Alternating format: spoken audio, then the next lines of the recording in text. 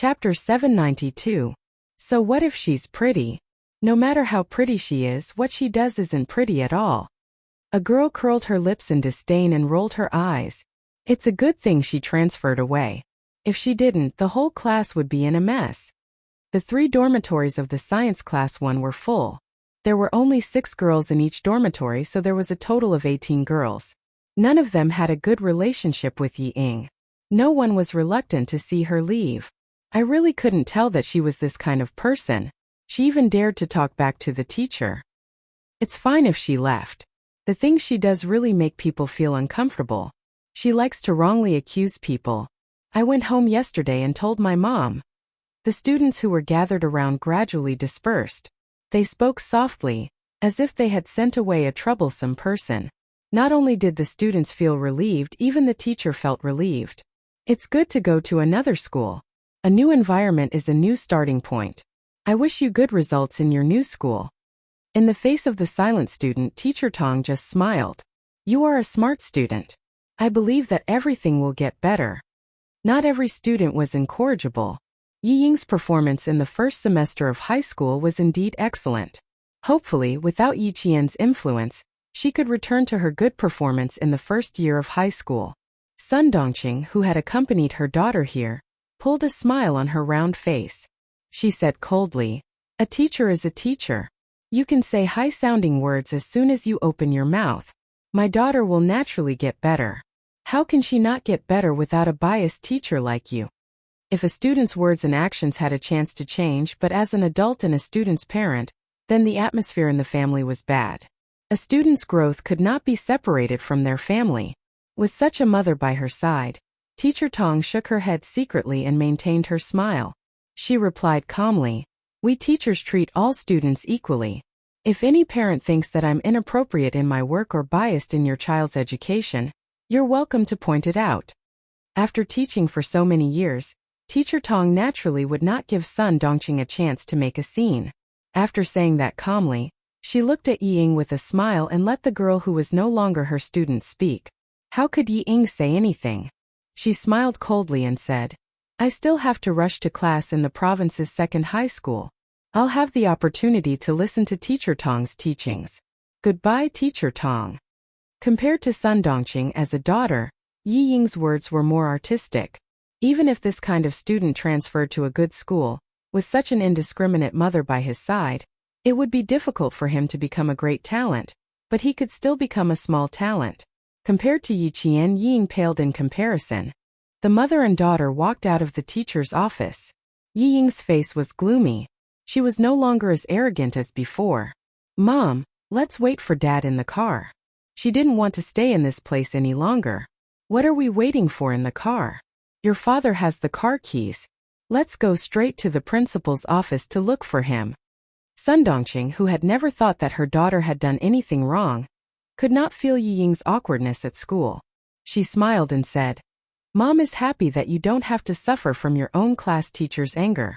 She gritted her teeth and said, "If it weren't for the fact that you still have to report to second high, I would have run into the classroom and tear that wretched girl's mouth apart. Let's see if she still dares to speak ill of you in the future." Chapter 793. A child with a mother was a treasure, while a child without a mother was a blade of grass. In Sun Dongqing's eyes, Yi Qian was just a blade of grass. 2 girls walked towards her from the corridor. When they saw Yi Ying, they stopped in their tracks. They lowered their heads and whispered, "Yi Ying from class 1. I didn't expect her to be this kind of person. How disgusting. Let's go, let's go." Saying it was embarrassing was an understatement, but the students from other classes were disgusted. How could they not hear their whispers when they brushed past each other? Yi Ying's face turned pale when she heard them. She was so frustrated that she wanted to disappear. "Mom, let's go." She pushed Sun Dongqing, who still wanted to ask where the principal's office was. Yi Ying, who was so frustrated that she was about to cry, was so angry that she wanted to rush into the classroom to settle the score with Yi Qian. But she didn't have the guts. The 2 lessons from the military training made her realize that Yi Qian wasn't someone she could touch. She wanted to, but she was powerless. But she wasn't in a hurry. Grandma and her aunt's family were also waiting to deal with Yi Qian. Then she wasn't in a hurry. There's no hurry. I have to endure. If I make another mistake, even Dad won't forgive me. Endure for a while and calm down. Take it slow. Take it slow. There's still a long way to go. Ying lowered her head and stared at her toes. She softly warned herself in a voice that only she could hear. Ying finally learned her lesson after suffering one loss after another.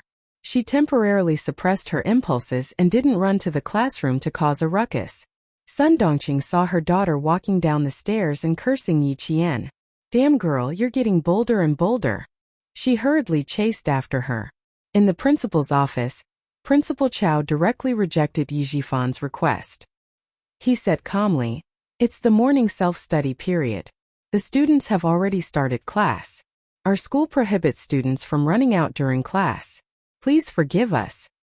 Your school is indeed strict. It's a pity that my daughter doesn't know any better and missed out on such a good school." Yi Jifan could tell that the school was trying to protect Yi Qian. A cold glint flashed across his eyes as he stood up with a smile. "Then I won't disturb Principal Chow any further. I'll treat you to a meal when I have the chance." There were 3 things that Yi Jifan wanted to take care of when he came to school. In the end, he only managed to help Yi Ying with the transfer procedures smoothly. The other 2 things were not completed. She wanted to personally retrieve Yi Ying's school records but failed. She also wanted to meet Yi Qian but failed. As long as Yi Qian was still in school, old Madame Yi and Yi Jifan had no way of seeing Yi Qian. They didn't even have an excuse to ask her to come out. Principal Chow politely walked him to the office door.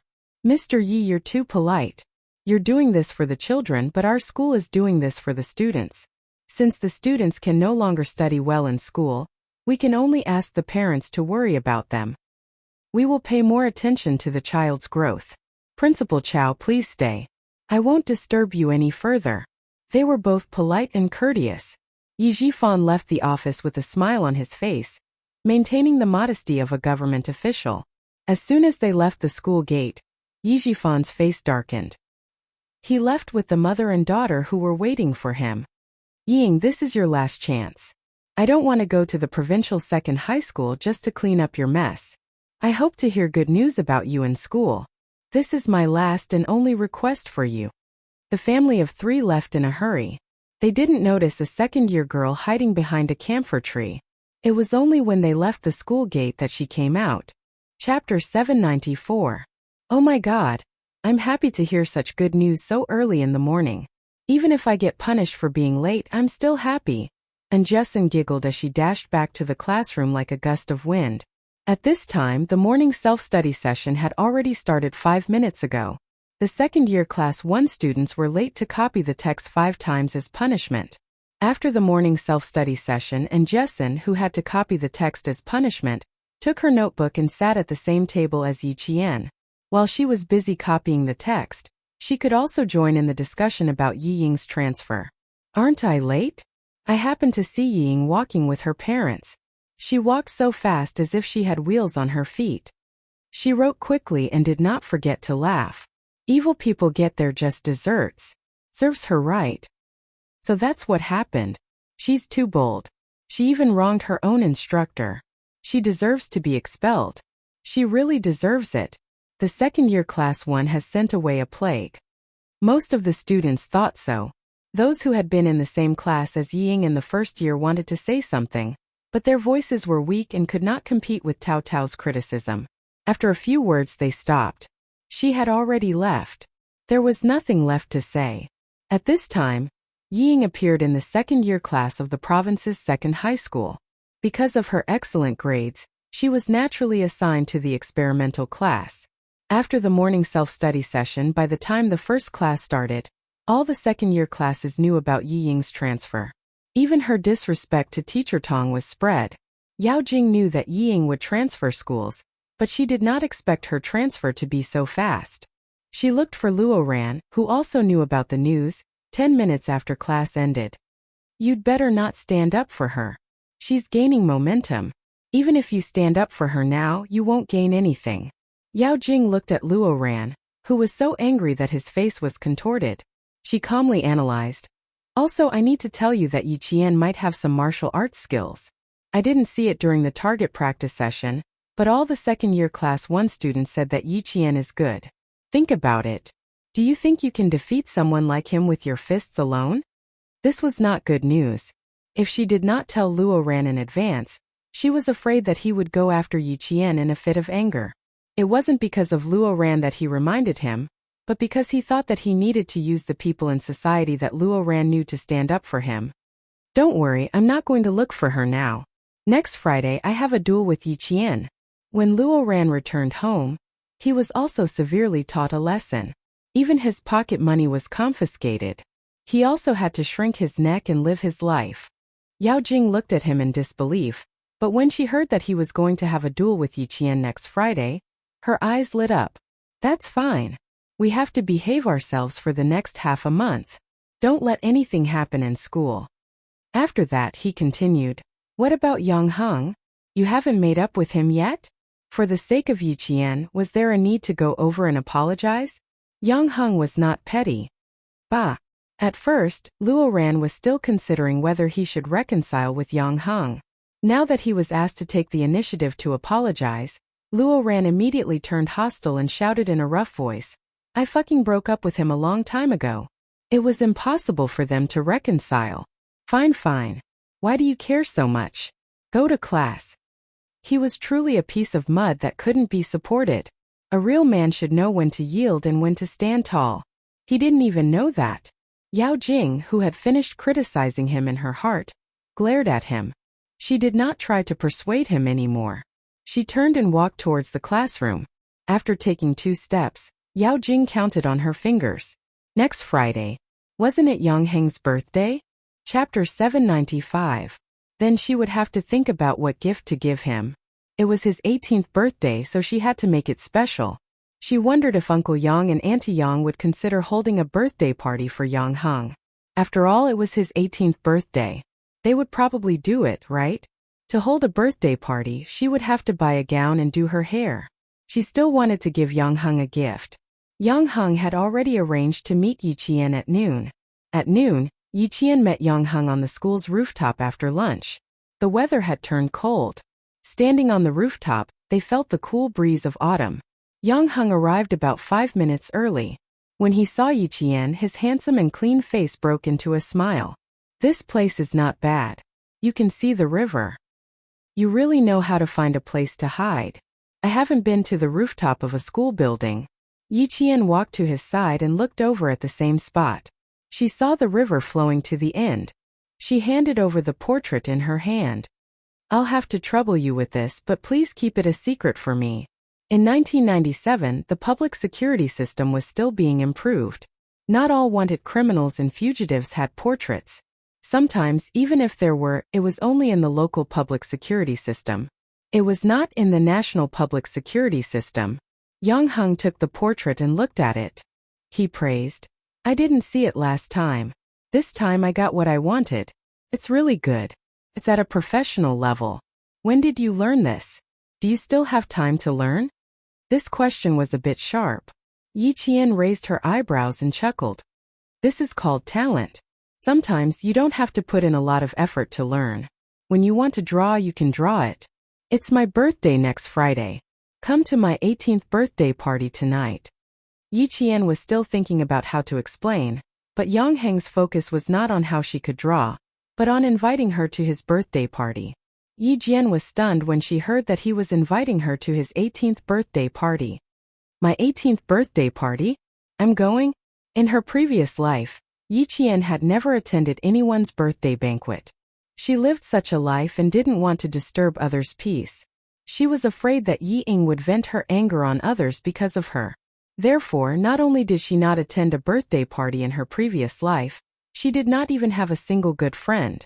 She was indeed a little surprised to receive such an invitation, but she quickly calmed down and said with a smile, How can I go? The people you invited are all classmates.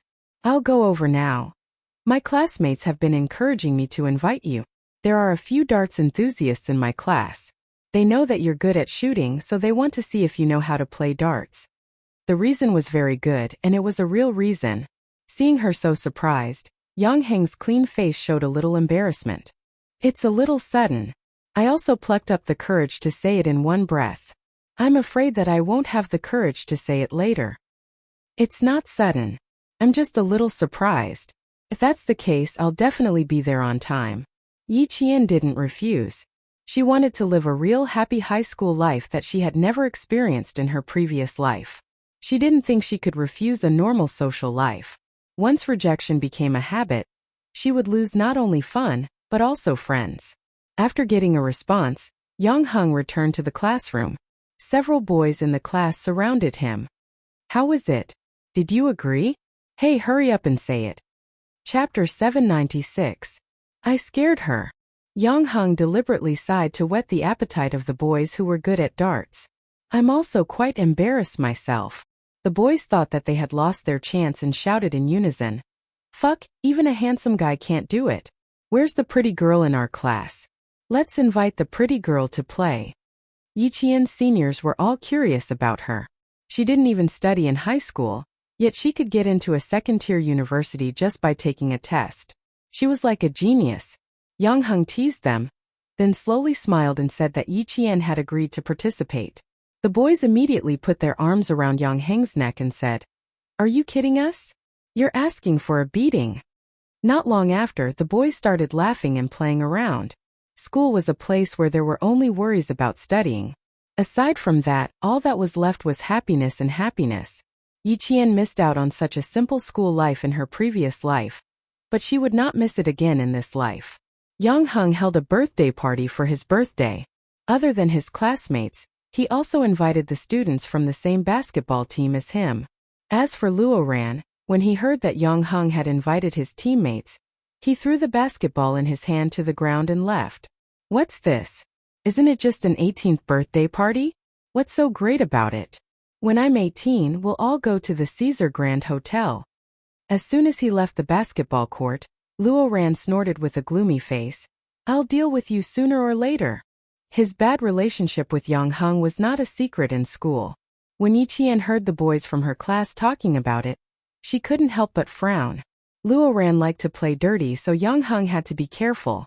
Yi Qian planned to mention it when Yang Heng brought the news back to her, but the intense monthly exam was about to start. Yi Qian even used her free time to study. Sometimes it was for herself, sometimes it was for her classmates. I got this question wrong again. I'm so stupid. Teacher Zhang said so last time. I even got 2 basic questions wrong. Say I was too careless. Yi Qian seems to have scored full marks again. I have to learn from her. Her grades have always been very high. The monthly exam is a piece of cake for her. Hey, can you explain this question to me? I got it wrong. After 4 consecutive nights of self-study, the self-study class on Friday night became a discussion class. Yi Ying's departure did not affect the class. Wan had an exam, so no one had time to care about other things. Yi Qian had to pay attention to the abrasions on his arms this week, so he didn't even go to the training grounds. He spent all his time at school. After waiting for 5 days and not seeing Yi Qian, old Madame Yi, who was staying in the hotel, did not look too good. Jifan, do you think Mom is easier to coax than before? You can easily deal with the tasks that are given to you? Without Sun Dongqing in the room, old Madame Ye's face lost its usual friendliness. It seems that you've become a high-ranking official and have begun to play tricks in front of me. Yi Jifan, who was sitting on the sofa in the office, smiled helplessly and said, Mom, look at what you're saying. Which task of yours did I not do well? Yi Qian is at school. I can't just barge in. Also, I took half a month off because of what you asked me to do. I want to help you relieve your worries. Tomorrow is Saturday. Let's see if she'll come out. I've got people watching at the school gate. As soon as she comes out, I'll immediately bring her to you. Yi Jifan was telling the truth, but in old Madame Ye's ears, it sounded like a perfunctory remark. Chapter 797. You're much more eloquent than before. Although I'm happy to hear that, I'm still upset that you didn't get what you wanted. Old Madame Yi sighed as she spun the prayer beads in her hand. There was an indescribable sadness in her heart. She didn't see this girl. So be it. There was another thing to talk about.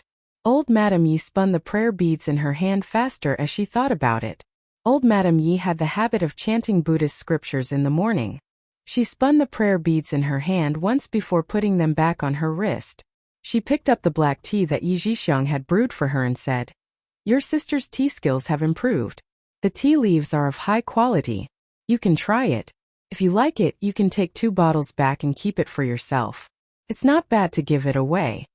Old Madame Yi had spent the most effort on her daughter's matters. She only hoped that her daughter's family would be safe and sound. As for her son, the old man had already said that he would never grow up well. "Mom, you know that I don't have the habit of drinking tea. Drinking a few mouthfuls of water can also quench my thirst." Yi Zhifan had been an official for many years. He was no match for old Madame Yi in the past, but that might not be the case now. After a lukewarm rejection, Yi Zhifan looked at old Madame Ye's face darkened. He smiled faintly and said, "Mom, you've been living with little sister for so many years. It's normal that you don't know my living habits. Don't blame yourself." "I'm not blaming you." Old Madame Yi used to speak like this, but now Yi Zhifan was giving her a taste of her own medicine. Old Madame Ye's eyes instantly darkened. "You've all grown up. You've all grown up. Now that you've grown up, you don't take me seriously." Although old Madame Ye's expression was not good, her tone did not change at all.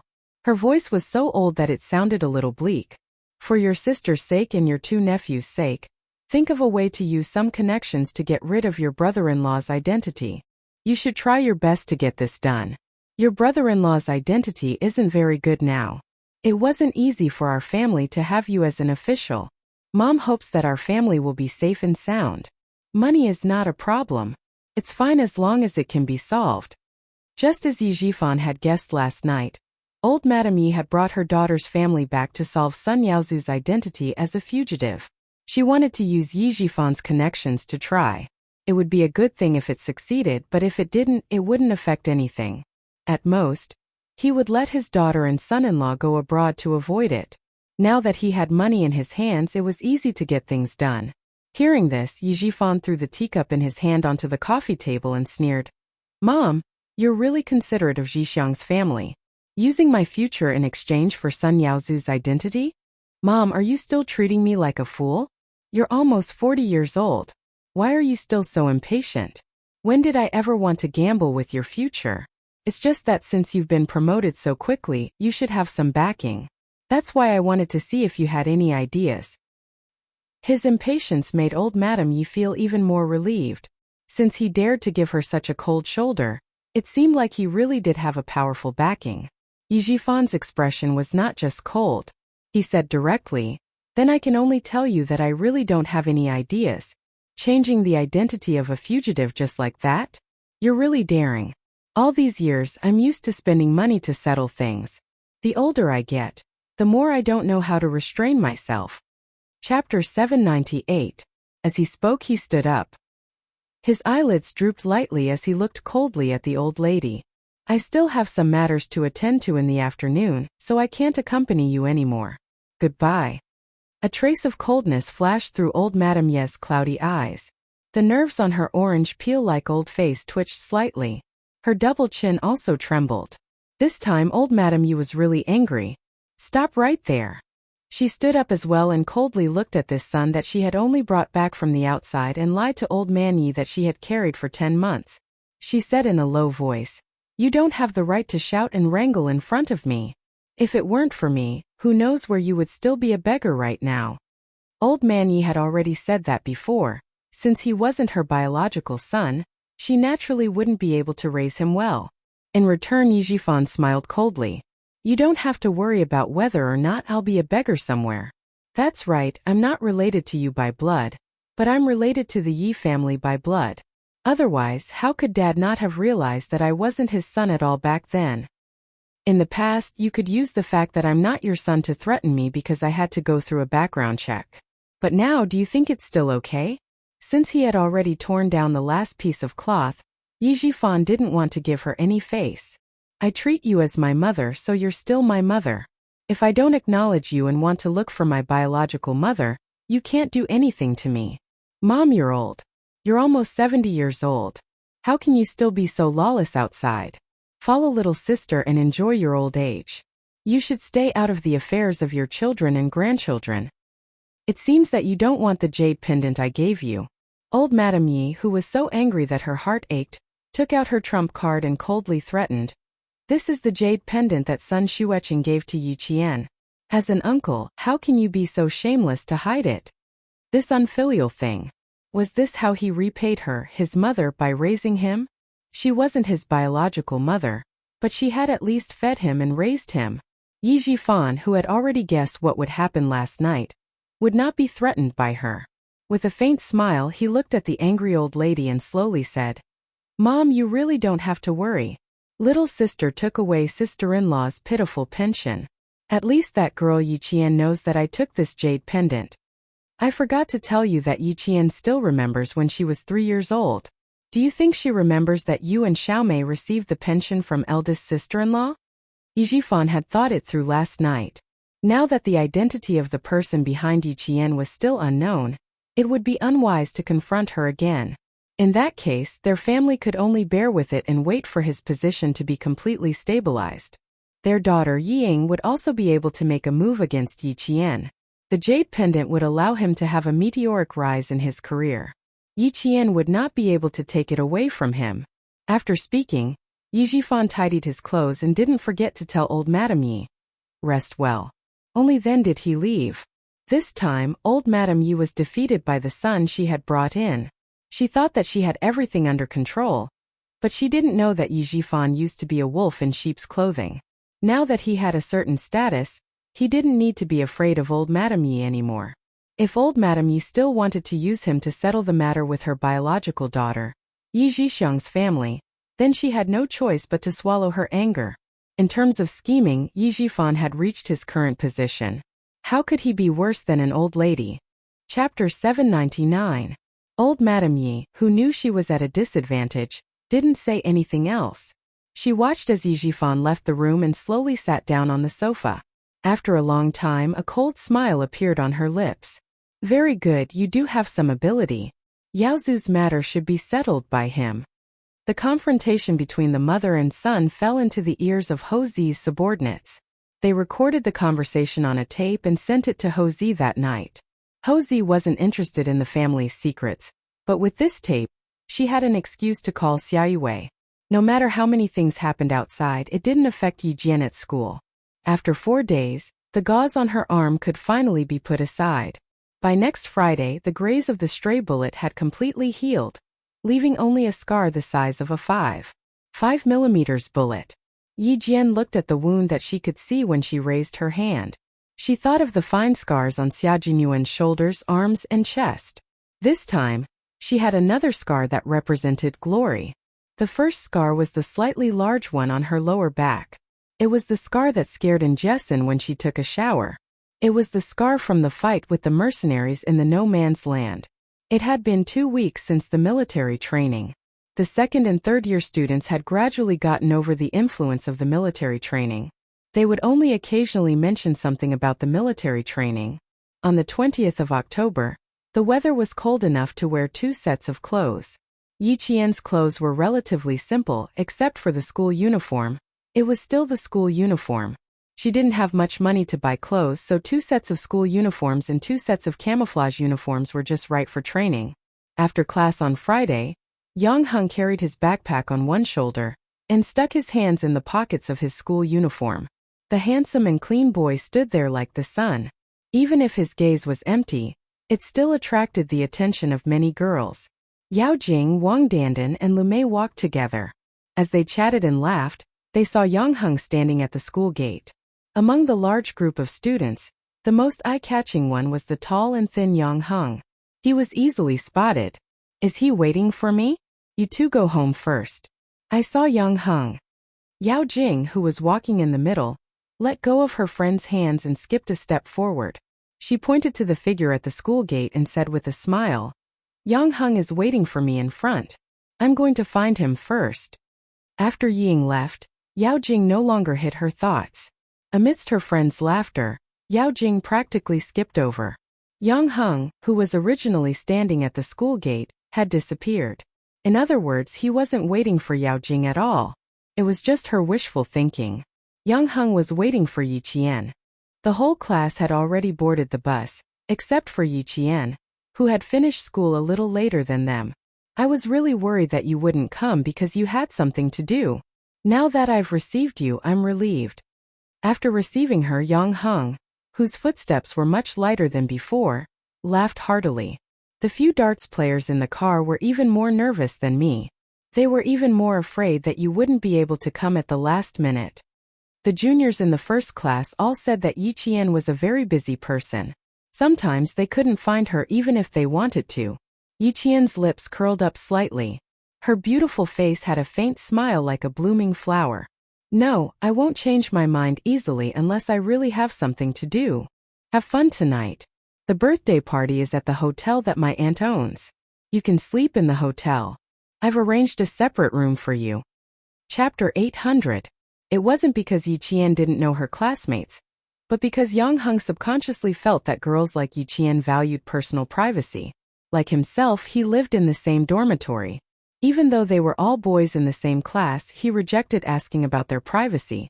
Although Yi Qian was one class lower than them, in the eyes of the boys and girls, she was a mysterious shining light. They couldn't help but be curious and want to know more about her.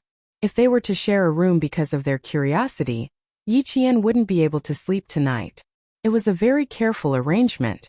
Although Yang Hung was a boy, he was also a very careful and thoughtful boy. The bus arranged by Yang Heng's aunt's hotel could seat 56 people. Including Yi Qian, there were 55 people. There was only one empty seat. The bus was right in front of them. They could see it within 10 meters of the school gate. Yao Jing, who chased after them, didn't see Yang Hung but saw the bus. The name of the hotel sprayed on the bus made her smile. The 18th birthday party was indeed lively. Even Auntie Song's hotel bus was here to pick up her classmates. Auntie Song was Yang Heng's aunt. Yao Jing was familiar with the Yang family and Yang Heng's maternal relatives. When the seniors in the bus saw Yi Qian coming up with Yang Hung, the boys clamped their lower lips with their fingers and whistled sharply. The girls, on the other hand, laughed. Their laughter was somewhat ambiguous. Yang Hung was a popular figure in the school. He was also the Prince Charming in the hearts of the girls. Prince Charming was handsome, good at basketball, and was not a playboy. There had never been any rumors of him being particularly close to any girl in the school. Oh, except for a junior named Yao Jing from grade 12 class 6. However, he had never brought anyone to his class to play. This time, not only did he invite Yi Qian, but he also personally picked her up. TSK. No matter how one looked at it, it felt like Sima Zhao's intentions were obvious. All of you, retract your gazes, retract them. Don't scare junior sister Yi Jian. You guys wanted to play darts, but I had to shamelessly invite her over and scare her away. You guys are responsible for coaxing her back. In the class, Yang Hung had a good relationship with his classmates. One sentence from him was enough to make them laugh. Facing his senior brothers and sisters, Yi Qian laughed and said gracefully, "Greetings, senior brothers and sisters. I'm Yi Qian." It was very generous and wouldn't steal the limelight. It could be accepted by people who didn't like hot-tempered people, and it could also be accepted by people who like straightforward people. It was polite and not invasive, and it was easier to get a good impression of people who weren't familiar with them. Junior sister Yi Qian, I heard that you're very good at shooting. Later on, we won't have any target practice, so we'll only be playing darts. Do you want to have a competition? The ones who shouted the loudest were the few boys who wanted to compete with Yi Qian in darts. They really just wanted to compete, and didn't have any other intentions. Yang Hung put Yi Qian's bag on the luggage rack in the car. He said to Yi Qian, who was still gracious in front of her classmates, "They're the ones who are making the most noise. You'll have to teach them a lesson tonight. You haven't played darts before. You need to learn first." Yi Qian replied with a smile. Her beautiful eyes were calm.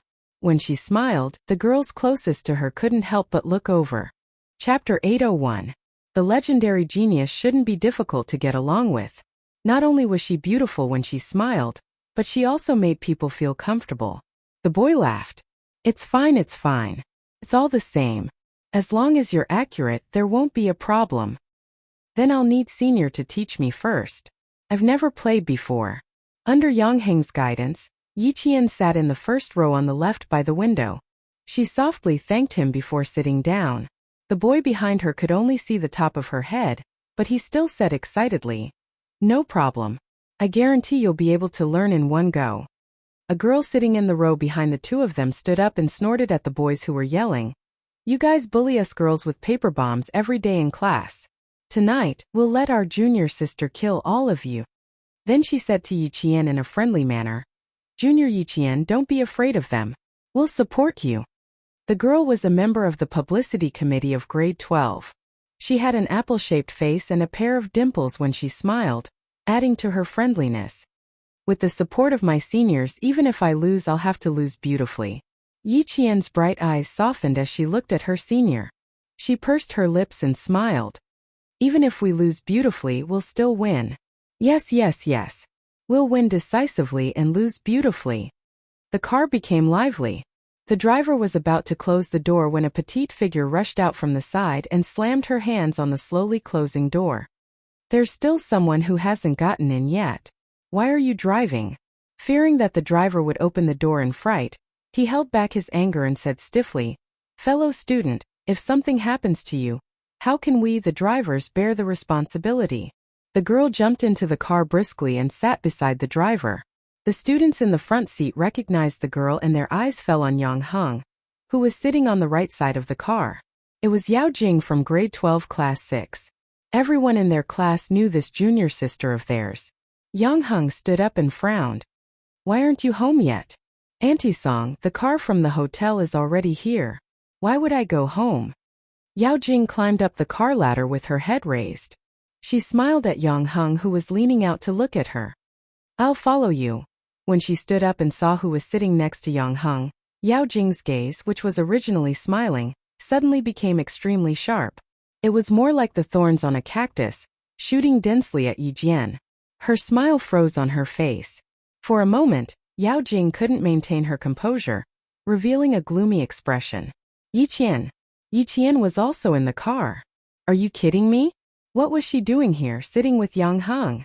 Didn't Luo Ran say that he was going to duel her today? Then why was she still in the car? Also, when did she get so close to Yang Heng? He even invited her to his birthday party. On the night of the military training, she saw the two of them taking a walk together. Then she heard Ying say that she saw them, but they didn't interact after returning to school. How did they suddenly become so close?" Countless whys made Yao Jing's expression turn worse and worse. Her glare at Yi Qian became sharper. It was hard to ignore her gaze. Yi Qian looked up and glanced at her coldly. A faint smile appeared on his lips as he looked away. Chapter 802. Unlike Ying, Yao Jing was more tolerant, so she didn't have to worry about quarreling with him in the car. With Yang Heng by her side, Yao Jing, who also liked to maintain her cheerful and optimistic image, wouldn't mess around. "There's no seat in the car. You can go back first and come back with uncle and auntie later." Yang Heng didn't notice Yao Jing's strange behavior. He walked out of the car and was about to pull Yao Jing out.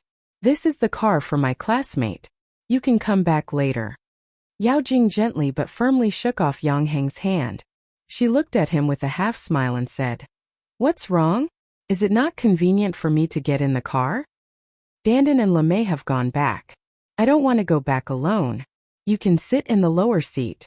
I'll sit with Yi Qian." She didn't give Yang Heng a chance to speak. She pulled his arm intimately and pulled him to the seat near the car door. "You sit here and I sit above. The seats are just right, aren't they?" Yao Jing. Yang Heng didn't like her behavior. It seemed easy to negotiate, but in fact she was arbitrary. His clean and handsome face darkened. "Today is my birthday. I don't want to quarrel with you." He didn't invite Yao Jing, but his parents invited Uncle Yao. Naturally, Yao Jing was also invited. "I don't want to quarrel with you." Okay. You always like to be difficult with me." Yao Jing stuck out her tongue playfully. She stuck out her tongue at the two girls in front of her and said helplessly, "Seniors, is Yang Heng always so difficult in front of you?" The two seniors laughed. "Ha ha ha ha. It's okay. It's okay." Junior sister Yao Jing was indeed naughty and irresistible. "It's okay. Why do I feel that it's not okay at all?" Yao Jing curled her lips and put on a beautiful smile. She stood in the middle of the road and said in a crisp voice, "Greetings, senior brothers and sisters. I am Yao Jing. I grew up following Yang Heng. Tonight is Yonghang's 18th birthday party. I'll hang out with seniors tonight. We must play until dawn and have a good night. That's what I call having fun. Her voice was clear and sweet, and the space between her brows was also natural and unrestrained. However, for some reason, the words that came out of her mouth sounded indescribably awkward. As for what exactly was awkward, it was hard to pinpoint. If you really had to say it, it would be like, everyone should listen to me. I'll make the decisions. Girls were usually sensitive. After hearing the voice, she glanced at Yonghang and saw that his expression was also normal. She probably understood that this was an uninvited guest. Boys, on the other hand, liked to listen to it. Yonghang didn't say to drive, so the driver waited. Yao Jing, who was talking to the boy, turned her head and said with a smile, "Sir, you drive. Yonghang, let's go there early so we can treat your classmates to some snacks." Auntie Song, the dessert chefs in the hotel are all from Harbor City. Their skills are very good. Senior sister and senior brother, you can try it. It's really good. Yiqian, you haven't eaten it yet, right? You should eat more. It's hard to eat it outside. They chatted and laughed as they sat beside Yiqian. She introduced enthusiastically, "Auntie Song, the landscapers in the hotel are all from Harbor City. There are 2 swimming pools. One is outdoor and the other is indoor. I'll take you to the swimming pool. What's so fun about following Yonghang? Follow me. You can play all the games in the hotel." Chapter 803. Yi Jian was not interested in any of Yao Jing's questions. Her sense of superiority was the same in front of other students. Now, she was asking her questions just to make fun of her for not having eaten the desserts in Harbor City, and not having stayed in a good hotel. Good hotel? Caesar Hotel was the best hotel in the city. She stayed there for a night and even went for a morning run in the back garden. Speaking of a good hotel, she had to mention the hotel she stayed in when she went abroad with the leaders. The security was good, and the guards were either special forces or bodyguards from Zongnanhai. Yi Qian, who had no intention of competing with Yao Jing, smiled faintly at Yao Jing, who was sitting beside him. He did not take her subtle provocation to heart. The car started and Yonghang gave Yi Qian a look, hinting Yi Qian to ignore her. He said to Yao Jing, "I'm afraid your parents are waiting at home. Give them a call when you arrive at the hotel." I know. You're so strict." Yao Jing frowned. She glared at Yonghang and snorted. "If I don't remember, it's enough for you to remember. Yi Qian, don't you think so?" In fact, there was no need to drag her along. Yi Qian raised his eyebrows and looked at her. He said slowly, "You don't have to ask me. Ask yourself. I'm really not interested in your relationship with Yonghang. What I'm interested in is defeating the boys who want to challenge me with my senior sisters. As for food and swimming, I'm not interested." The girls on the left nodded in agreement. "We'll cheer for you later. Don't brag all day long about how powerful you are. You're pissing us off." My forehead was hit by Wang Jin's paper bullet today. There was a small red mark. These guys need to be taught a lesson. A few girls walked past Yao Jing and started chatting with Yi Jian. Yi Jian naturally ignored Yao Jing's questions that made her feel superior. She didn't like talking to Yao Jing, but since it was Yonghang's birthday today, she had to be discreet even if she didn't want to talk to her. Yao Jing thought that Yi Qian would at least answer her. If he did not answer her, she would have a way to let Yonghang see Yi Qian's unreasonable behavior. But who knew that Yi Qian would not only answer her, but also bring the senior sisters into the conversation. This way, if she opened her mouth to talk about something unrelated, it would give the impression that she was showing off. "Yi Jian, you're really something." She was indeed cunning. No wonder she kicked a smart person like Ying out of school within a month. Yao Jing, who was stuck in the middle of the conversation, tried to interrupt several times but failed. Seeing this, she did not force herself to participate in their conversation. Instead, she looked at them with a polite smile. Yao Jing was able to keep her composure. Moreover, she had suffered a big setback at the hands of Yi Qian last time. She would not allow herself to fall into the same trap again so easily. "How do you usually revise? The girls in the science class are really suffering. I have a headache just looking at some of the questions and I don't know where to start. Boys are really quick-witted. Just a few words of advice and you know how to calculate." For good students, the usual topic was how to study if they did not leave the topic. As for the senior sisters, It was not that they deliberately ignored Yao Jing. It was just that every word she said had a strong sense of self-awareness. It was as if she was implying, "This is what I said. You can't refute me. Listen to me." After a few words they lost interest. Chapter 804. When talking to Yi Jian, she would politely ask a few questions. Therefore, Yi Jian was interested in continuing the conversation and was willing to talk with her. After all, no one liked it when someone made a decision for them when they didn't even express their opinion. Every time Yi Jian asked her how to study, she felt a little embarrassed because she really didn't know how to study. If it was reading, then forget it. I like to read and memorize formulas. Then I find a similar question and do it again. As long as I can understand it, it's usually not difficult. She gave a normal answer without any sense of superiority. She even felt a little embarrassed, which made the senior who asked her feel embarrassed. Yao Jing sneered inwardly. When no one else spoke to Yi Jian, she laughed softly and said, "They're about to graduate. You don't have to be so nice. It's fine as long as you don't embarrass them. There's no need to be so intimate." Being nice and being polite are two different things. "I'm just trying to be polite," Yi Jian replied calmly. He didn't seem interested in talking to her at all. People who were close to Ying were basically like this. Their auras and magnetic fields did not match. "I didn't expect you to be so polite." "Not bad. Uncle Yang and Auntie Yang like polite girls. I'll introduce them to you." She naturally revealed how close she was to the Yang family. She was also warning Yi Jian to stay away from Yang Heng. Yi Jian glanced at her and smiled. "Okay, we'll talk about it then. I'll definitely introduce them to you. It's rare for Yang Heng to invite his classmates to his house. Aren't you his classmate? Since you've invited him, it can be seen that you have a good relationship in private." There were several meanings in her words. Yi Jian pretended not to understand. Compared to Ying, Yao Jing was much harder to deal with. The hotel wasn't far from the school. It was just opposite the Caesar Hotel. Yi Jian got out of the car and looked at the hotel. Old Madame Yi and her family should have left already. There was still no news about the portrait that Yang Heng had given her uncle. At this moment, she hoped that Sun Yaozu was still in Southern Province. Once they found out, it would be difficult for Sun Yaozu to leave Southern Province. The hotel had already arranged for the staff to arrange the rooms.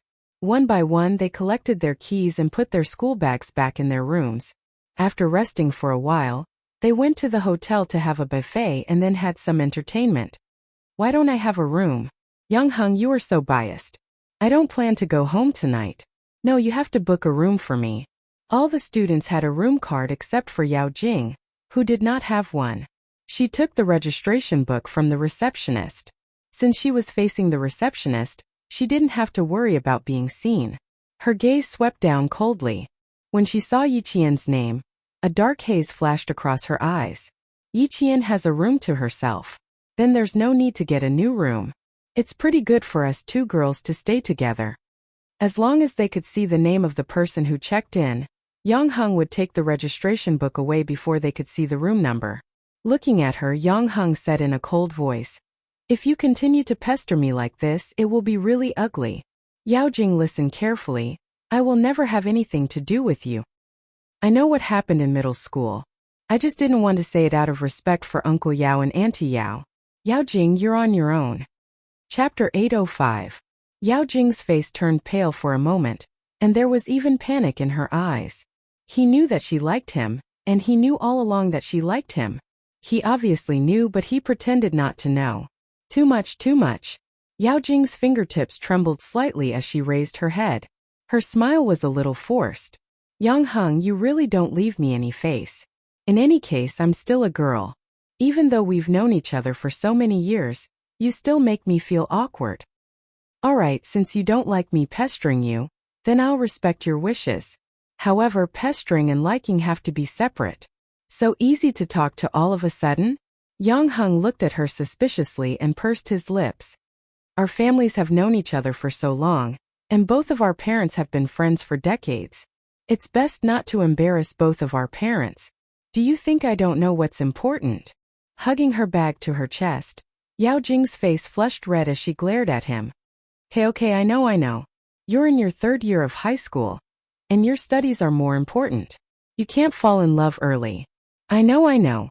That's why I didn't disturb you. I'll call my parents in case they're still waiting for me to come home. The most important thing was to call Luo Ran. That idiot, he probably didn't even know that Yi Qian was at the hotel. He might even be waiting for her to appear. Idiot, don't you know what you're doing? Luo Ran really didn't know about this. He was sitting in a bar that hadn't opened yet, and beside him sat several gangsters. One of them was Brother Huang, who often appeared near the school. He was a gangster with a dozen underlings who started to dominate the area around the school. He couldn't even be considered a gangster. Luo Ran, are you trying to dismiss a beggar with this small amount of money? There are at least a dozen of us here, and you don't even have 100 yuan for each of us?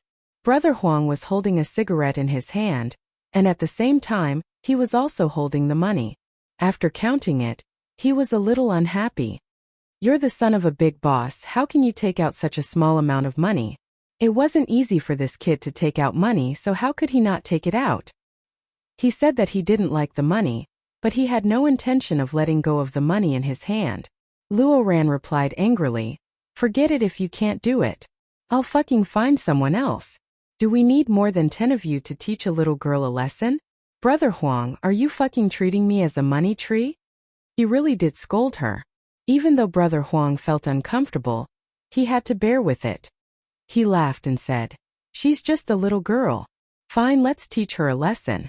Then we don't need all of us to do it. Luo Ran, who had been well behaved for half a month, begged his grandmother to give him 1,500 yuan. Yao Jing reminded him that he didn't need to fight personally. Even if someone fought, it was still a fight and a lesson. Then I'll pay for it. In the end, he would show Yi Qian the consequences of messing with him. Any random person outside would be able to deal with her. The beeping sound of the pager came from Luo Ran's body. He took it off and looked at the number. Luo Ran walked to the bar counter and dialed a number. The year 1997 was an era of pagers. Cell phones were considered high-end luxury goods, and it was impressive for a student to have a pager. Yi Qian came to Yang Heng's birthday party. Didn't you know? You've been stood up by her. When the landline phone rang, Yao Jing picked it up and immediately said, we're at the hotel managed by Yang Heng's aunt. When do you plan to come over? Chapter 806. Luo Ran jumped up. Damn it, how dare you stand me up? Wait for me, I'll bring my men over now. Stupid bitch, how dare you tease me? I'll kill her. Alright, don't try to show off. Come over and check in at the hotel first, then we'll see what happens later. Be smart. Don't let anyone see you. When Yao Jing heard that he really didn't know, she got angry. He couldn't do anything and only knew how to show off. Forget it, I don't care anymore. If Luo Ran really understood what she said, he would let the people in society deal with Yi Qian. She would just stay out of it. Yao Jing didn't expect to face Yi Qian directly. Naturally, she was afraid of the military officer who appeared in front of her the other day. She didn't dare, so she let Luo Ran and the other gangsters deal with Yi Qian. She didn't believe that a few people couldn't deal with Yi Qian. At 6 o'clock in the evening, the sky gradually darkened. The hotel reserved a large banquet hall for Yang Heng to celebrate his birthday. It wasn't extravagant, but it was equivalent to treating his classmates to a buffet in his own restaurant. The moment the 50-plus students entered the banquet hall, they could only smell the fragrance of the food. The male students' gazes immediately landed on the various delicacies placed on the table. There were prawns, fish, crabs, fried, roasted, and steamed. There was nothing missing. It wasn't extravagant, but a birthday party like this still cost a lot. Yao Jing wore a pink strapless princess dress. Her hair was tied up, and she wore a crystal princess crown. She also wore a pair of 5-centimeter white high heels with pink crystals embedded at the tips as she walked in. She instantly became the center of attention among the students in school uniforms. Beautiful. Much prettier than wearing the school uniform. Silly, how can she not be beautiful? One look and you can tell that she's specially dressed up. A pink swan in a group of ugly ducklings. How noble. Looks like Yao Jing's family is not bad. That dress must be expensive. Just looking at it makes me feel that it's expensive. Walking through the aisle of the banquet hall, Yao Jing lifted her chin slightly. She listened to the praises of her seniors, and the corners of her mouth curled into a perfect smile. She walked to the white piano. She sat down and lowered her head slightly. A small lock of black hair that was intentionally curled fell from her ear, making the side of her face even more beautiful.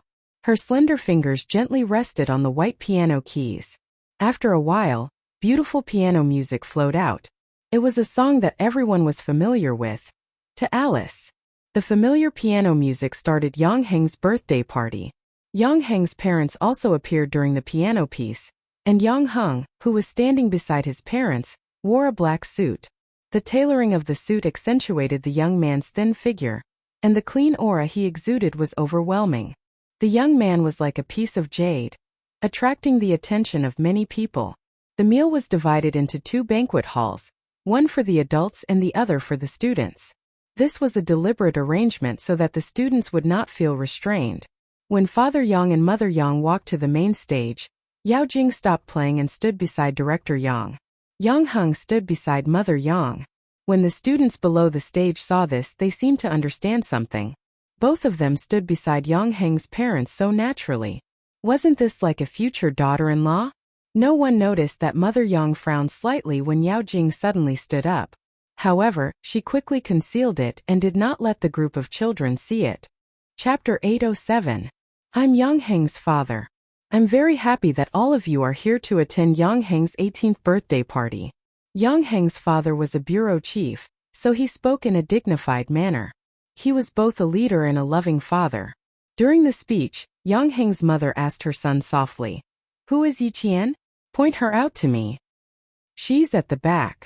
She's a girl who doesn't like to be in the limelight. She's quiet, so I'll introduce her to you later."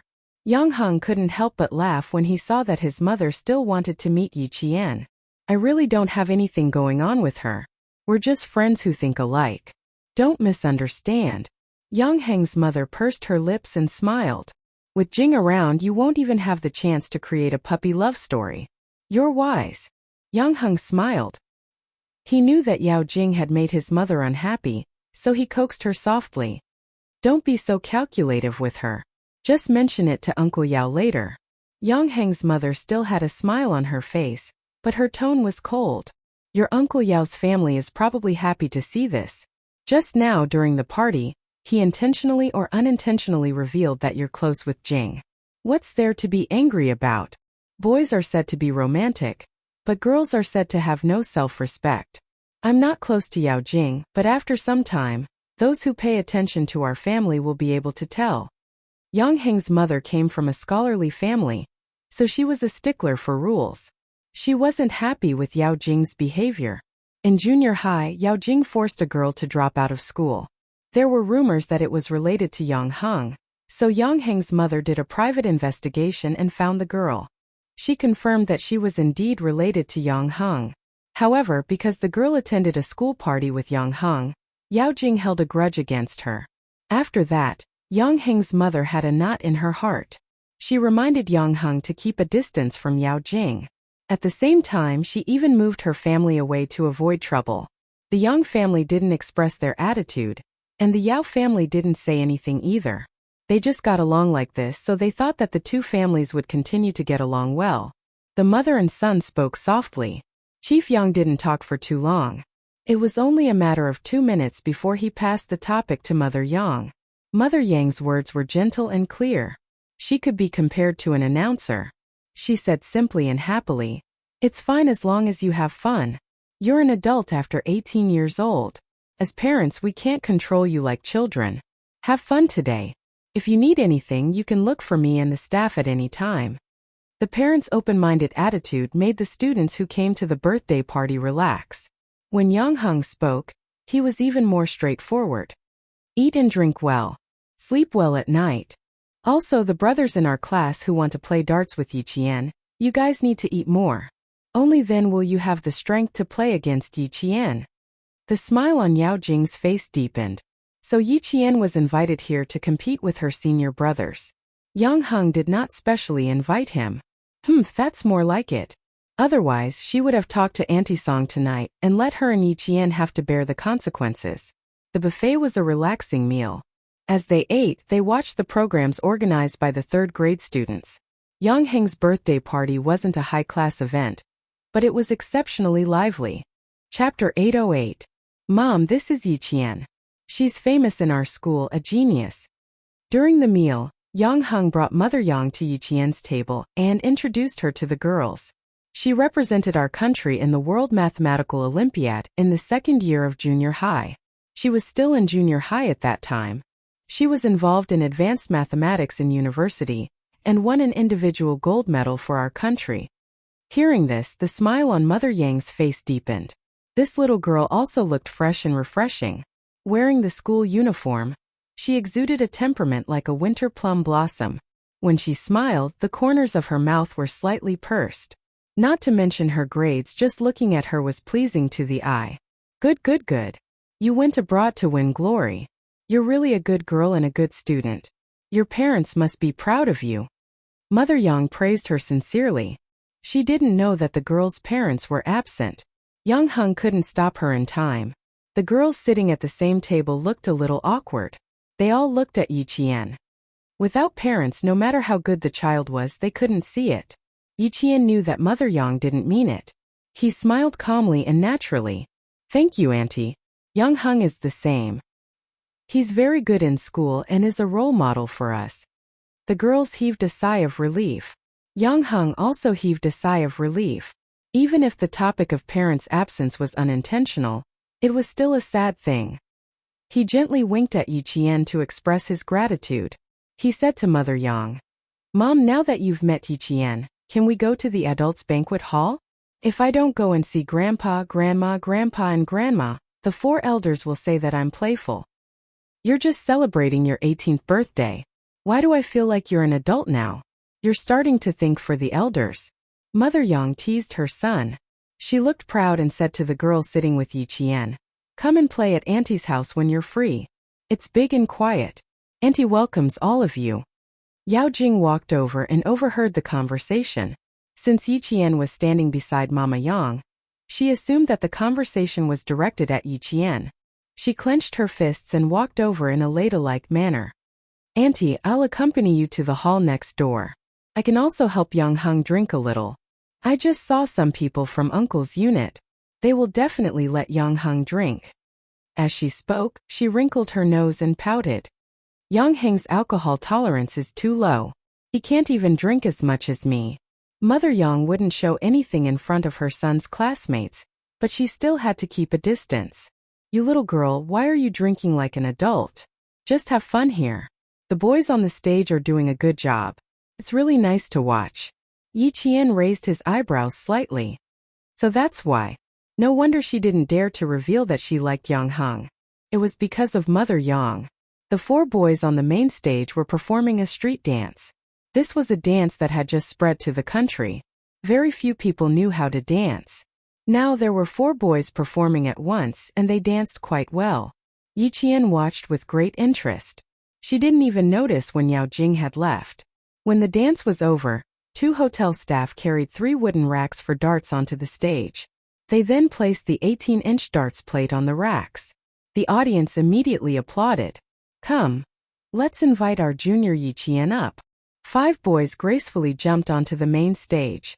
One of them held a large microphone and loudly invited Yiqian up.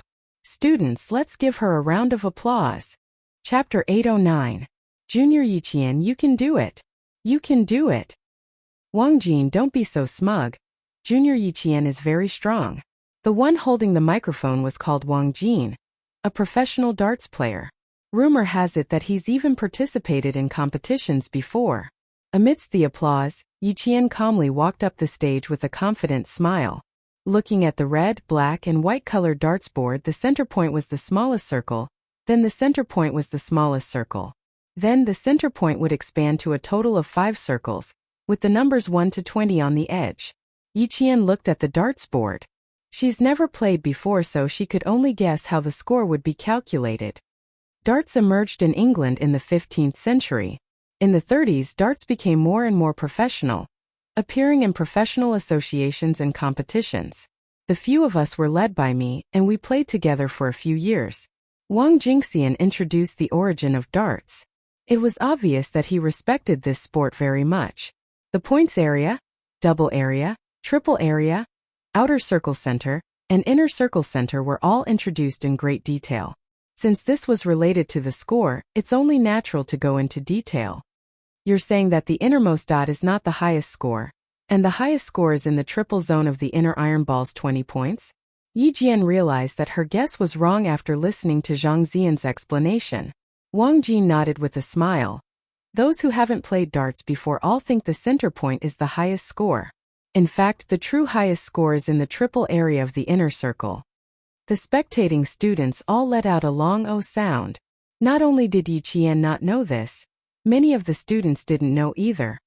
It sounds very good. I didn't expect Wang Jin and the others to be so professional. That's right. I just found out the center point isn't the highest score area. Ha ha ha, me too. I always thought hitting the center point was awesome. Up on the stage, Wang Jin pointed at the center point. Today we won't be playing 301 or 501. We'll be competing on who can hit the designated area in one shot. The center point is the highest score, no points, only the number of times. The 301 mentioned by Wang Jin was referring to the type of darts competition. There were 10 rounds in one game. Each player would start with a score of 301, and the score would decrease with each throw. The first player to reduce to 0 wins. 501 was the same as 301. The only difference was that the score was 501. There were more than just these two rules in darts.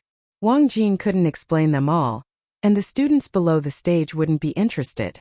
As for Chen, she felt that it would be better for her to just play and hit the bullseye. She had no idea what 301 and 501 Wang Jin was talking about. Hearing this, he smiled and said, "All right then, we'll only count the number of times and not the points. Because if you want to play with the score, I don't understand. But just counting the number of times won't be that interesting. How about we play some more tricks? For example, 2 darts at a time, 3 darts at a time. What do you think?" As a professional darts player, Wang Jin wanted to play a little more for fun. Throwing 2 darts at a time meant throwing 2 darts in one hand and letting the 2 darts hit 1 or 2 darts on the darts board. These were all fun for beginner players and belonged to the game category. The seniors below the stage laughed and scolded Wang Jin for being shameless for bullying Yi Qian, who was playing for the first time. Unexpectedly, Yi Qian thought about it and nodded. "I think this is more challenging. How about this? I'll also add a rule. Whoever loses will have to do 60 sit-ups. How about that? The time limit is 1 minute. Since the other party came up with the rules, then she would come up with the punishment for losing." Chapter 8:10. In the end, when Yi Qian announced the punishment, the confident Wang Jin choked on his saliva. He quickly passed the microphone to another guy. "Bro, let's send a representative. 60 sit-ups. Do it within a minute?" "I can't do it. It'll kill me." "Damn. If you can't do it, do you think I can?" The guy who took the microphone felt like he had received a hot potato. He couldn't hold it steady no matter how hard he tried. He felt extremely guilty. The students in the class couldn't take it anymore. Especially the senior sisters. They directly shouted, "Are you kidding me?" When you guys issued the challenge, Yi Qian happily accepted it. Now Yi Qian is just issuing a punishment, and you're all backing down? Are you kidding me? We will protest. Yi Qian didn't know how to play darts, but he happily accepted your challenge. Everyone can do these sit-ups. It's just that there's a time limit. Wang Jin took the microphone back and said sadly, "Beauties, 60 sit-ups in a minute.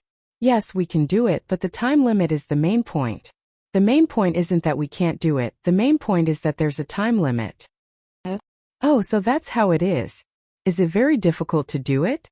Only then did the senior sisters react and start whispering. So it was because of the time limit that they didn't dare to do it. But if even the boys didn't dare to do it, then could Yi Qian do it? Since Yi Qian dared to say that he could do 60 sit-ups in a minute, of course he could do it. Moreover, he had deliberately set the time limit so that he could intimidate the boys. Psychological tactics were important in a competition. As such, the main control was in Yi Qian's hands. Seeing that everyone was in a difficult position, he said, "Then let's do 50. I can't go any lower. If I lose, I'll do 50 alone. If the seniors lose, all of you will do 50 together. The senior sisters here will be our witnesses." Since he had already said that, how could Wang Jin and the other 4 boys say that it was difficult? Even if it was difficult, They could only brace themselves and accept the punishment. Junior sister Yiqian. This move of yours caught us off guard. After Wang Jin turned off the microphone, he chuckled softly and said, 50 sit-ups in a minute. I'm afraid that my back will break after I'm done. They did not expect this quiet girl to be so fierce when she opened her mouth. Yiqian's eyebrows raised slightly. He smiled faintly and said, Senior brother, we're all professional darts players. I've never even seen a darts player before. Why do you seem so certain that you will lose? Who will win and who will lose? Everything is still unknown. That's right. It was still unknown who would win. How could he be so sure that the boys would lose? Wang Jin chuckled and said, Even if we win, it won't be honorable. We'll still have to do 50 sit-ups. Yijian smiled in surprise. She didn't know who was the one who had an unfair advantage. She would wait and see. It was just a game. The darts were just ordinary brass darts. Yiqian did not know much about them. But when he held them in his hand, he knew that they felt good in his hand and had a stable center of gravity. It was like a gun. It was just a matter of feeling in his hand. First, let's see how we hold the darts. First, find the balance. Then, place your thumb slightly behind your center of gravity. You can hold your other fingers however you want. Just raise your arm and throw the darts. Wang Jin briefly explained to Yiqian, then raised his arm and threw. The dart in his hand was the smallest dot in the center of the arrow. Chapter 8:11. At the beginning of the warm-up, the 5 boys took turns throwing darts on the 3 dart plates. The cheers and applause from the audience came like a tide. Although they didn't understand it very well, it was also very interesting to see their tricks. Yiqian was watching from the side. She was used to watching them play one by one. She could see that Wang Jin and the others were indeed very professional. That kind of professionalism could be seen from their expressions. What are your classmates playing? The applause is so loud and they are all saying good things. The adults in the hall next door heard the applause from outside. Director Yang smiled and asked his son who was talking to the adults, Why don't we all go and have a look? We can come back after watching. The 2 halls were only separated by a wall. In the middle was a door with a folded 4-leaf screen. The students were noisy, and their laughter naturally passed through the door to the adults' ears. Yang Heng smiled and said, There are a few boys in our class who are playing darts. They should be competing with Yiqian now. You can go and have a look. Then let's go and have a look. Director Yang stood up and laughed as he told his family and friends what was going on. There were only 3 tables where the adults said that they wanted to go and have a look.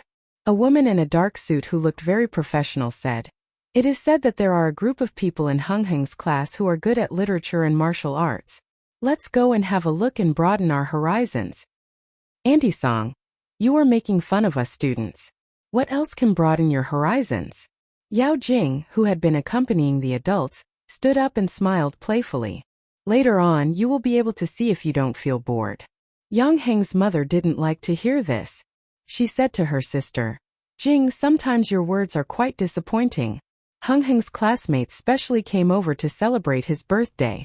No matter whether it is good or not, it is the children's good intentions. Sister, how can I be so calculative with a child? The woman, who was Yang Heng's aunt, was the manager of the hotel. She paid all the expenses for the day, including the meal. Director Yang's family didn't need to pay a cent. When they came over, Wang Jin was holding a dart in both hands. He was between the 2 dart plates. After a few test throws, he raised his arms and threw the dart in both hands at the same time. Not bad. You can even play a variety of games. This kind of game can not only entertain and relax, but also make people focus. The students in the experimental class play differently. They play things that are beneficial to them. They were all relatives and close friends, so they didn't have to pay much attention to their words. However, only Yang Heng and Yao Jing were in high school. When she heard the words experimental class, Yao Jing's expression changed. She had never been good at studying, and if she really went to the experimental class, she would lose even more face. However, the one who spoke was Mother Yang. Even if she felt uncomfortable in her heart, she couldn't refute her. Instead, he smiled and said, That's why Yang Heng is so good. He's good at studying and playing basketball. Heng Heng, isn't that girl Yiqian? She knows how to play too. Mother Yang didn't seem to hear what Yao Jing said as her attention was focused on the stage. This little girl isn't proficient in all 18 kinds of martial arts, right? She's good at her studies and knows how to play darts, which is something only boys like. Yang Heng, who was standing in the middle of the old people, replied, "She doesn't play darts. It's the boys in our class who think she is good and want to play with her." With Yao Jing around, Yang Heng didn't want to mention Yi Qian. Even his tone was indifferent. Chapter 8:12. Yi Qian is in the second year of high school's experimental class. I wanted to introduce her to you. Yao Jing looked at the figure on the stage. Her eyes flashed with coldness. She naturally took over the topic and didn't judge them at all.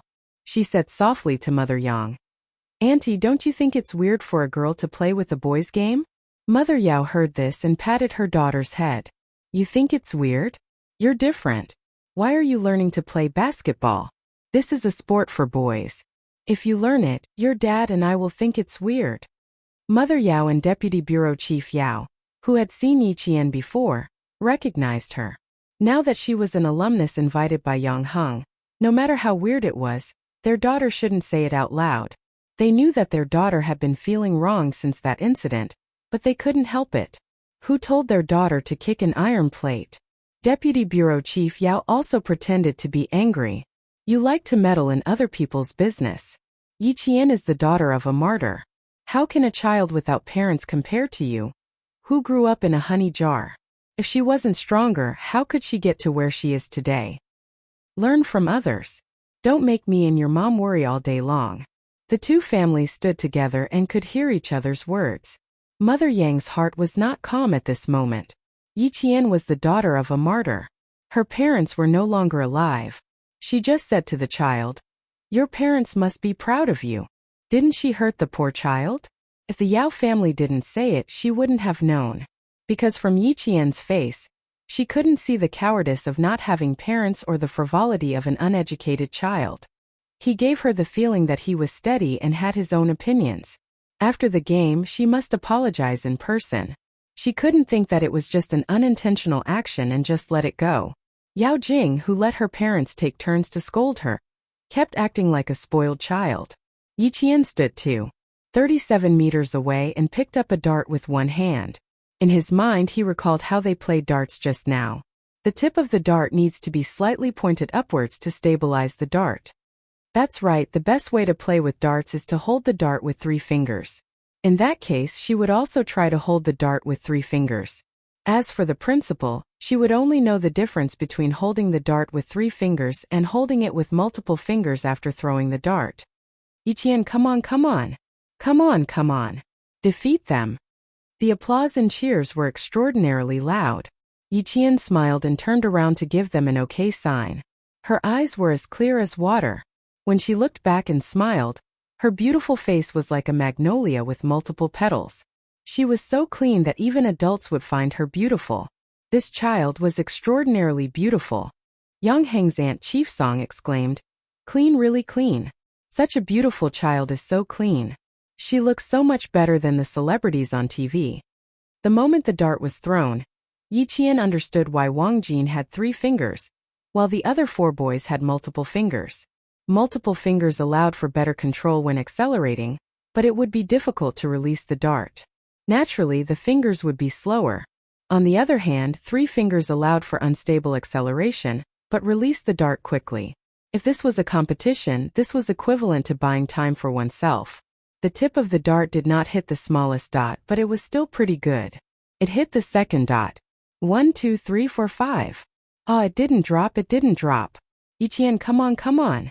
You're amazing. You're amazing. According to the 5-second rule, the dart had to be on the dartboard for at least 5 times.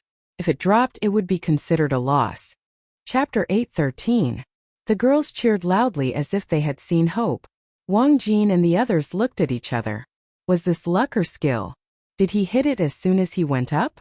The distance was 37 meters, which was the standard distance for professional darts. He hit it as soon as he went up? It looks fun. Yang Heng, do you want to play together? Yao Jing didn't like this kind of praise, especially when she saw Mother Yang's gaze always falling on Yi Jian. She felt a little uncomfortable. But she couldn't go up so rashly, so she could only drag Yang Hung along. Let's go and play. You're the main character today. Let's play and have fun together.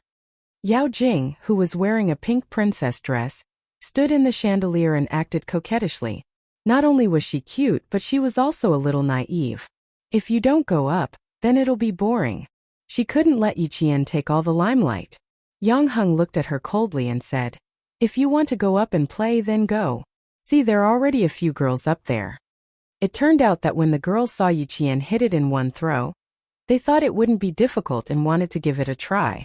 Since there were already people going up, then it wouldn't be too conspicuous for her to go up. Yao Jing turned her head and made a face at Yang Hung. "If you're not going, then I'm going.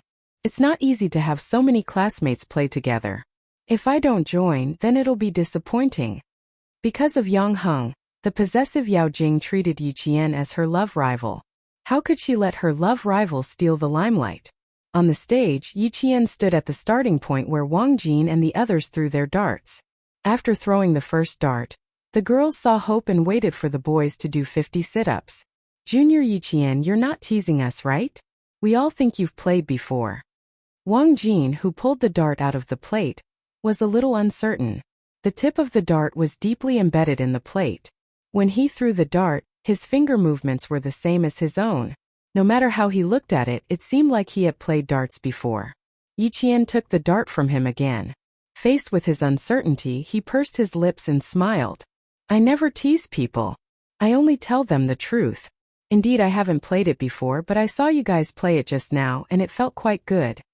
The main thing was that he had a good sense of aiming.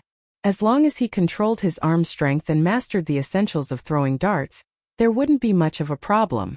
When Yi Qian was in the early stages of his sniping training, he had to carry a heavy object around his wrist. When it came to sniping training, he had to hold a sniper rifle that weighed about 5 kilograms with both hands and lie down in one place for several hours without moving.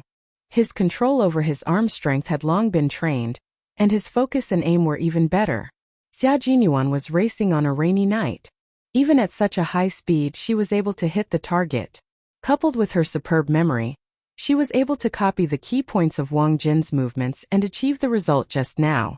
Playing darts indeed requires a good sense of the game. You've got a good sense of the game after just one round. Wang Jin let out a long sigh. He deliberately put on a sad face and said, "What should we do? I don't think the four of us can beat you." Yi Qian, who was playing with darts, suddenly laughed out loud. "How is that possible? You guys are professional darts players. Why would you be afraid of a newbie like me?" Yao Jing ran over to the main stage. She deliberately raised her voice and said crisply, "That's right. Look at how self-aware Yi Qian is. How can you guys lower your morale? She only learned for a few minutes and you guys are already so afraid. Seems like darts are pretty easy to learn." She then turned her gaze to the other high school girls who were watching from the stage. She smiled and asked, "Isn't that so?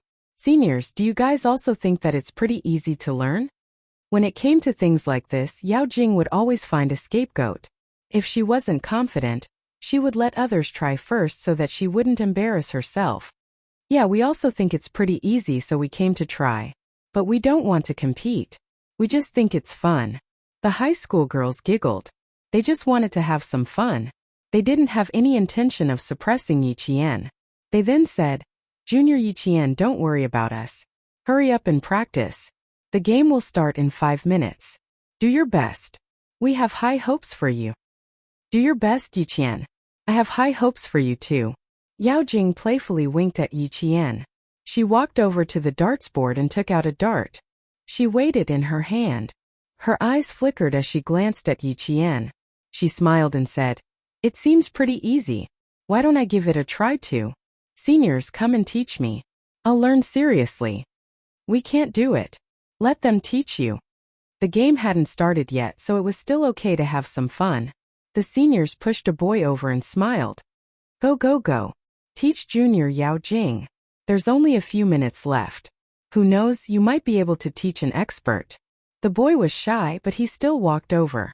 Just as he was about to take out a dart and give it to Yao Jing, he saw that Yao Jing directly took a few darts in her hand and said, "Thank you, senior brother. in a clear voice, but the darts were thrown over one after another. Senior brother, is it like this? The distance was close, so Yao Jing threw a dart on the board. Just like this? Senior brother, I'm doing it right. Look, I'm shooting. With her appearance, the entire stage became a one-person show. When the boy saw this, he nodded in embarrassment. Yes, just throw it like this. It's good enough that it hit the board. Since there was no competition, she could do whatever she wanted. Yi Qian was much more serious.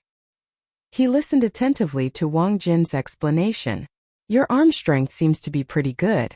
The tip of the dart is stuck in the board. But it doesn't matter. I can guarantee that the tip of the dart is stable.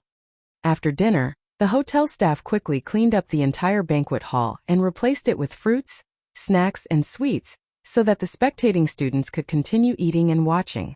Yi Qian's 5-minute warm-up time was up. After throwing 2 darts, she nodded to Wang Jin. Okay, we can start now. Me too, me too. This is fun. Yao Jing, who had at least 5 darts in her hand, trotted to Wang Jin's side. Tonight, she was the one with the most smiles and the sweetest smile. Count me in. I want to play too. Just now the senior said that I played well. Senior sisters are also playing well. Let's play together. No, we have to make a bet. It's more fun with a bet. It was just for fun. There was no need to make a bet. Wang Jin quickly stopped her. No. We're just playing. There's no need to make a bet. It's a hobby, not a bet. If you want to play, let's play together. It was more fun with more people. Yang Heng walked up and took the 5 darts from Yao Jing's hand and handed them to Wang Jin. You can't leave me out. It's more fun to play together. Yes, it was more fun with more people. Chapter 8:14. Deputy Bureau Chief Yao said to Mother Yang, these 2 children have been the same since they were young. They always stay together no matter where they go. Heng Heng is mature and steady. My daughter is mischievous and loves to laugh. One is quiet and the other is active. They complement each other and don't be impulsive. How can you say that? The children are all grown up. Stop joking around and don't make them feel awkward. Mother Yao smiled and glared at her husband. She said to Mother Yang, Huing, old Yao doesn't know how to talk. Don't listen to his nonsense. Heng Heng is in her 3rd year of high school. Studying is more important. When she gets into Hua University or Shi University, you can just wait to enjoy life.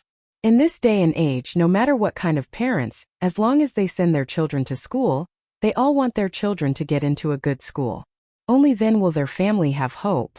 Mother Yang understood the meaning behind her neighbor's words. She smiled and said, the children are all grown up. I see that Heng Heng treats everyone the same. She's cold and indifferent. I don't know who she takes after. One is quiet and the other is active. They complement each other and don't be impulsive. What's wrong with old Yao's family? The children are only in high school. Why do they act like their daughter can't get married? No matter how anxious they are, they shouldn't be this anxious. Could it be that there's something else? Yes, the children are all grown up. They don't belong to us anymore. Mother Yao nodded as if she was speaking from the bottom of her heart. She then looked at her daughter who was wearing a pink princess dress. She was especially dazzling among a group of students in school uniforms. Even Yi Jian could not steal her daughter's limelight. However, Yi Qian did have some tricks up her sleeve. She got to know Yang Heng within 2 months of coming to school. Their relationship was so close that she even attended his birthday party. She had so many tricks up her sleeve at such a young age.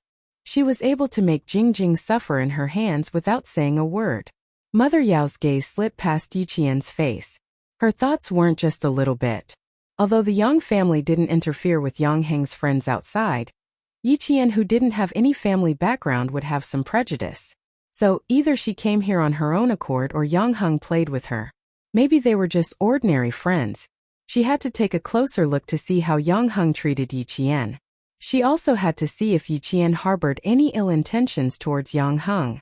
After pondering for a while, Mother Yao looked at her little princess dotingly and said with a smile, Jing Jing really likes to join in the fun wherever she goes. I don't know if she knows how to play. Huing, let's go and have a look. Mama Yang's surname was Song, and her name was Huing. Hearing this, she smiled and said, Sure. Let's go take a look together. Since there were 2 adults coming over, the rest of the adults were interested. They gathered around the stage and watched the group of children playing on the stage. Wang Jin and the others originally only wanted to compete with Yi Qian, but when they saw Yao Jing, the girls in the class, and Yang Heng come in, they immediately said, "You guys go and play. You're not even on the same level as us professionals. It's not fun to play with you. Are you looking down on us? Senior, I was having a good time just now." Yao Jing pursed her lips and pulled Yang Heng aside, saying, "Let's play together. Yi Qian isn't a professional. We can all play together. Our seniors want to play too." Sensing that something was wrong, the girls in Class 3 returned the darts in their hands to Wang Jin and waved their hands, saying, "We really want to play, but we don't want to compete. Yao Jing, don't drag us into this. Just drag Yang Heng along." They pushed each other and whispered unnaturally, "Hurry up and get off the stage." Everyone got off the stage. None of them were forced to stay by Yao Jing. Chapter 8:15. After coming down from the stage, a few of them looked unhappy. They whispered that Yao Jing really likes to make her own decisions. "We don't even want to play. She keeps trying to embarrass us. She said she was asking us, but we didn't say anything. She made the decision again. What kind of person is she? I hate people like her the most. What a great model. I really thought she was cute. Forget it, let's not talk about it. Let's see what they'll do. I wonder how Yi Qian is doing. It's so boring to meet such a troublemaker." As they spoke, they looked over at Yi Qian. Seeing that he was trying out the darts for himself and didn't even look at Yao Jing, they couldn't help but smile. I think Yi Qian didn't even notice her. What's there to notice if she's not good enough? If it were me, I wouldn't bother to look either. The girls giggled and whispered, but they didn't know that although Yi Qian didn't pay attention to Yao Jing, he saw her little actions. She just wanted to compete with her. But she was too cautious and didn't want to embarrass herself. She wanted to drag Yang Heng down as well, but she was afraid that it would be too obvious, so she dragged her seniors who were playing darts down as well. She wanted to do it naturally without causing any disgust. But girls were all petty. Yao Jing's actions had already made her seniors disgusted. But then again, if Yi Ying had Yao Jing's methods and schemes, she wouldn't have transferred to the province's second high school. Yao Jing, who was standing on the stage, felt embarrassed when she saw that her senior sisters had all left the stage without giving her any face. If it weren't for Deputy Director Yao, who was laughing and joking about this matter, boys like Wang Jin and the others, who were straightforward and didn't understand a little girl's thoughts, would have embarrassed Yao Jing even more. With the adults interfering, no matter how unwilling Wang Jin and the others were, they could only agree to let Yao Jing participate in the competition. Because the adults had already said that it was just fun, so they should play. Who said it was fun? The 5 of them really wanted to compete with Yi Qian and see if the target shooting expert could play darts. They even wanted to pull her into their team. The 5 boys were divided into 2 groups. Wang Jin, another boy named Hezhang, Yi Qian, and Yang Heng were in one group. On the other hand, Yao Jing was in a group with 3 other boys. Both sides had 4 people. In terms of numbers, it was a tie. In terms of skill, it was barely a tie. This was because Wang Jin was the best at darts among the 5 of them. Based on the center of the circle, the team that hits the center the most wins. The time limit is 10 minutes. The punishment was to do 50 sit-ups in a minute. No one is allowed to go back on their word. 50 per person. Wang Jin repeated the rules once more. His gaze unintentionally slid past Yao Jing's face with a hint of impatience in his eyes. Yao Jing was just about to say that she didn't want to do 50 sit-ups when she saw Yi Qian staring at her with a faint smile. Her eyes darkened and she swallowed her words. "Hey, do you want to see me, Yao Jing, become a joke? Just wait and see." It was still unknown who would win and who would lose. She lifted her chin slightly and gave Yi Qian a faint smile. She winked and said, "It's so fun. The loser has to do 50 sit-ups. I wonder who came up with this idea. 50 sit-ups in a minute. Yi Qian, don't you think it's too difficult?" "It's not difficult because I'm the one who set the punishment." Yi Qian's lips curled into a smile. There was a hint of calmness between his brows. He didn't take Yao Jing's words to heart and didn't let them affect his mood. Chapter 8:16. The smile on Yao Jing's face froze, and her pupils constricted. She quickly smiled sweetly and said, "You have guts. You must win later. Or else it'll be so embarrassing. Good luck, Yichen. 50 sit-ups. Did Yichen think she was a boy? Even if she lost, she wouldn't embarrass herself. There were 3 other good players in her group. If she lost, they would be the ones to lose face.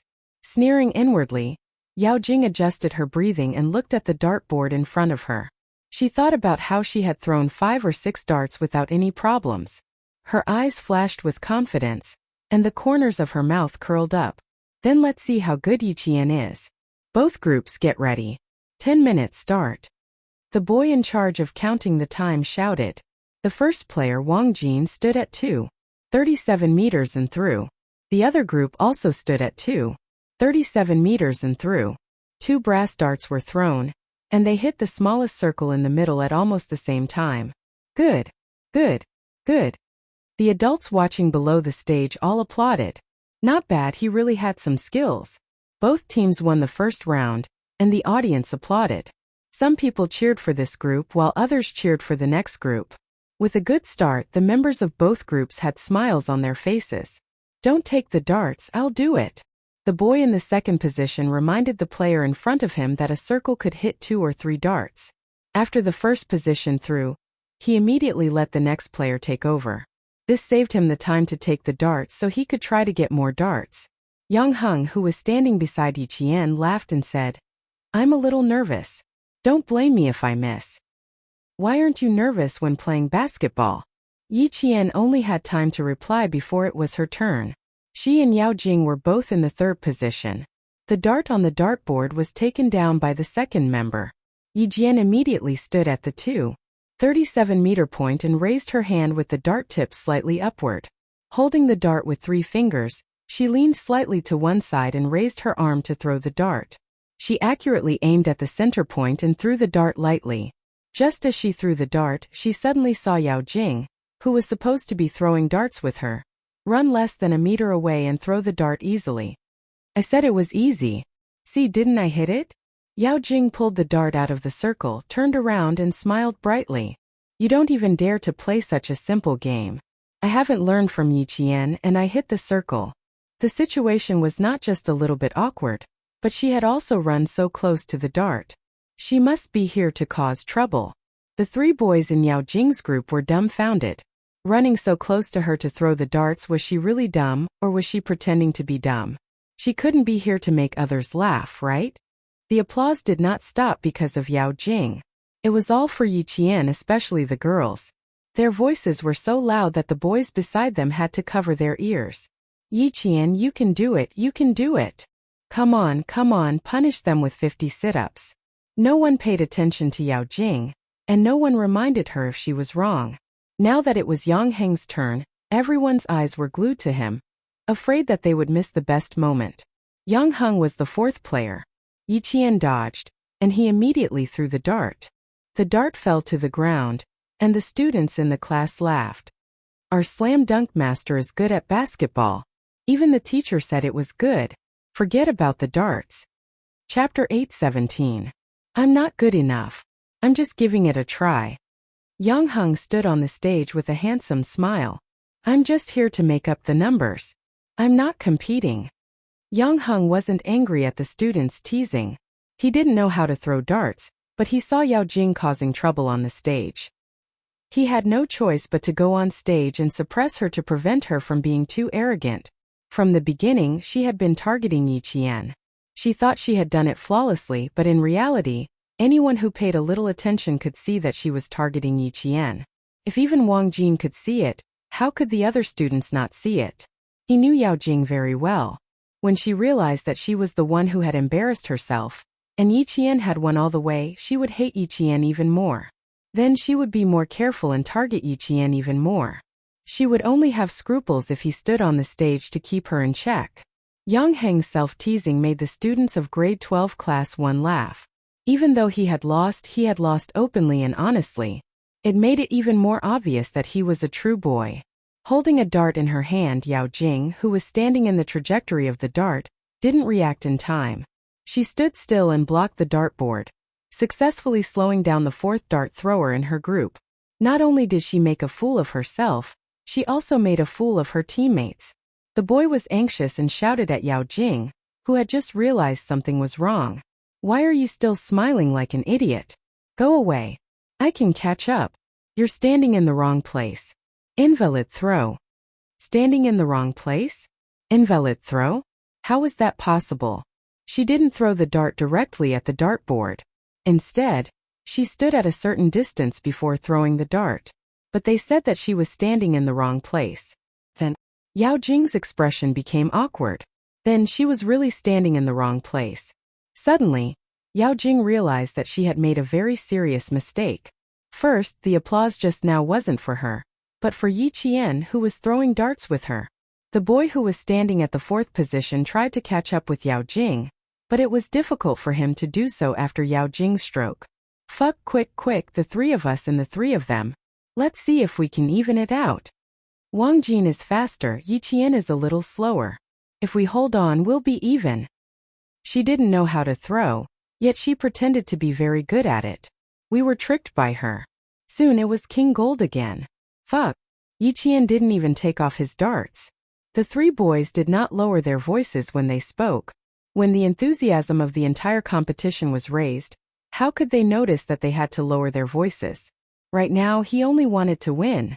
Deputy Director Yao and Mother Yao, who had all heard it, felt a little awkward.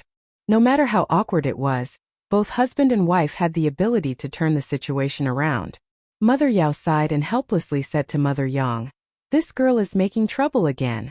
Other people are having a serious competition, but she's just going up to liven up the atmosphere so easily." As parents, they always had to take care of their children. Mother Yang could understand, but she couldn't let her children be so indulgent.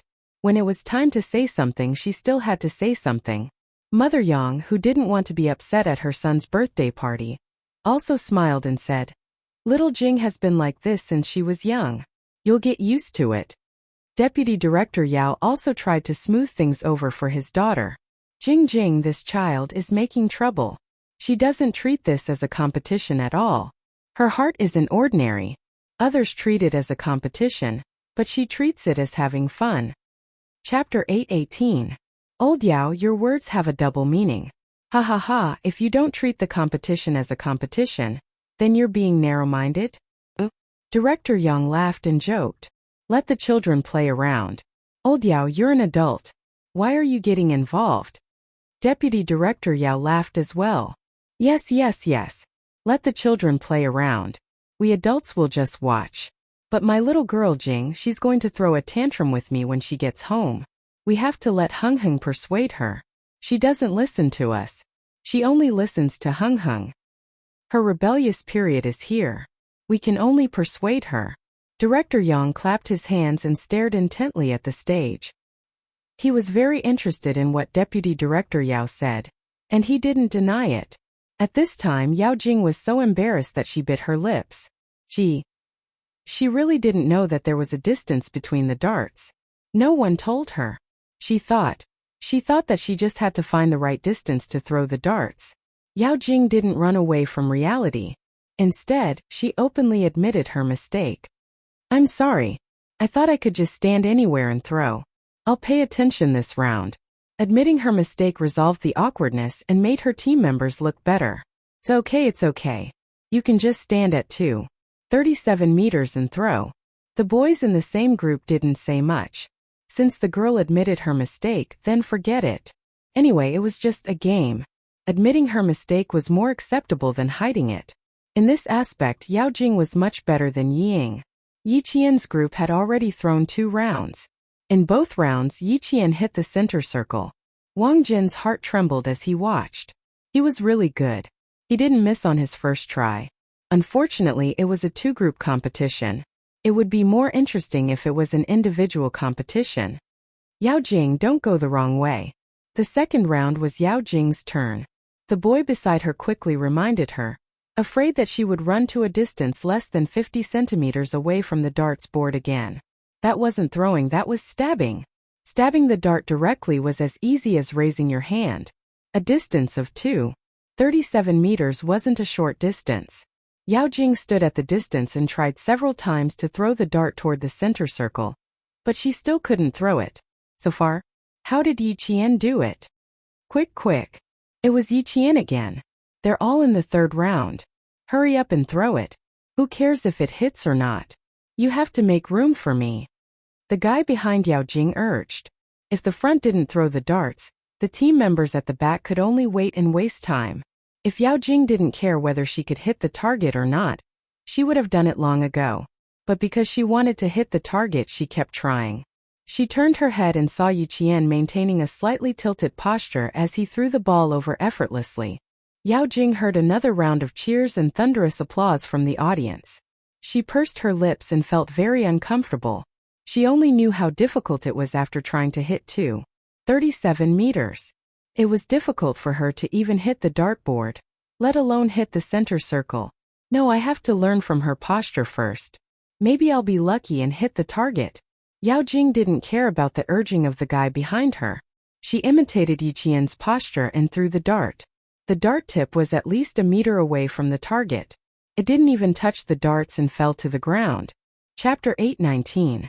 The sensitive girls could tell that Yao Jing was imitating Yiqian. They all pursed their lips and giggled. She was making a fool of herself. Yang Heng, who also missed his target with a dart in his hand, glanced coldly at the embarrassed Yao Jing. The corners of his mouth curled up slightly. Provoking Yiqian? I really don't know what kind of brain she has. When it was Wang Jin's turn to throw the darts again, his team was one round faster than Yao Jing's team, and the applause was all for them. As for Yao Jing's apology, it was like throwing a small stone into the sea. Didn't even cause a splash. Do you still want to play? Yang Heng stopped playing and walked to Yao Jing, who was smiling fakely. If you want to find fault, you have to see if you have the ability to do so. If you continue playing, don't blame me for not reminding you.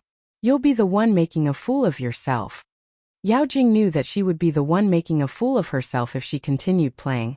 But she couldn't just quit like that. How embarrassing. She pouted and said unhappily, I don't want to play anymore. It's not as fun as I imagined. Come down with me. This kind of competition wasn't something she could handle. It was better for her to quit early and not embarrass herself even more. A cold light flashed in Yang Heng's eyes as he walked down the stage with a smile on his handsome face. A few men who were close to him reached out their hands and clapped happily. A boy said, With you as a comparison, we'll enjoy watching. Wang Jin and the others do have some skills. Yiqian is even better. She has never thrown before and hasn't missed in 4 rounds. She's good at playing and learning. Most importantly, she's so beautiful and has such a good personality. I had some evil intentions at first, but I don't dare anymore. I'm afraid I'll blaspheme her. Yao Jing, who originally wanted to continue following Yang Heng, heard this. Her eyes flashed with a gloomy coldness, followed by a gloating malice. She needed to call Luoran and see where he was now. Blaspheme? Ha! She really wanted to see Yiqian, a commoner girl, being blasphemed. She quietly walked out of the banquet hall and saw a few taxis stop at the entrance of the hotel. The first one to get out was Luoran. He got out in a huff and even the door was on fire. Luoran. She motioned for Luoran to speak with her outside the hotel so that no one could see them. Without Yao Jing and Yang Heng, it became a 3-on-3 competition. The whole process was very exciting. Wang Jin and the other 2 boys had to draw a line every time they threw the darts, but Yiqian only needed to stand at a distance of 37 meters, and his throwing speed was only slightly slower than Wang Jin and the other boys. Mother Yang listened to her son's classmates excitedly discussing. She had always thought that Yiqian had also learned how to play darts. Only now did she realize that Yiqian had only learned it for a while. She said in surprise, Aya, this child is really good at both civil and martial arts. Maybe it's because I grew up in the army, so I'm familiar with these boys' games. Compared to the smile on Mother Yang's face, the smile on Mother Yao's face was much lighter. When her daughter came down from the stage, the smile on her face disappeared. Originally, her daughter was the most outstanding one.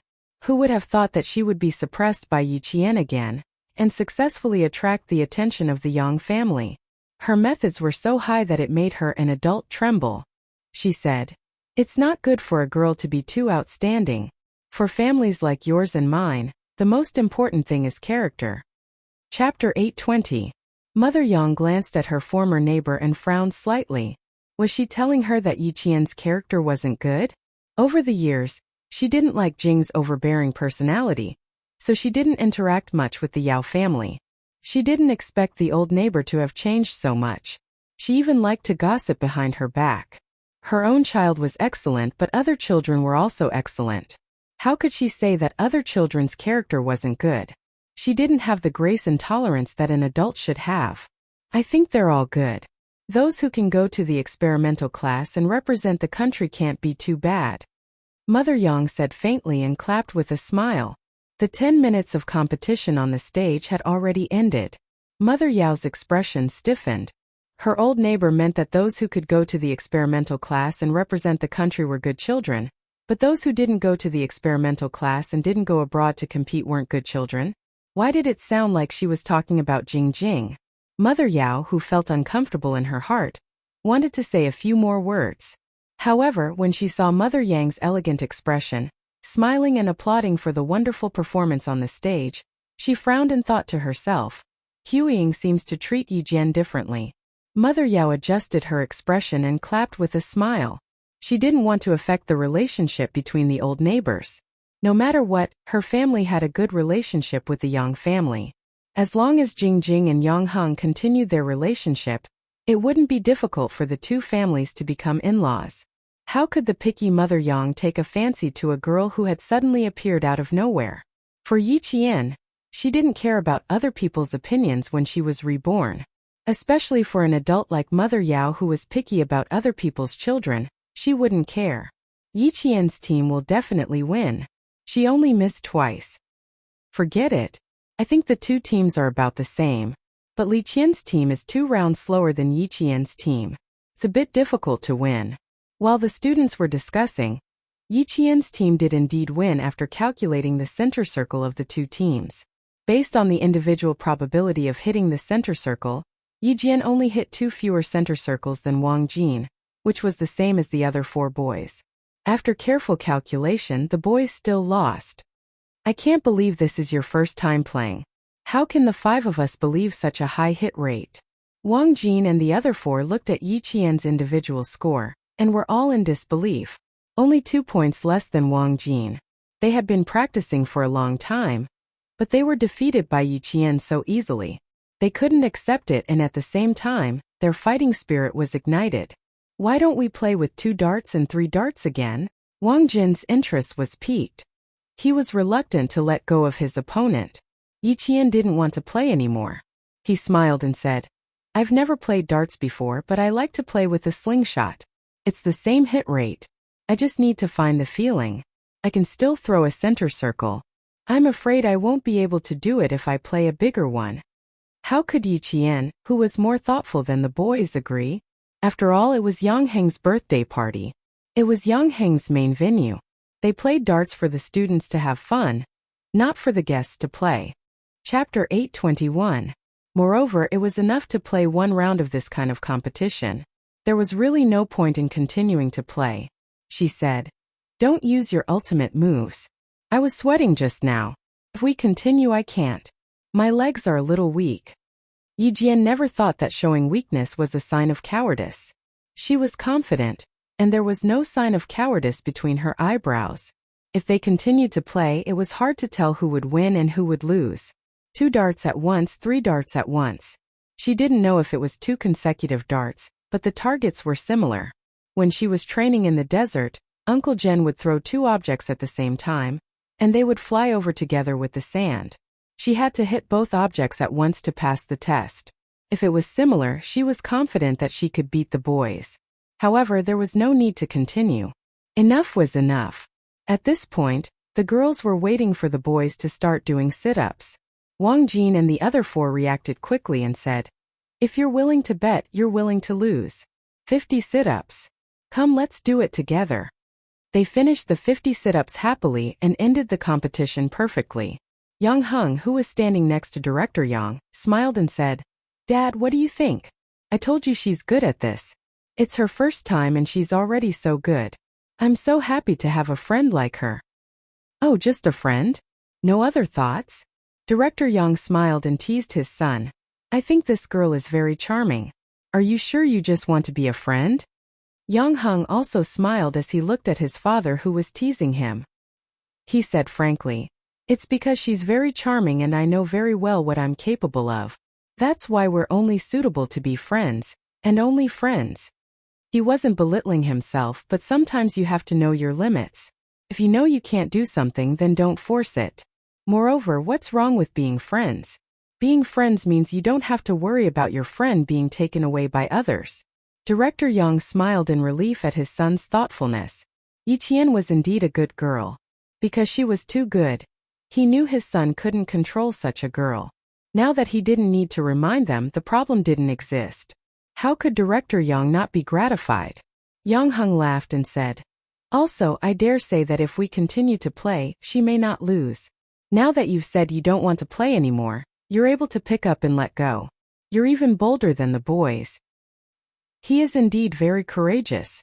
Children these days are able to leave some face for others without batting an eyelid. It's rare. Bureau Chief Yang had been in politics for a long time, so he naturally had a good eye for people. Nodding his head with a smile, he praised. She did not waste her talent. She grew up to be so outstanding even without parents. It's very meaningful to have such a friend. Dad supports you. Everyone in politics knew the importance of connections. Yiqian was still a student, but with her talent, she would definitely achieve great things in the future. Being friends with such a person would not only spur his son on, but also help his son in the future. But, after pondering for a while, Bureau Chief Yang reminded him in a low voice, "Yang Heng, you have to treat people with sincerity. Don't pretend to be nice to her. We'll be friends for life. Since we've decided on them, we have to treat them well." Although it was said that there are no lifelong friends, only lifelong interests. As long as you met the right friend, it was worth it to make friends. Chapter 822. Even if they did not work together in the future, they were once friends who treated each other wholeheartedly. I know. That's why I thought of her as a friend from the start. Also, please help me keep an eye on Uncle Yao. Yao Jing is prejudiced against her. The last sentence was what Yang Heng wanted to say. Bureau Chief Yang frowned and nodded lightly. Although he did not say anything, his nod was enough to show that he knew what was going on. Seeing that his father had nodded, Yang Heng heaved a sigh of relief. The heavy burden in his heart had finally been lifted. He pursed his lips and said in a low voice, "I've always wanted to tell you, but I was afraid that you wouldn't like it and Yijian wouldn't agree. Yao Jing may look lively, but she has too many tricks up her sleeves. Just now her tricks were so frequent that I was annoyed just by looking at them." Uncle Yao and Auntie Yao did not stop her. They even indulged her and thought that it was just a small matter. In the long run, Yao Jing's character will bring trouble to Uncle Yao's family sooner or later. The father and son spoke softly. Yao Jing, who had contacted Luo Ran, came back and complained to her parents. Her delicate face was gloomy. She knew that this was Yang Heng's birthday party, but she stole the limelight. How can there be such an annoying person like her? Mom, talk to Auntie Yao later.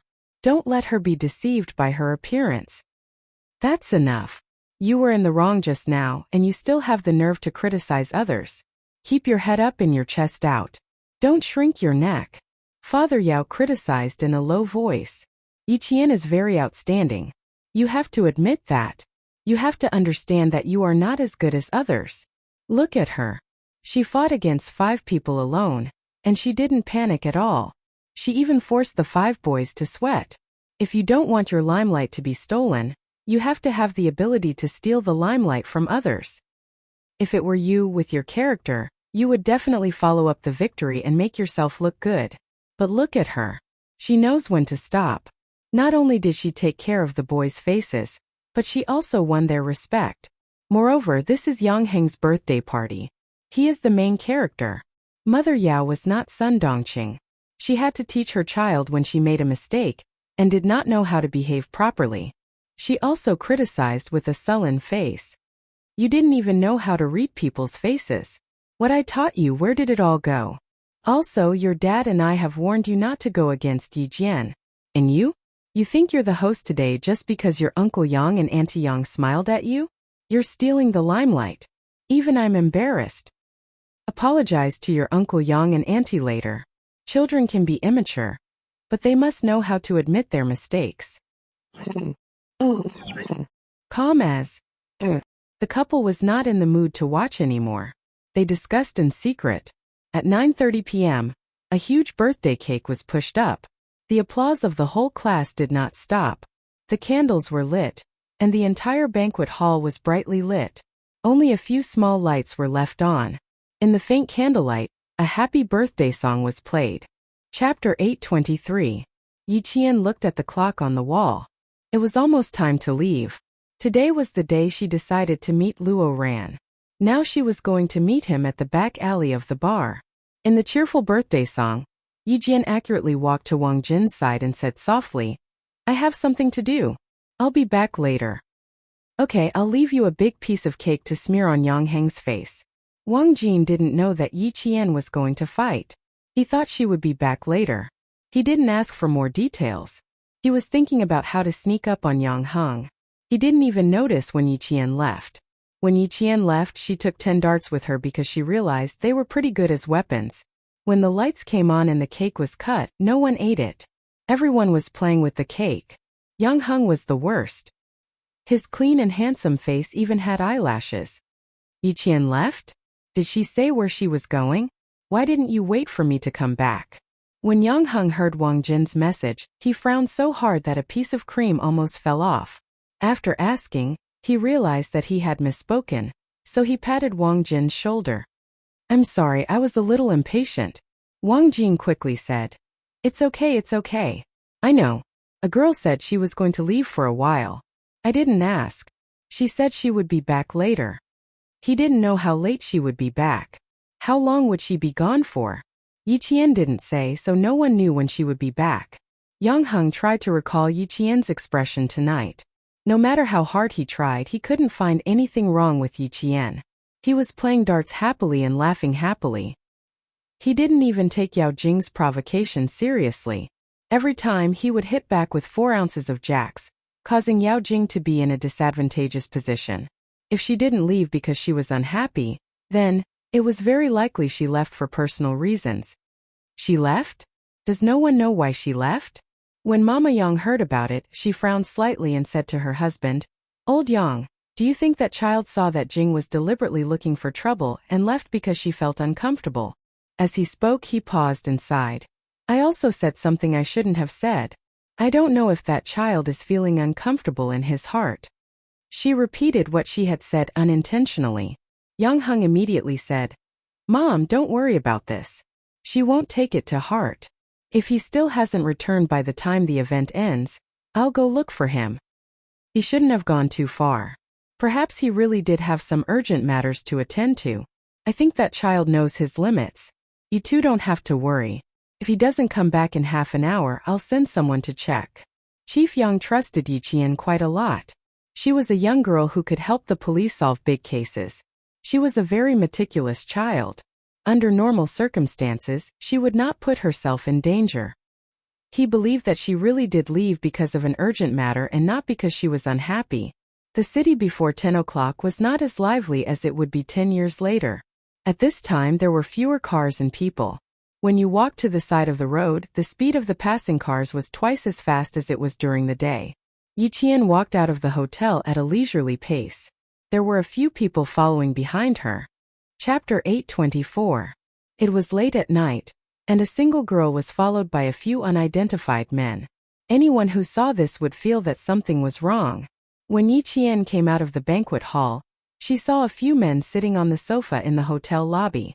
One of them had a head of yellow hair. He was one of the men she ran into when she came back late from training last time. Brother Huang. That was what she heard someone call him. Seeing her come out, the men led by Brother Huang straightened their backs and looked at her. It was obvious that they were waiting for her. She didn't care about these people. The key person was Luo Ran, so she had to wait for him to come out. She walked out of the hotel unhurriedly and walked along the road until she reached the intersection. She waited for the traffic light to turn green. Several men who were following her stood not far away. They kept swinging something in their hands. It was a small knife that could be swung nimbly.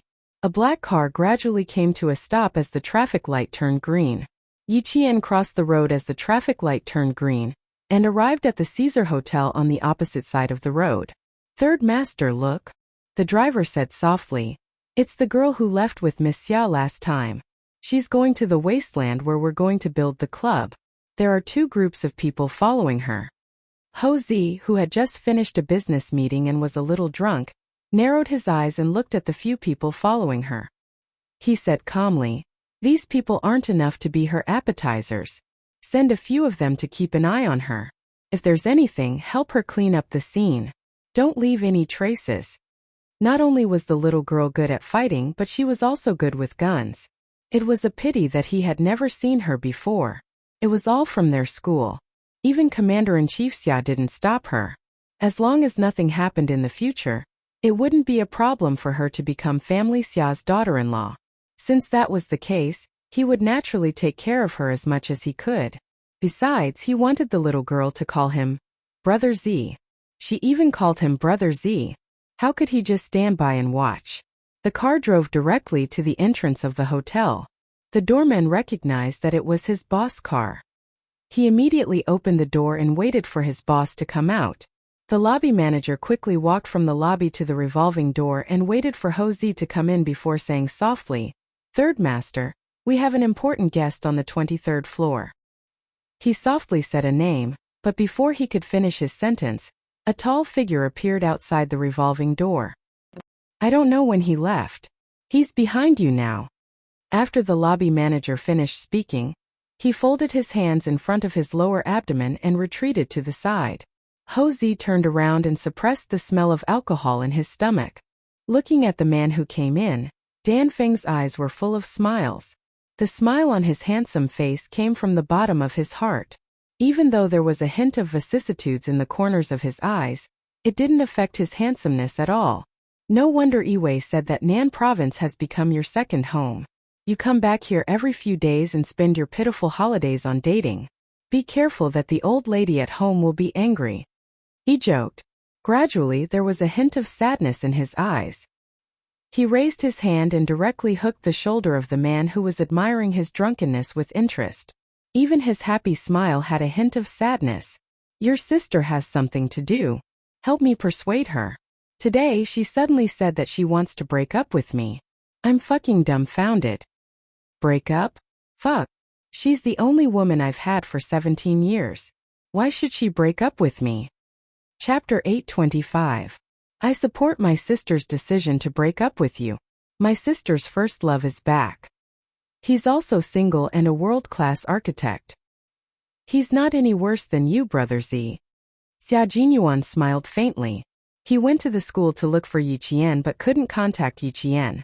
He wasn't in the mood to comfort a broken-hearted old man. He was called an old man by Little Fox when he was 20 years old. Ho Zi was almost 40 years old, so he should be an old man. He was almost 40 years old but still got dumped. How pitiful. Even if he was pitiful, it had nothing to do with him. Of course, he would stand on the side of his family. Xia Jinyuan removed Ho Zi's arm and said to the people around him, "Brother Z is drunk. You guys help him upstairs to rest." He didn't have time to care about other things. Even Uncle Chun didn't know where Yi Qian went. He called Lu Tuan and also said that Yi Qian hadn't been there for 2 weeks. Tonight, where did Yi Qian go? Ho Zi was a little drunk, but he wasn't drunk to the point where he needed help. He looked at Xia Jinyuan's young and tall figure and sighed deeply because of the breakup. He smiled faintly and said, 23 years old. Yiwei is 23 years old and has been with me for 4 years. Just as he finished speaking, Ho Zi's single phoenix eyes suddenly tightened. What did old Six say just now? Did he say Yiwei's first love was back? Damn it. No wonder he couldn't find anything after half a month of investigation. It turned out that he was back. Ho Zi suddenly felt a sense of crisis and restrained his expression. There was a faint but obvious trace of hostility on his face. He couldn't win against him in the past and it was the same now. He wanted to steal his woman? No way. Old Six had done him such a big favor as soon as he came back. Naturally, he had to return the favor. Yi Qian didn't know that he was seen by Ho Zi. She heard the footsteps behind her and with a faint smile in her eyes, she led these people to the wasteland behind Caesar Hotel. The development of the southern province's provincial capital was not as impressive as it would be 10 years later. If he wanted to find a quiet place to teach someone a lesson, he only needed to avoid the city's roads and a few heaven's eyes. Behind the Caesar Hotel was a piece of barren land. Weeds grew all over the ground, making it look like a natural lawn. It was late at night, and there wasn't even a street light. Yi Qian stood quietly by the side, waiting for them to come over. She walked quickly and calmly. Coupled with the darkness around her, the few hooligans who were following her felt their hair stand on end. Luo Ran, who was at the back, looked at the desolate surroundings. He wasn't afraid at all. Instead, he felt that this was an opportunity.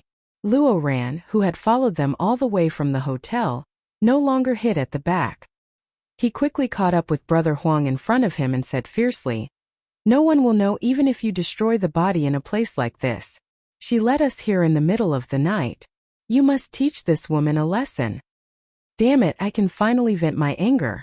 No matter how incompetent Luo Ran was, he could tell that Yi Qian had deliberately led them here. There were many people around him, and all of them were armed with knives. Luo Ran wasn't afraid at all. He just wanted to take care of Yi Qian as soon as possible so that he could vent his anger. Although he was in the underworld, he didn't have the experience of hooligans like Brother Huang. A woman had the guts to lead them here. Could there be another ambush? He didn't move immediately. Instead, he said, "We still have to observe her for a while. This little girl has guts. She led us all here by herself. Brother, why don't you think about how she can be so bold?" Chapter 826. You guys are really stupid. I arranged to meet her behind the bar. If there was an ambush, it would be behind the bar. It was rare for Luo Ran to be smart. He said in a low voice, "Don't tell me she can predict that we'll wait for her in the hotel? Will she arrange an ambush immediately?" Luo Ran couldn't wait any longer. He couldn't wait to beat Yi Qian up to vent his anger. Yi Qian didn't want to wait any longer. She wanted to finish this as soon as possible so she could go back to the hotel and sleep. She was resting so early. She still had to rush to the training ground tomorrow morning to start her car training. She bent down and picked up 2 medium-sized stones from the bushes. She threw them in the direction of the voice. Before the stones hit the ground, Yi Qian's cold voice came from the darkness. "Luo Ran, you brought so many people here. Do you still need to hide? Damn it, they're provoking us." Brother Huang walked to the front with a knife in his hand. He was humiliated if he didn't stand up after being provoked by a student. Luo Ran originally wanted to listen to Yao Jing. It would be best if he didn't show himself. Now that things had come to this, he couldn't care less. He brought people here, so why should he be afraid of her? "Yi Qian, if I don't beat you until you call me Grandpa tonight, my surname isn't Luo." Luo Ran took out a knife from his pocket and stared fiercely at the direction of the voice. He vaguely saw a shadow, but he didn't see anything. Yi Qian moved her hands and feet. She took the silver wire from her wrist and walked towards the group of people. The night was too dark for Luo Ran, Brother Huang, and the others. They wanted to surround Yi Qian and beat her up, but now they couldn't even see her exact location. But to Yi Qian, darkness was a good camouflage. Brother Huang was still looking for his target. He didn't realize that Yi Qian was less than a meter away from them. When he saw a shadow slowly walk into his line of sight, Brother Huang was delighted. He spat and fiercely ordered his men, "Use your fists first. Kill this girl." "Ah!" As he spoke, one of his underlings standing to his right suddenly screamed and fell into the grass. His hands clutched at his neck, his legs kicked, and a sharp and terrified scream came from his throat. "Neck, my neck, brother. Huang my. He could still shout at the beginning, but in the end he couldn't make a sound. He was gasping for air, and there was no way for him to call for help. The wolf Dao's survival method was to always remember to attack the most fatal part of the prey when attacking. The silver threads in Yi Qian's hands were most suitable for long wraps, and wrapping around a person's neck was the fastest, easiest, and most frightening. After a blood-curdling scream, there was only the sound of struggling gasping for air. Without any warning, something happened suddenly. Hearing the scream, Brother Huang and the others, whose scalps were numb, were all so frightened that they took a few steps back. There was panic in their expressions at that moment. "Damn it! What happened? They wanted to break Yiqian's spirit, but they were scared instead. Yiqian wouldn't kill anyone. She walked over when the other party was about to suffocate and easily retrieved the silver threads. In the darkness, no one could see what she did. They only heard the hooligan who was the first to finish off the other party groan in pain. It was so painful that he fainted. Chapter 827. Yiqian, who was missing a dart, stood where Brother Huang and the others had retreated. She smiled coldly, and her light voice was filled with killing intent. What's wrong? We haven't even started, and you're all so scared that you want to run? Are you here for a fight? Luo Ran, what should I say about you? You're a weakling, and I didn't expect you to find someone who's also a weakling. You really make me look down on you. How about this? I won't make things difficult for you. I'll let you go if each of you dismember an arm. How about that? Of course not. Her words were hurtful and humiliating. Brother Huang kicked one of his men and shouted angrily, "Motherfucker! Get him! What are you waiting for?" If one came, one would be crippled. If a pair came, two pairs would be crippled. Yiqian never minded using violence to solve problems. After all, using hands was always easier than using brains. The silver wire was a killing weapon. Even if it was usually used as a decoration, those who didn't recognize it would only think it was a bracelet made of silver. Once its true form was revealed, killing people would be as easy as taking something out of a bag. The person who had it in the past had killed countless people. And now Yiqian, who had gone through a life and death situation, was more flexible in using it to its fullest potential. Screams came from the wilderness. The screams made people's hair stand on end. The screams were so loud that the last few men couldn't even hold their knives steadily. They couldn't see where the person they were supposed to beat was. All they saw was a black shadow, and the black shadow of their brothers before they fell. As for the others, they couldn't see her and they didn't know where she was. They couldn't even hear her voice. They only knew that she was right beside them, like a beast hibernating in the dark. She would suddenly jump out and give them a fatal blow. Brother Huang, why don't we just leave? This woman is strange, too strange. I can't see where she is. I can only hear our brothers screaming. Brother Huang, don't tell me they're dead. In the end, there were only 5 of the 10 men left, including Luo Ran and Brother Huang. In other words, Yiqian had taken down 7 people in a short period of time. Even so, Yiqian didn't feel any sense of accomplishment. She could more or less smell the white substance synthesized from morphine alkaloids on these people's bodies. Those who took this substance would collapse from the inside out. To take them down, Yiqian only needed to prevent them from scratching her body and prevent their blood from infecting her body. In such a good world, such a good time, and such a good life, she did not want to be infected with AIDS for more than 10 years and still be unable to be cured.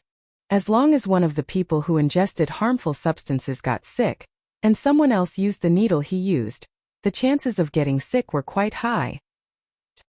Like crawling. It. 2. Hearing the sounds of the grass around them, Brother Huang shivered and realized that things weren't going well. He sniffed hard and his voice cracked. Go. He would be an idiot if he kept fighting. That woman was obviously not easy to deal with. Chapter 828. He said that he wanted to leave, but he had to be able to do so first. Suddenly, the bright lights of several motorcycles came from the front. They were so bright that it was blinding and made people panic. Do you know whose place this is? If you don't, why don't you take a look at the words on the top of the building? Someone said coldly. He had never heard of the voice before, but the bloody smell in the voice was not unfamiliar to Yiqian. Only someone who had killed before would have such a bloody smell. The entire building was Caesar Hotel. It was a little tall, so she couldn't see the words on the top of the building. At least when Yiqian looked up, she couldn't see it. Just because she couldn't see it didn't mean that Yiqian didn't know where this place was. And those who knew where this place was might not know whose territory Caesar Hotel was. The person who spoke was one of Ho Zi's subordinates, who was both a brother and a friend. He also had a certain status in the underworld. People like Luo Ran didn't know that after hearing Yiqian's words, he was already furious. He shouted angrily, I don't fucking care whose territory this is. This is between me and her. What does it have to do with you? The knife in Brother Huang's hand fell to the ground. He trembled and knelt down. It's Third Master's territory. Third Master, I didn't mean to offend you. It's just that this high school student asked me to teach a little girl a lesson. I took his money and came here because I was possessed. Third Master, please spare me.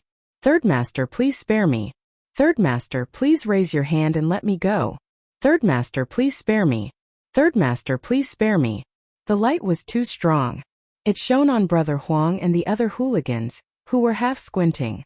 It also illuminated the situation of the hooligans who had fallen earlier. Their shoulders were strangely twisted. One or two of them fell to the ground with a painful expression. They couldn't raise their hands to stuff their mouths and take out their clothes. They could only rub their bodies and legs on the grass and make gurgling sounds from their throats. It was easy for Brother Huang and the others to think that they were man-eating crawling monsters. No one cared about them. Brother Huang was so scared that he knelt down and begged for mercy. He didn't have the time to care about his subordinates. Someone stepped forward and stood under the strong light. The figure was tall and slender like a tall mountain. He didn't stop but walked towards them step by step. Against the light, Brother Huang's body trembled like a sieve when his eyes were blinded by the light. Then, he saw that his pale yellow pants were wet. He only saw a figure, but he was so frightened by the aura that he lost control of his bladder. Other than Luo Ran, who was still showing off his fierceness, the other three hooligans were so scared that their bodies were like leaves floating in the autumn wind. They were so scared that they couldn't even touch the ground, and could be killed at any time and sent to heaven. The figure didn't walk fast, but every step he took made Brother Huang and the other hooligans afraid of him. It was a murderous aura that only those who had lived on the battlefield, and whose hands were stained with blood could have. No one could replicate it and no one could compare to him. This kind of aura might be frightening to others, but Yi Qian was very familiar with it. He didn't expect that he would appear again. Compared to the last time he saw Xia Jinyuan a year ago, the number of times he appeared in front of him now was a little too much. The figure stood under the strong light and walked towards them step by step. He stopped in front of Brother Huang, who had lost control of his bladder. Chapter 829. Without giving the other party a chance to beg for mercy, he lifted his slender leg and kicked the other party in the face. A few bloody teeth flew out of Brother Huang's mouth. Little girl? Was he talking about his little fox? Asking for a beating? Looking for death? Ah! A blood-curdling scream burst out from Brother Huang's throat. His entire body was sent flying by the kick. He was half dead from the kick. Without further ado, this person's action scared the other three hooligans so much that they lost control of their bowels. Was the person who kicked Brother Huang Master Ho-san? Was he the third Master Ho? A well-known figure in the underworld who was known to be ruthless and feared by everyone? If it was really Master Ho-san, no one in the underworld would dare to say a word about it, let alone find out that it was Master Ho who did it. Master Ho-san, please spare our lives. It really has nothing to do with us. That brat said he was going to get rid of the girls in his school. We were paid to do it. We came with Brother Huang to do it. Master Ho-san, please spare our lives. Luo Ran, whose eyes were spitting fire, gritted his teeth and cursed. Damn it! How dare you ruin my business? He picked up the knife in his hand and stabbed it at Xia Jinyuan, who had yet to speak. Yi Qian saw this and threw the silver wire in his hand. It wrapped around Luo Ran's neck like a collar. He didn't even need to use any strength. The silver wire wrapped tightly around Luo Ran's neck as Luo Ran ran forward. Luo Ran's eyes widened as he tried to protect his neck with his hands. He wanted to pull out the thing that was strangling him. The more he struggled, the tighter the silver wire wrapped around his neck. The Grim Reaper was getting closer and closer to his face. Luo Ran was scared. Let go of me. My father is a famous entrepreneur in Southern Province. How dare you do this to me? My father won't let you off. Damn it, let go of me. Let go. The thing that was strangling his neck was getting tighter and tighter. It was getting harder and harder to breathe. In the end, he couldn't even open his mouth to speak. He could only gasp for air to keep him alive. Yi Qian walked over with a silver thread wrapped around one knee and said to the angry Xia Jinyuan, It's just a small matter. Why are you angry? I'm not angry. Captain Xia was not a person who would easily get angry. At this moment, she could see that Jun Yan's expression was indifferent. He was really angry. Little ghosts are hard to deal with. Some things can be dealt with in one go, so go back to the hotel and rest. I'll deal with it, Xia Jinyuan said calmly. The murderous intent in his voice was like a knife that cut through everyone's hearts. Just by listening to the sound, Brother Huang and the other hooligans felt like they had died countless times. Third Master, please spare my life. Third Master, please spare my life. We had eyes but failed to recognize Mount Tai and offended Third Master. Third Master, please be magnanimous and let us go. Please let us go, Third Master. At this moment of life and death, they didn't care about the gold under their knees. They knelt on the wasteland where their knees hurt and kept kowtowing and begging for mercy. No one could clearly see Xia Jinyuan's face as he stood against the light in his casual clothes. They only knew that with such a man standing in front of them, all of them were little things that he could silently get rid of with a wave of his hand. It was as easy as blowing off dust. Luo Ran, on the other hand, was just a high school student who had been raised with money. No matter how arrogant he was, he would always say that he wanted to take other people's lives. However, when it came to his own life, he would be so scared that even his pupils would shrink. Chapter 830. He was intimidated by Xia Jinyuan's murderous aura. A chill ran up from the soles of his feet and stopped right in front of his heart. He was so scared that every cell in his body was reminding him to run. If he didn't run now, he might lose his life. He wanted to run, but in order to prevent Xia Jinyuan from helping him, Yi Qian lifted his leg and kicked Luo Ran in the stomach, causing him to fall to the ground. Luo Ran was already having trouble breathing, and the pain almost made him pass out. Yi Qian, how dare you fucking kick me? Luo Ran, whose face was distorted by the pain, clutched his stomach and looked at Yi Jian ferociously. The fierceness in his eyes was not fearless, but shallow, cute, and stupid. Even at this point he was still trying to be brave and fierce. If that wasn't stupid, then what was? Just a moment ago he was so scared that he wanted to run. Now because Yi Qian kicked him, he wanted to use his power to scare Yi Qian. What a stupid and ridiculous way of thinking. Yi Qian lowered his head and looked down coldly. He looked at Luo Ran like a god sitting high in the clouds, looking down at an ant. Not only did I dare to kick you, but I also dare to kill you. His voice was cold and chilling. You dare you. If you dare to do something, why wouldn't I dare to do it? She said with a smile. Her eyes were as cold as ice on an ancient well. The surface of the ice was bone-chilling, and the depths of the ice were unfathomable. Luo Ran instantly choked and didn't dare to say anything for a long time. Xia Jinyuan glanced at the high school boy on the ground who still wanted to flaunt his power. He said to his little fox, if we don't deal with this kind of person now, he will be a scourge in society in the future. Dealing with him now will benefit the people. Let me handle it. Yi Qian looked up and glanced at Xia Jinyuan, who wanted to help him deal with the trouble. He smiled and said, I don't need you to deal with the matters between students. I really want to deal with it for me and get rid of these hooligans. Dead or alive, just don't let me see them again in the future.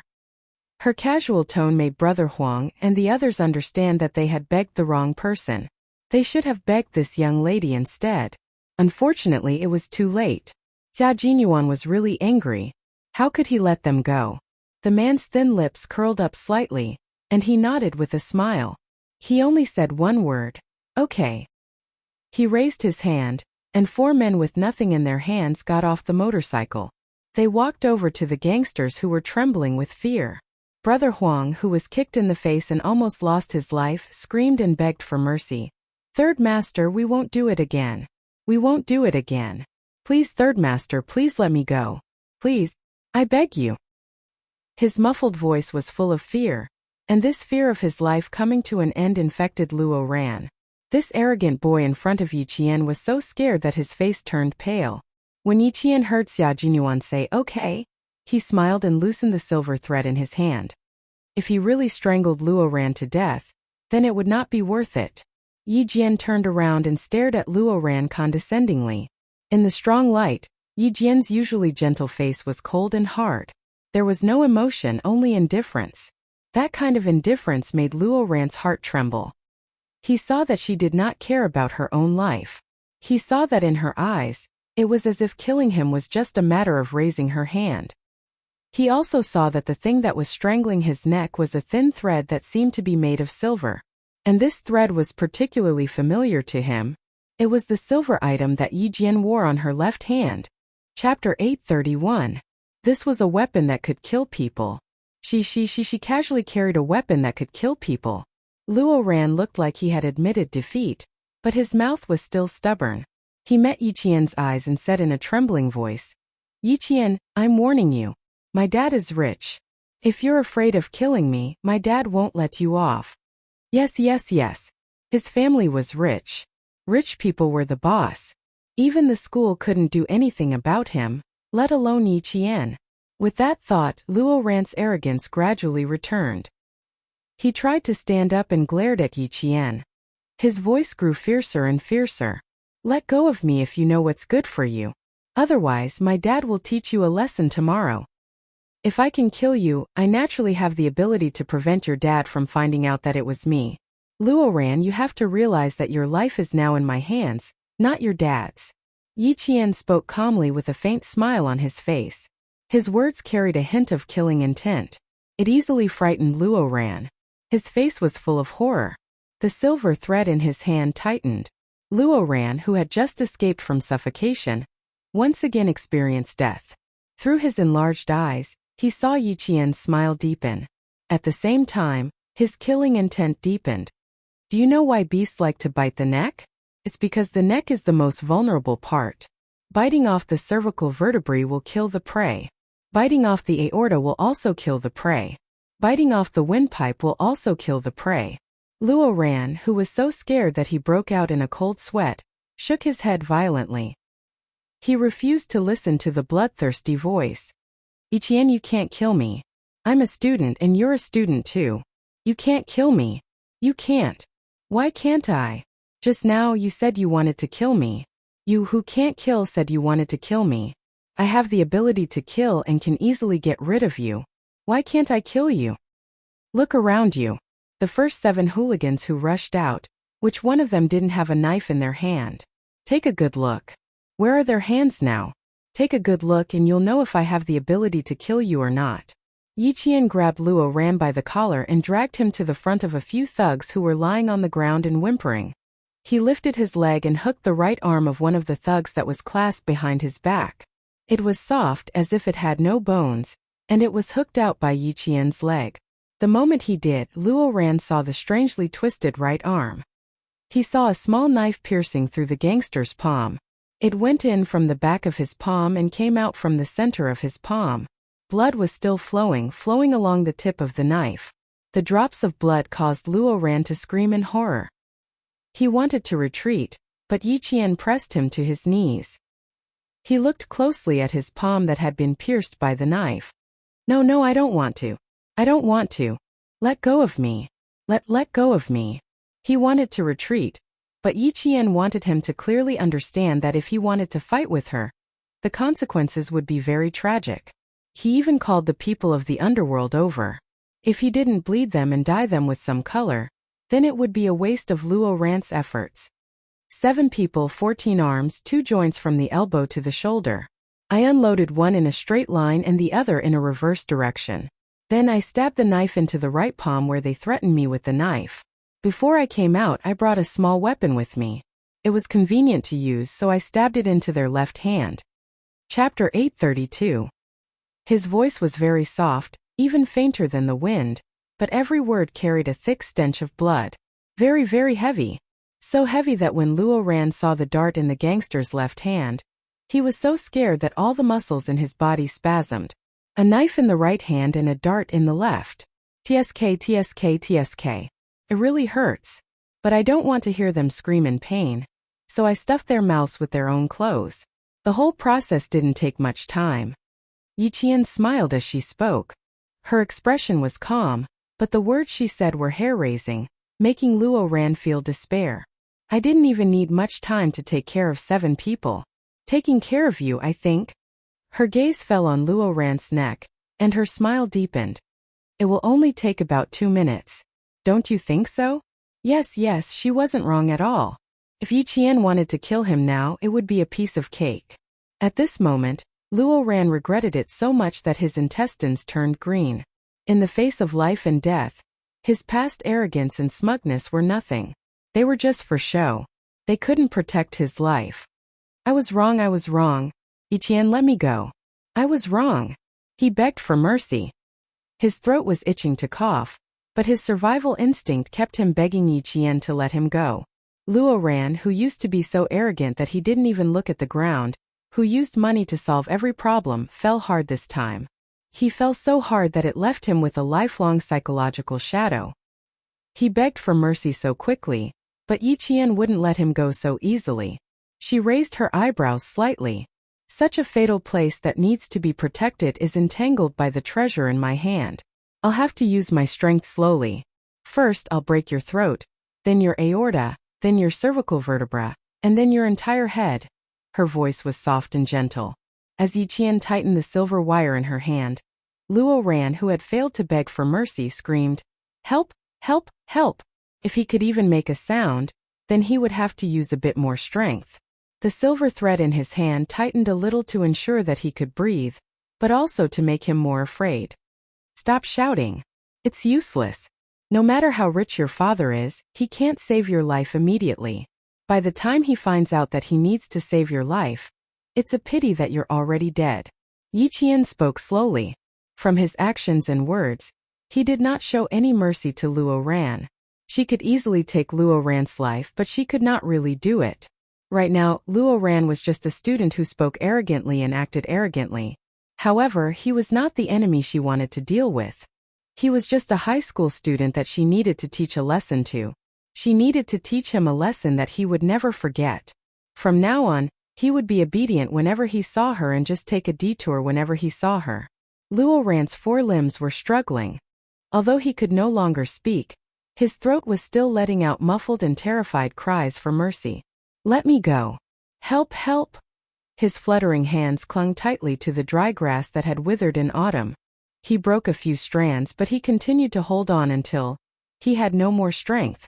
He could no longer hold on to anything. His 2 black eyes rolled upwards, and he completely fainted from fear. Before he fainted, Luo Ran saw the figures dragging Brother Huang and the others away in the strong light. Every figure was like the king of hell in the hall of hell, making him afraid. Brother Huang and the others, who were being dragged away with one leg, let out screams that made him feel like he was in the hall of hell. Screams filled the air. Chapter 833.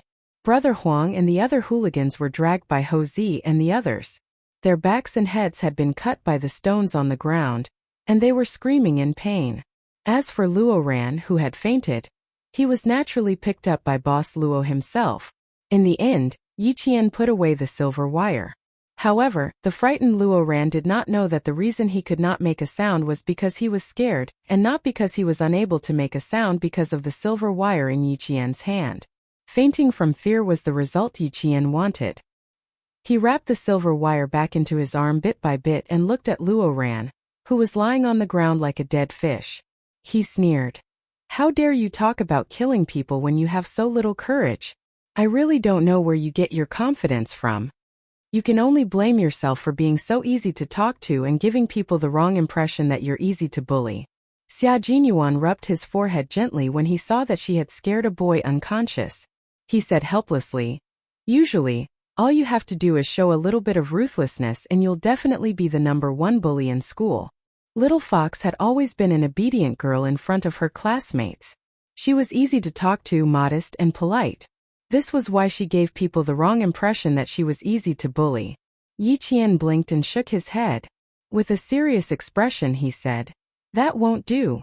Special Forces soldiers need to know how to disguise themselves. My public image is that of a high school student.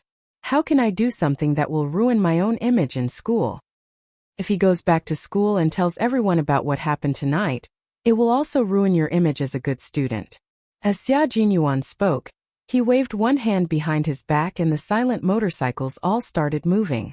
After the rumbling sound, the barren land returned to darkness and only the 2 of them existed. As for the unconscious Luo Ran, he pretended that he did not exist. The cool night breeze carried the sounds of the night insects. A minute ago the scene was filled with murderous intent, but a minute later it was quiet.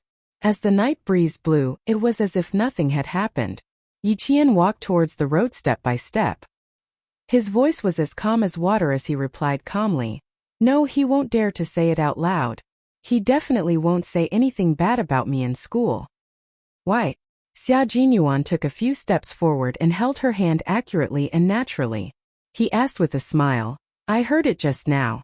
This boy is still so arrogant even when he's at death's door. Who knows when he'll start to face you in school." His hand was very warm and dry. When he held her hand, warmth and security came together, causing the corners of her mouth to curl up slightly. No, he wouldn't dare.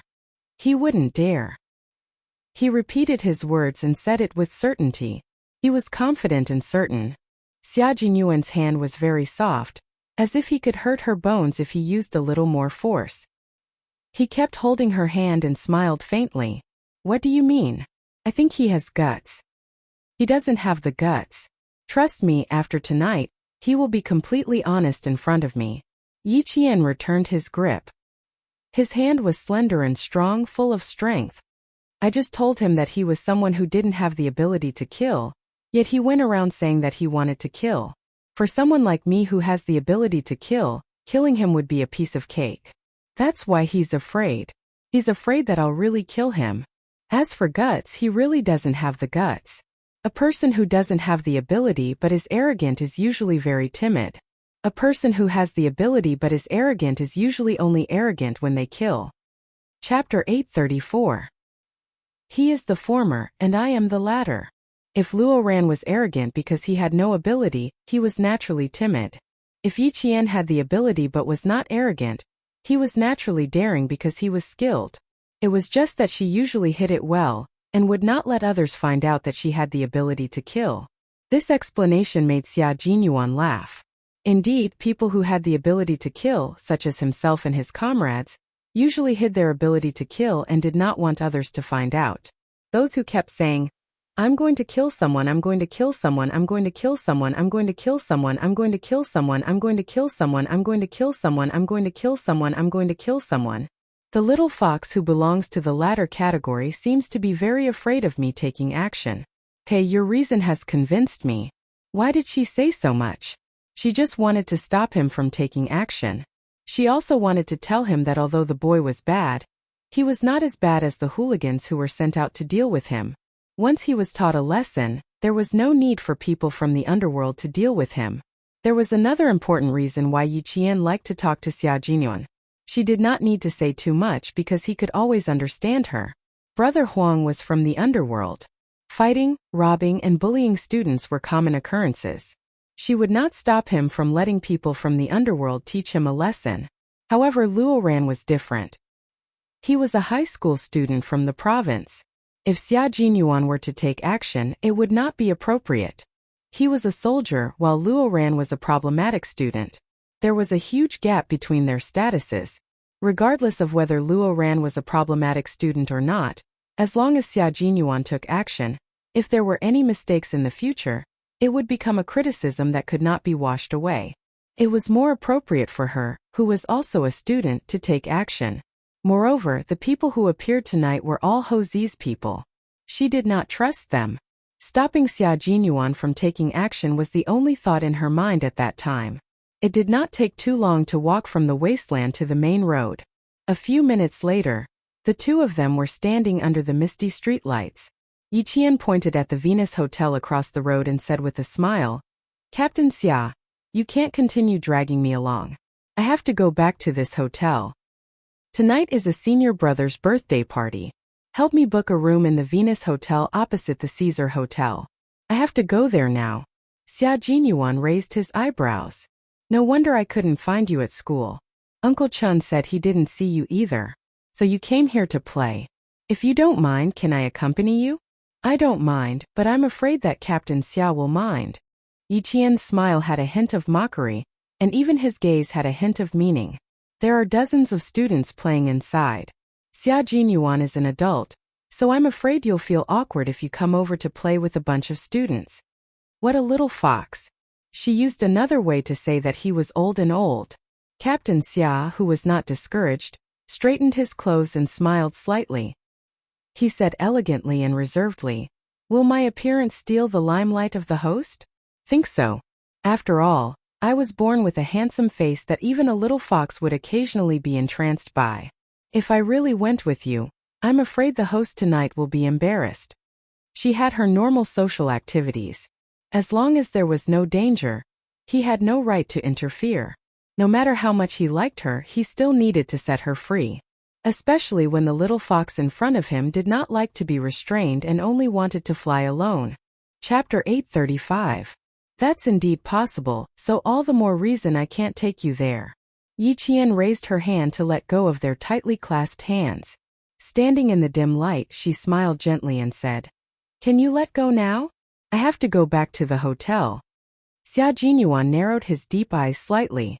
Not only did he not let go, he tightened his grip on her hand, and his thin, sexy lips curved into a faint smile. He chuckled softly and said, "We can't stay together tonight, but I think you won't mind if I walk you to the hotel entrance. This is what a gentleman should do. I can't let a girl walk alone in the middle of the night." Since he said so, there was no way she could refuse. If I refuse a gentleman's request, it seems very impolite. Then I'll have to trouble you, Captain Xia. It was difficult for her to refuse him. She didn't know when he returned to the southern province, but he came to look for her at school in the middle of the night. Did he go to school right after he got off the plane? Although the streetlights were a little dim, Yi Qian could still see the tiredness between his eyebrows when she looked up. No matter how tired he was, he came to look for her at school. No matter how cold his heart was, a corner of it would melt. Xia Jinyuan was indeed very tired. This was a decapitation operation. After the members of the Snowfield Brigade finished their mission, they didn't even return to the base. After they returned to the country, they immediately scattered and erased all traces of their departure. This was because the target of the decapitation operation had a special status and enjoyed an international reputation. However, his criminal activities had reached China and endangered the stability of China's borders. It was inevitable that China would take action. Xia Jinyuan, who hadn't slept for a few days, walked Yi Qian to the hotel entrance and took the initiative to let go of her hand. "I may not be able to come to you until around 11 o'clock tomorrow morning. I need to get a good night's sleep. Maybe you can come to me and go to the front desk to get my room card." He was too tired. If his brain didn't relax and rest well, his nerves would be in a long-term state of depression, and all his bodily functions would be affected. Although he wanted to be with her, he had to ensure that he had a healthy body first. "Rest well. If you have anything to say, we can talk about it tomorrow." When Yi Qian saw that even his voice was a little hoarse, his heart ached a little. He couldn't even bear to look at him. "See you tomorrow, Captain Xia." Waving at him, Yi Qian walked back to the hotel with big steps. The sooner she got back to the hotel, the sooner he could leave and go back to rest. She left in a hurry. Xia Jinyuan's gaze was so gentle that it was as if there were ripples in his eyes. His gaze was so gentle that anyone who could receive his gaze would feel blessed. The hotel lobby was brightly lit. When Xia Jinyuan saw a few people who looked like students appear in the hotel on Yi Qian and walk over, he walked away. He really couldn't play with a group of students. He didn't know how little Fox got along with them. They seemed to get along very well. Even though they were far away, he didn't see the indistinct loneliness that existed in the outside world. It had been more than 3 years. Little Fox had matured day by day. She was also getting along better with people day by day. This made him feel reassured. Very reassured. He had once told Uncle Chun that Yi Qian had a deep repulsion towards the opposite sex. If this repulsion was brought to the military, it wouldn't be obvious on the surface, but in reality, it would affect her overall performance in the military. Chapter 836. A warrior could not only fight alone, but they also needed to fight in a team. Rejecting the opposite sex would affect the team and make other comrades feel awkward. Over time, Yi Jian would be isolated and helpless, becoming a comrade who did not have good comprehensive abilities. The final result would be the worst. He had the ability, but he had to retire. Now that he saw that she was getting along well with her classmates, he did not have to worry about her not cooperating with the group. The figure outside had already left, and Yi Jian, who was secretly watching, also withdrew her gaze. She smiled at Yang Heng and said, "It's not a big deal. It's just that something urgent came up, so I went out. It's good that you're back. If you came back any later, my dad's people would have gone out to look for you." Yang Heng let out a long sigh of relief. It had only been half an hour since Yi Jian left. Why did he feel like he had been waiting for hours? Wang Jin patted Yang Heng on the shoulder and joked with Yi Jian. "Yang Heng was worried sick when you went out for half an hour. We almost thought that you were kidnapped by human traffickers. We were looking for you all over the hotel. He even said that if we couldn't find you, we would immediately tell his dad so that he could send people out to look for you." After that, he pretended to be shocked and added, "I was scared to death. I just found out that Yang Heng was the director's son. When I saw someone call him Director Yang, I was so scared that my knees went weak." At that time, Wang Jin raised his hand and gently patted Director Yang's abdomen. He smiled and said, "Uncle Yang, look at your good figure. You must be working out regularly."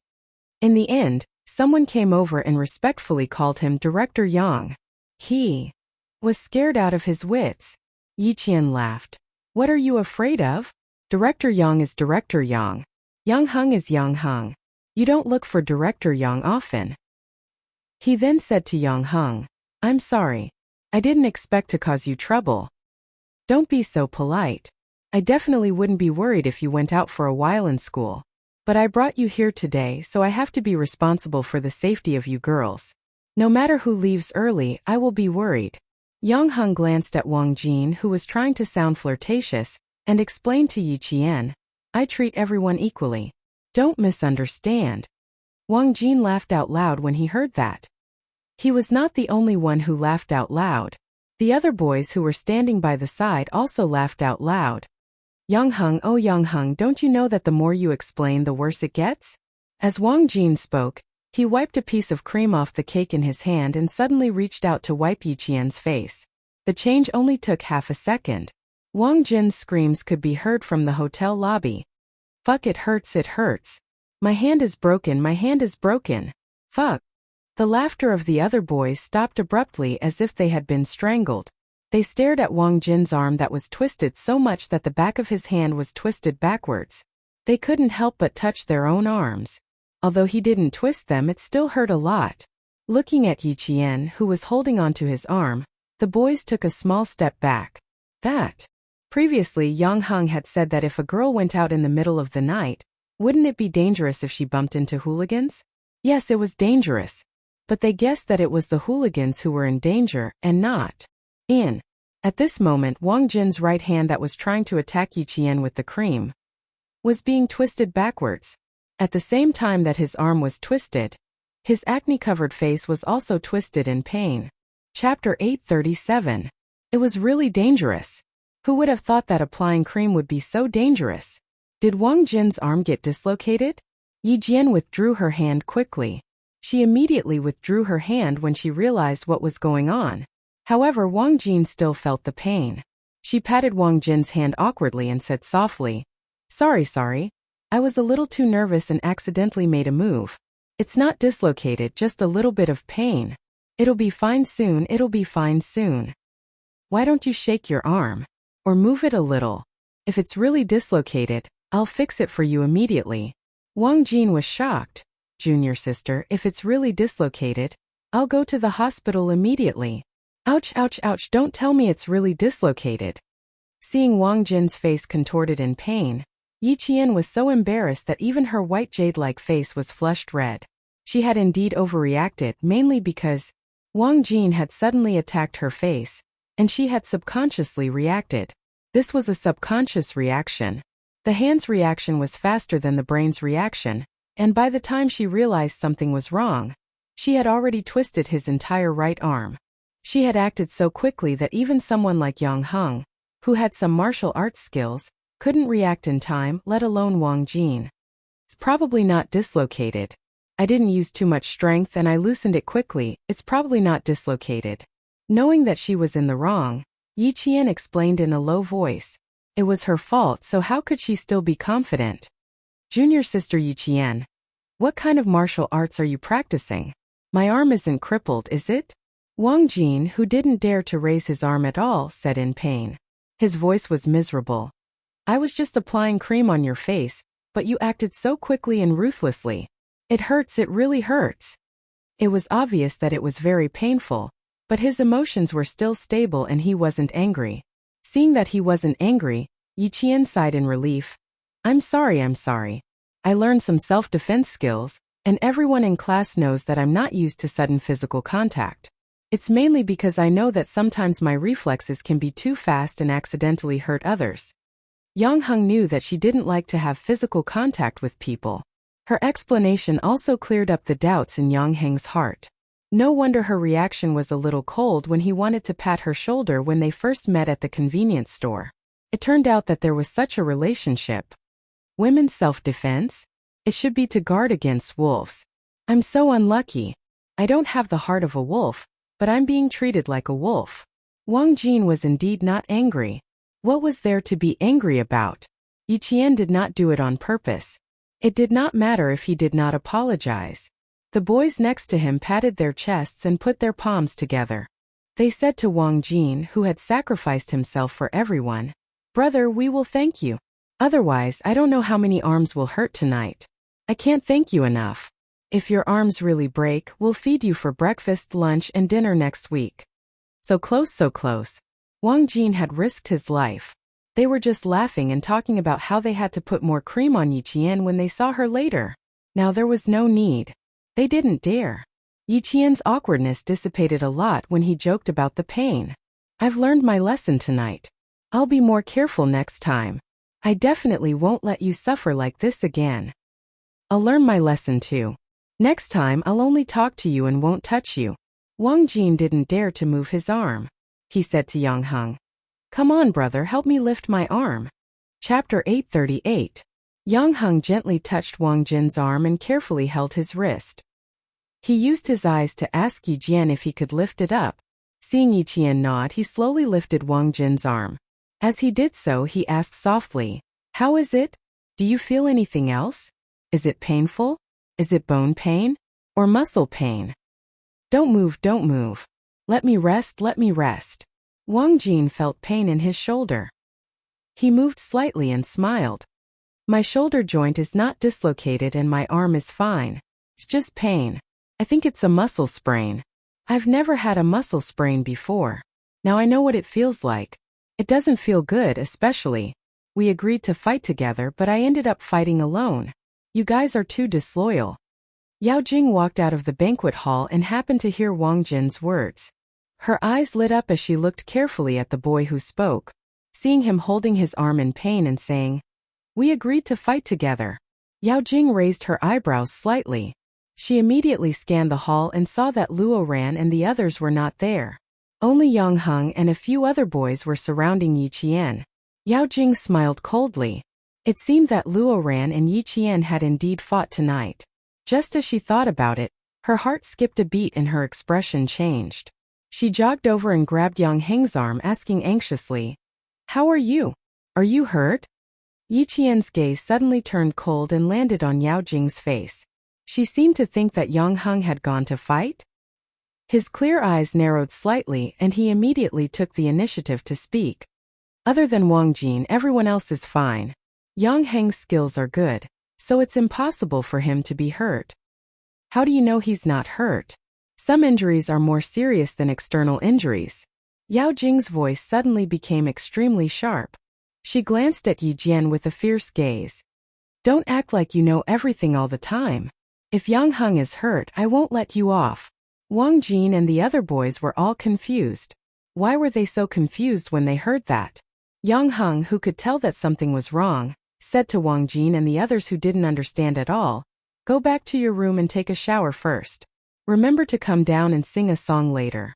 The fruit platter and other things are all ready, just waiting for you. Wang Jin helped the boys and said with a smile, All right, you guys can chat first. We'll go upstairs and take a shower before coming down. Hey, why are you leaving?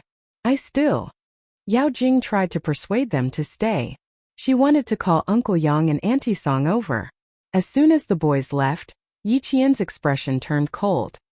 He said coldly, What does it have to do with you whether Yang Heng is hurt or not? It's not like I got hurt because of you. Among them, only Wang Jin's arm is injured. Yao Jing, I advise you to stay out of my business. He wanted to see if it was as he thought. If that was the case, Yao Jing would be another headache for him in school. Yi Qian, you're so shameless. Do you want to see all the boys get hurt for you so badly? How can you be so shameless?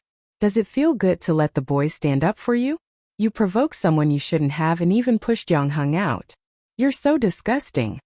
Under Yi Jian's deliberate lead, Yao Jing, who was prejudiced by first impressions, spoke more and more. Naturally, she revealed more and more information. Chapter 839. Yi Jian's eyes turned cold when she heard Yao Jing say shameless. She stared at Yao Jing coldly. You're so filthy that even your thoughts are dirty. Every word you say is not only nonsense but also stinks. Yao Jing, if you have any sense of shame, you'll be ashamed of your actions. She couldn't tolerate Yi Qian's insults. She had tolerated enough in her previous life. How could she tolerate it again in this life?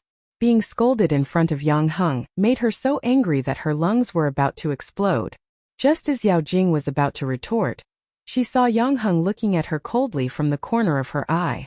It was as if a basin of cold water had been poured over her, drenching her completely. He was angry with her. He was angry with her because of Yi Qian. He was angry with a friend whom he had known since childhood. Yao Jing, whose heart had turned cold, was fuming with rage. Yang Heng, how could you do this to me?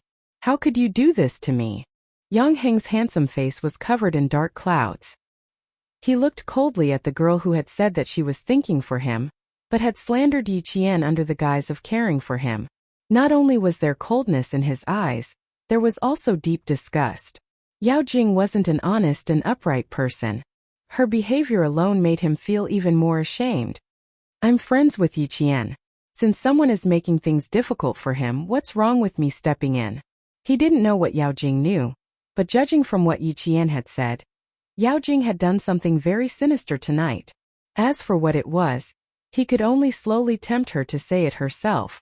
Yao Jing, who had deep feelings for Yang Heng and was exceptionally stubborn, was furious when she heard this. She glared at Yi Qian like a poisoned arrow. Yi Qian, you're too despicable. You even instigated Yang Heng to stand up for you. Stand up for what? The people who spoke were none other than Director Yang and his wife, who were sending their family and friends back to their hotel rooms to rest, and Deputy Director Yao and his wife, who were preparing to go home. Director Yang first looked at Yi Qian. When he spoke, he did not put on any airs of an official. He said cordially, just now you had some urgent matters to attend to, so you went out. I told you, you are a child with a sense of propriety. It is impossible for you to go out without a reason. Even if you went out, you must have some matters to attend to and will be back soon. Look, he came back in half an hour. Uncle Yang, Auntie Song, you came at the right time. Yi Qian got into trouble outside, and when I came out I saw Yang Heng fighting for her. There are also a few boys from their class who play darts. Yao Jing had been worrying about how to inform Chief Yang and his wife, so how could she let go of this opportunity? She quickly reported everything to them. Director Yang was clearly asking Yi Qian, but she beat him to it. Director Yang's expression turned a little cold. Little girl Jing is really much more active than before. She's also more impatient. Old Yao, girls shouldn't be like you. That's why I'm worried. The older she is, the livelier she is. But she said something about Yang Heng fighting for her. I think this girl is anxious. She's afraid that Yang Heng will get hurt. Deputy Director Yao, who was on his daughter's side, spoke even more eloquently.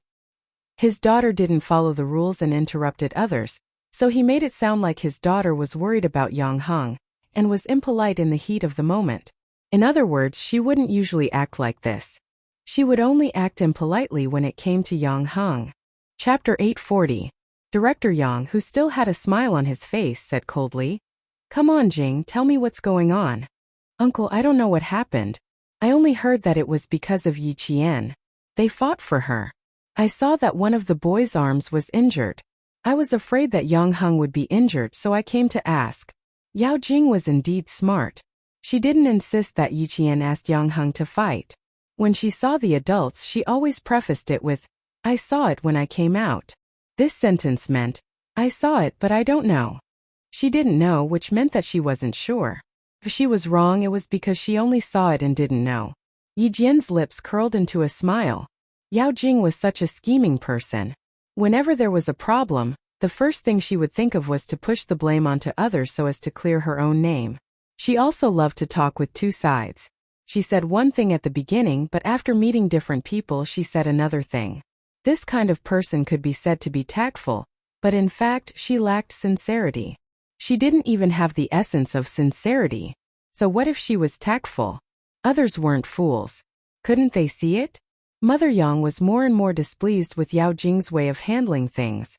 No matter how much she disliked her, she was still someone else's child. She wouldn't care. At most, she would treat her indifferently. She smiled and walked to Yi Qian's side. She said kindly, Auntie wants to apologize to you. I said something I shouldn't have said at the banquet. I hope you can forgive Auntie this time. Tomorrow, Auntie will cook a table of good dishes at home and apologize to you. Her daughter's indifference made Mother Yao's eyes flicker slightly. She secretly glared at her husband and walked to Yao Jing's side. She said softly, What do you want to say? Look at the situation. Is there something wrong with your brain? Go and apologize to Auntie Song. It seemed that Huiying treated Yi Qian differently. The more it was like this, the more she couldn't let her daughter be disrespectful. She only had one precious daughter. As long as she married into the Yang family, who was tolerant and generous and wouldn't mistreat her baby, she could truly be at ease. Therefore, she absolutely could not let Yi Qian stand in her daughter's way. Auntie, I'm sorry. I was too anxious just now and spoke without thinking. Please don't be angry. Yao Jing's reaction was so fast that she realized that she had made a big mistake. She immediately hugged Mother Yang's arm and acted like a spoiled child.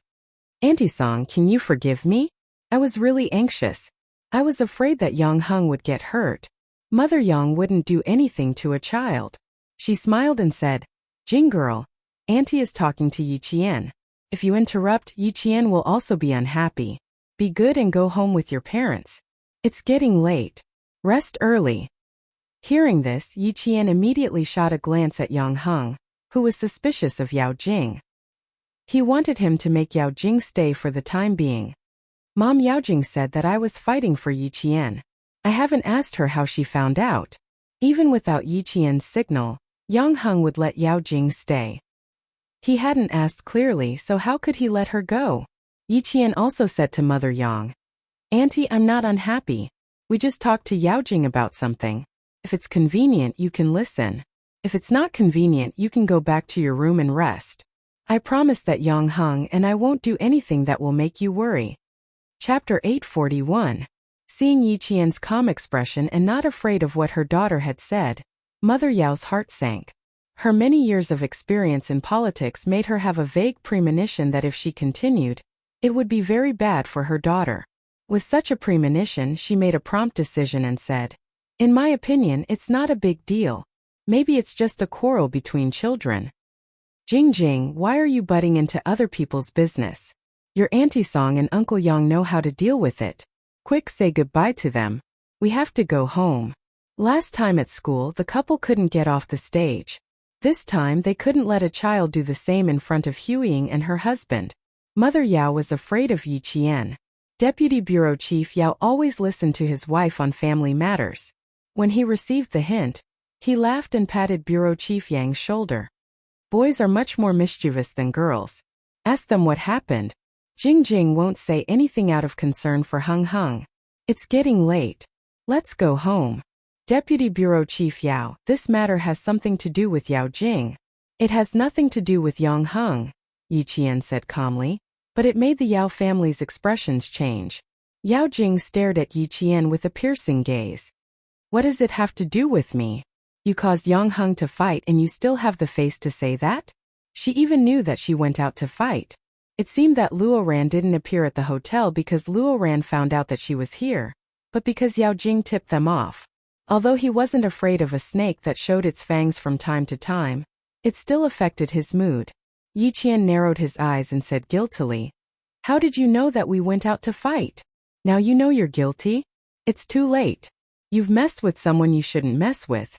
Don't even think about having a good time in school. How could I not know?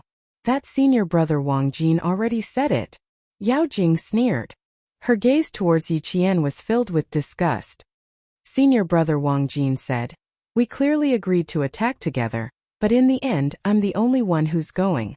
You guys are too disloyal. Yi Qian, Wang Jin has already said it himself. Are you still trying to deny it? A girl like you actually lured a few boys to help you fight. You have no shame at all." Not only was he rude, he had even lost the most basic morals as a human being. Yi Qian's eyes suddenly turned cold. He looked at Yao Jing and scolded. A girl is slandering another girl for her own selfish desires without any basis. Yao Jing, not only do you have no shame, you don't even have the most basic morals as a human being. She usually had a slight smile on her face and a gentle expression on her face when she interacted with others. But now her expression suddenly turned cold. The aura she exuded was so strong that even the adults were stunned. Her originally gentle and beautiful face instantly turned extremely cold. No one dared to look her in the eye. Yi Qian had been on the battlefield with a gun, carried out countless missions, and eliminated countless enemies. The aura he exuded was not something that a flower in a greenhouse like Yao Jing could compare to. She was immediately scolded by Yi Qian. She took a few steps back and fell into her father's arms. Deputy Bureau Chief Yao, who had been stunned by his daughter's bump, came back to his senses. When he thought of the army behind Yi Qian, he swallowed back the words he wanted to say. After a while he sneered and said, "You're so sharp-tongued to bully a schoolmate. I think you're just SOSO. Jing Jing, let's go." Chapter 842. Deputy Bureau Chief Yao, your daughter tipped off a boy from our school who has been hanging out with gangsters all year round. She got him to bring a bunch of gangsters to the hotel to cause trouble for me. Yi Qian's words had just started when the couple's faces changed. Without waiting for Mother Yao to step forward to stop him, Yi Qian's voice was as cold as a blizzard. Every word he said was heavy and cold. "Deputy Bureau Chief Yao, you and your wife promised in the principal's office that you would discipline your daughter and not make things difficult for me, much less do anything against me. It hasn't even been a month since the promise was made, and you've forgotten it completely. You didn't even restrain your daughter's words and actions." At that time, Deputy Bureau Chief Yao said that if Yao Jing were to cause trouble for me again, you would take the initiative to transfer her to another school. Now, I'd like to ask, can a dignified government official's promise be confirmed one by one and live up to it? His stern voice and imposing manner were majestic, like the raging waves on the surface of the sea beating against the shore. It agitated the Yao family to the point that their complexions turned from deathly white to miserable cold, and even more so, they couldn't conceal their monstrous rage. Mother Yao, who wanted to hide her daughter's actions from the Yang family, asked sharply, "Yi Qian, don't think that just because you're the daughter of a martyr, you can humiliate my daughter 3 times. Even if you want to, I won't let you off so easily." Her daughter had been at a disadvantage in front of Yi Qian, and had even been exposed by Yi Qian. How could Mother Yao hold herself back? She shielded her daughter behind her and yelled even louder, "Jing Jing, stand still for mommy. I've taught you since you were young that you can admit defeat, but you can't lower your head. If you're bullied, then you have to bully back." "Very good. Since you don't want to deal with the aftermath, then I'll have to file a report to the police. You want to pretend that you didn't scheme against me? Yao Jing, I'd like to see if you're smarter than the police." Facing Mother Yao, Yi Qian's expression didn't show any signs of fear. Every word he said made the hearts of those listening tremble. Call the police? What exactly happened? Why did they need to call the police? Bureau Chief Yang realized that this matter wasn't a small one, so he said in a deep voice, "Go to the tea room and explain what's going on. If it really escalates to the point of calling the police, old Yao, you're going to be tested soon. Don't embarrass yourself." Yi Qian's words made the Yao family tremble in fear. Then Chief Yang's words made the Yao family calm down. The domineering mother glared fiercely at Yi Qian and said stiffly, "Old Yang, no matter how big the child's matter gets, it won't go to the police. Don't be scared by her." How could the director of the Transportation Bureau be intimidated by a little girl? Director Yang smiled and shook his head. Old Yao and his wife had been promoted quickly in the past few years. They were a little arrogant and lacked a peaceful heart. They began to use their power to oppress others when things were not going well. If this continued, they would regret it for the rest of their lives. Old Yang is right. Let's sit down and talk. I like Yi Qian very much. He has a sense of propriety. I believe that he won't speak without evidence. Mother Yang didn't like adults being aggressive to children. When she saw Yi Qian standing alone facing the Yao couple, she sighed in her heart. She gently held Yi Qian's hand and patted it. She solemnly said, "Don't be afraid. Anything can be solved. As long as you have evidence, no matter how difficult it is, it won't be a problem." Chapter 843. Yi Qian, who was not afraid, pursed his lips and smiled. "Auntie, I'm not afraid. I won't be afraid of things that I'm sure of. If I'm not sure of something, I won't use the excuse of I only saw it, I don't know, to slander others and clear my name." When Yao Jing heard the word "call the police," she couldn't help but tighten her grip on Deputy Commissioner Yao's arm. Her lips trembled slightly, but her voice was still steady. "Dad, we can't let her call the police. Let Mom calm down and not blow this matter up. I know you and Mom don't want me to be wronged, but I've implicated you and Mom in this matter." She was just a child, a tactful student. She was usually not afraid of trouble, but when trouble came, how could she not be afraid? Although Yao Jing was afraid, she wouldn't hide behind her parents because of fear. Calling the police was the last thing she wanted to see. It was also the thing she was most afraid of. Once the police were called, with Luo Ran's cowardice, he would definitely tell the police everything she had said and suggested to clear her name.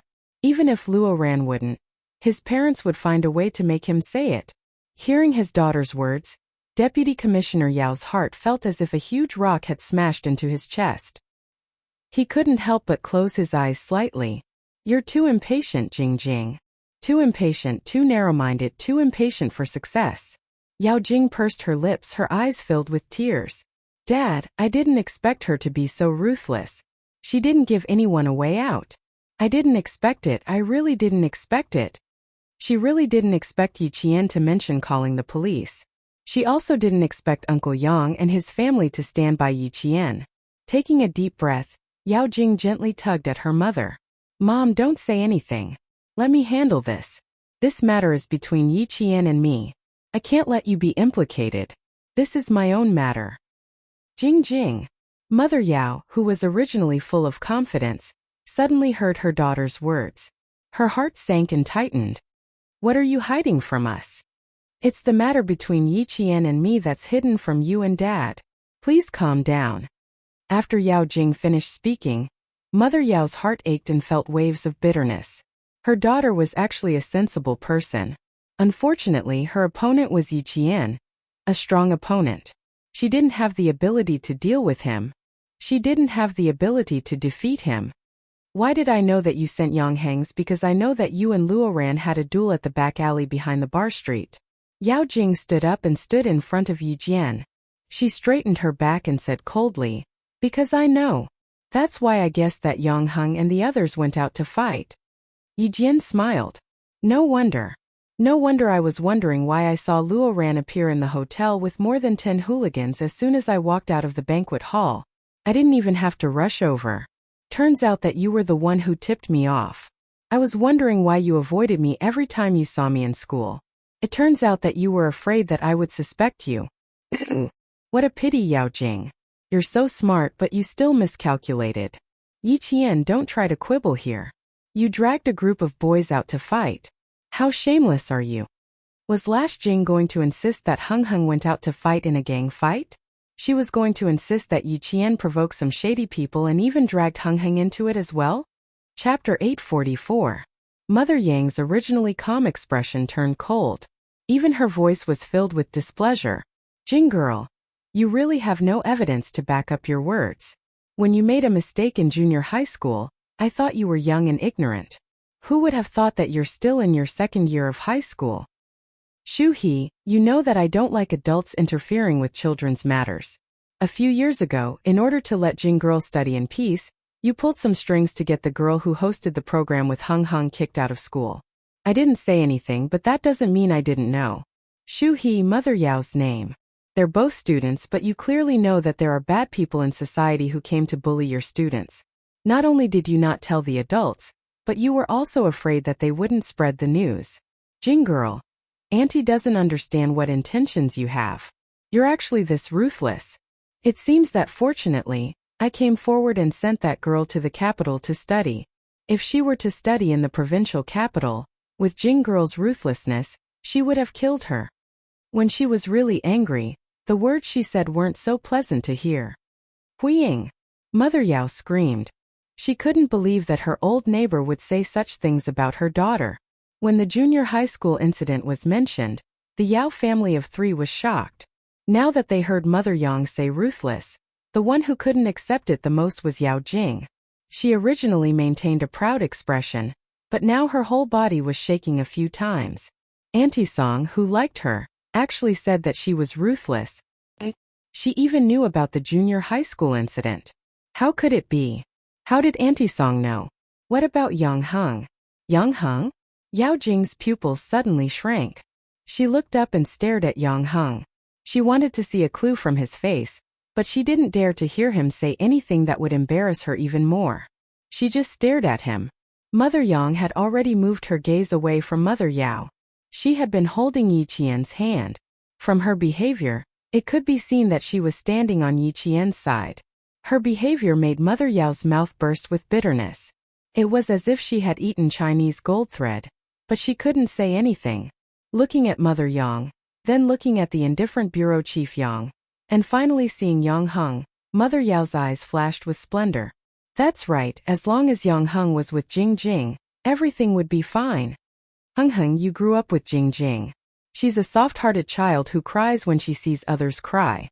You tell me quickly. Don't let your mother misunderstand Jing Jing. As long as Heng showed up, no matter how deep Huiying's misunderstanding of Jing Jing was, it would definitely be resolved. For a moment, Mother Yao placed all her hopes on Yang Heng. However, only when Yang Heng opened his mouth did he know what a blow was. Yao Jing, Wang Jin and I have been looking for Yi Qian in the hotel. We don't even know where she went. Yang Heng spoke coldly under Mother Yao's hopeful gaze. His clean and handsome face made Yao Jing extremely flustered. At that time, I didn't understand why you came over to blame Yi Qian. Now I know. You came to the hotel to block Yi Qian. After seeing that Wang Jin was injured, you tried to turn Yi Qian into a bad girl who only knows how to coax boys to stand up for her. I can tell you seriously and responsibly that we didn't even know what Yi Qian was doing outside. Luo Ran brought people to the hotel, and we didn't know at all. If I had known, I would have taught Luo Ran a lesson myself. I definitely wouldn't have chosen to stand by and watch. As for your actions, I only want to say, Yao Jing, you are despicable. Chapter 845. She had hoped that Yang Heng would put in a few good words for her daughter, but in the end, he actually called Jing Jing despicable. Mother Yao's expression was torn apart. Her eyes were cold as she stared at Yang Heng. Word by word, she said coldly, Heng, you disappoint Auntie. Shu He, this is my son. Mother Yang would not allow anyone to bully her son like this. She glanced at the old neighbor who was still worried about her daughter. The disappointment in her heart was so deep that Mother Yang's face showed alienation.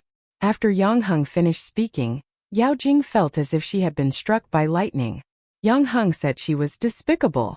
In order to protect Yi Qian, he hurt her like this. Her face was pale as she stared blankly at Yang Heng. She didn't hear anything. She didn't hear anything. Yang Heng wouldn't say that about her. He wouldn't say that about an outsider. Why would he say that about her for an outsider? Who does Yi Qian think he is? She had only known Yang Heng for less than 2 months. She had grown up with him and had known him for more than 10 years. Yao Jing clenched her fists as she stood beside her mother. Her mind was blank. The more she tried to calm herself down, the more she couldn't control her urge to cry. She didn't understand. She really didn't understand why Yang Heng would help Yi Qian.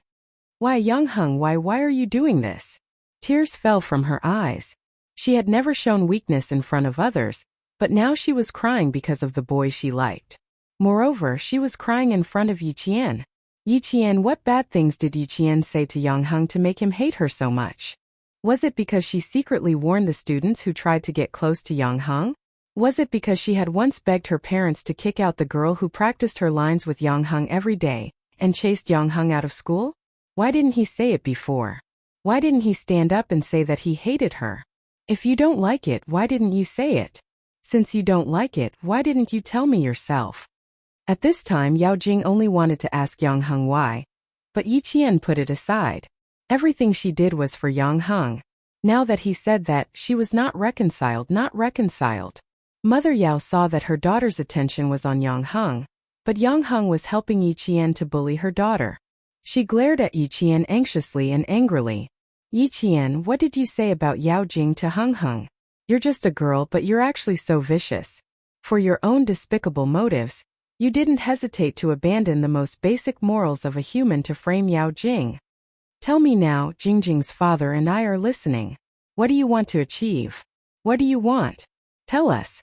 As long as we can satisfy you, we will satisfy you. I only ask that you be magnanimous and let my Jingjing go. I will be forever grateful to you. Mother Yao's words were a disaster. She wanted to put all the blame on Yi Qian, but she had seen Yi Qian's ability to deal with every move, so she spoke quickly and hurriedly. She wanted Director Yang and Mother Yang to hear her words and stop Yang Hung from standing up to criticize Yao Jing. What she wanted now was for someone to stop Yang Hung and stop him from saying things that her daughter couldn't accept. Her daughter had already been wronged by Yi Qian, so how could she bear Yang Heng's criticism? Chapter 846. She didn't want her daughter to be wronged, and Yi Qian to be accused of something he didn't do. Yi Qian's eyes darkened as he stared at the heartless Mother Yao. His tone was flat as he said, "Vicious people always judge others by their own standards. They always think that others will do the same bad things as them and live in fear. Once something really happens, they will immediately jump out and righteously accuse them of being the vicious ones." Facing Mother Yao's accusation, Yi Qian's expression was indifferent, as if he was looking at an unreasonable scoundrel. He didn't care much about it, but he didn't let it go either. Although his tone was light, his words were sharp enough to make Mother Yao's heart wrench in pain. You. Mother Yao's heart wrenched in pain for a long time. Her face was ashen as Mother Yang frowned. She finally said, "Even an adult like me can't win against you. No wonder my daughter has suffered losses in your hands so many times. Deceitful and unreasonable." Mother Yang was highly educated and a very gentle intellectual. When she heard this, she flew into a rage. "Shu He, Yi Qian is clearly being polite, but you are being aggressive for Jing. You said that Yi Qian is vicious, but I want to ask, what is it that you joined forces with a bunch of hoodlums and came to the hotel to beat up Yi Qian? Can I say that I'm as vicious as a snake or a scorpion? Everyone has the right to punish me." Bureau Chief Yang had always respected his wife. Seeing her so angry that her shoulders were trembling, he said to Deputy Bureau Chief Yao with a serious face, "Old Yao, I've seen once again how protective your family is. You've really broadened my horizons to such an extent, using other people's children's dignity in exchange for your own children's laughter. Old Yao, your family really has a good upbringing. It was originally a matter between Yi Qian and Yao Jing. Unknowingly, it became a matter between Yi Qian, Yao Jing and Yang Hung. Then, with the addition of Deputy Bureau Chief Yao and his wife who were eager to protect their children, the whole matter escalated. Yang Hung had been sneering for a long time when he heard Mother Yao distort right and wrong and accuse Yi Qian of being vicious. When Bureau Chief Yang finished speaking, his voice became colder and deeper. During the military training, Yao Jing instigated Luo Ran to catch poisonous snakes from the mountains and threw them on Yi Qian. She said that since there were many snakes in the mountains, Yi Qian wouldn't suspect Luo Ran even if he bit them to death. On the second day of the military training, one of the instructors caught a snake. Yi Qian happened to be resting with the instructors, so he took care of the snake in the instructor's hands. There were witnesses who saw this and knew that Yao Jing's plan to make Luo Ran catch a snake and bite Yi Qian to death didn't work. Then Yao Jing found Luo Ran during our lunch break and asked him to teach Yi Qian a lesson. Who knew that after the first plan failed, the second plan failed again? Luo Ran was suspected of causing trouble during the military training and was directly asked to return to school by the army. I think that when Yao Jing found out that Luo Ran didn't succeed again, she must have been very angry. After all, she was the one who came up with the plan in the dark. It was clearly something that could have worked, but in the end it didn't. Yang Heng never caused trouble outside of school, but he never caused trouble at home. The school was enough to prove his ability to handle things. At this moment, with every word he said, Yao Jing's face turned paler. Even her lips were gradually turning pale. How could it be? How did Yang Heng know? How did he know? That's right, Yang Heng knew everything? Yi Qian was looking at him. These things she didn't know, so how did he know? Chapter 847. How do you know about this? Yi Qian, what did you say to Yang Heng? What did you say? Yi Qian and Yao Jing asked at the same time. It was such a coincidence that when Yao Jing heard Yi Qian ask the same question, she leaned into her mother's arms. She was a smart person. How could a smart person not know what kind of negative impact this coincidence would have on her? Yi Qian didn't know, which meant that she didn't know what Yao Jing did. Naturally, she wouldn't say bad things about her to Yang Heng. However, Yao Jing said, Yi Qian, what did you say to Yang Heng? While questioning Yi Qian, she also admitted to all the bad things she did. However, she also questioned why Yi Qian told Yang Heng about all the bad things she did. In the end, Yi Qian didn't even know what bad things Yao Jing did. Facing Yao Jing's accusations, Mother Yang could clearly see how vicious Yao Jing was. Not only did she not admit to her mistakes, but she also turned around to bite others. Mother Yang's evaluation of her was that she was as vicious as a snake. An unexpected coincidence made the faces of the Yao family's 3 members change greatly. It also made them even more flustered because of the presence of Bureau Chief Yang and Mother Yang. Hearing this, Deputy Director Yao, who had always been calm, frowned. He stared at his daughter and asked calmly, in other words, what Heng Heng said is true. You did do these things, right? Seeing her daughter's face full of fear and helplessness, Mother Yao, who also wanted to question whether it was true or not, suddenly softened. She secretly glared at her husband. Whether Jing Jing did it or not, how could she let her daughter admit it again? Wouldn't it make the Yang family feel disgusted with Jing Jing again? Huiying didn't like girls who did things secretly. She turned to Yang Heng and said, Heng Heng Jinger is just naughty. She's usually really. She wanted to continue saying that her daughter was wrong because she was naughty and immature. She wasn't usually like this. Before she could finish, Mother Yao heard Yi Qian chuckle softly. She immediately glared at Yi Qian and reprimanded him coldly. Yi Qian, didn't anyone teach you not to interrupt people rudely? I'm sorry. Everyone taught me to be sincere, to have a pure heart, to be magnanimous at all times, and to do things with integrity. No one taught me that I can use mischievous and insensible as an excuse to avoid my mistakes. Yi Qian said calmly.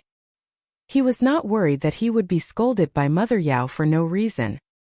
He looked at Deputy Bureau Chief Yao with a cold smile. Deputy Bureau Chief Yao, I'm worried for you. Yao Jing is already 17 years old, but you're always treating her like a 3-year-old retarded child. I just didn't fall into Yao Jing's trap, and your wife said that I'm vicious. It can be seen that Deputy Bureau Chief Yao's way of educating his children is unique. No wonder Deputy Bureau Chief Yao was able to rise in his career. Just by relying on this unconventional way of education, it can be seen. Mother Yang, who was originally angry, couldn't help but smile. This Xiao Yi was indeed interesting. He hid a needle in the silk floss, and every needle pierced into the Yao family's heart. He wanted to let them know that they were not easy to bully. Deputy Bureau Chief Yao, who was embarrassed by Bureau Chief Yang and Yi Qian's words, could only sigh. If he participated in this matter again, the Yao family's face would be lost. Chapter 848. A dignified deputy bureau chief bickering with a student in the hotel lobby.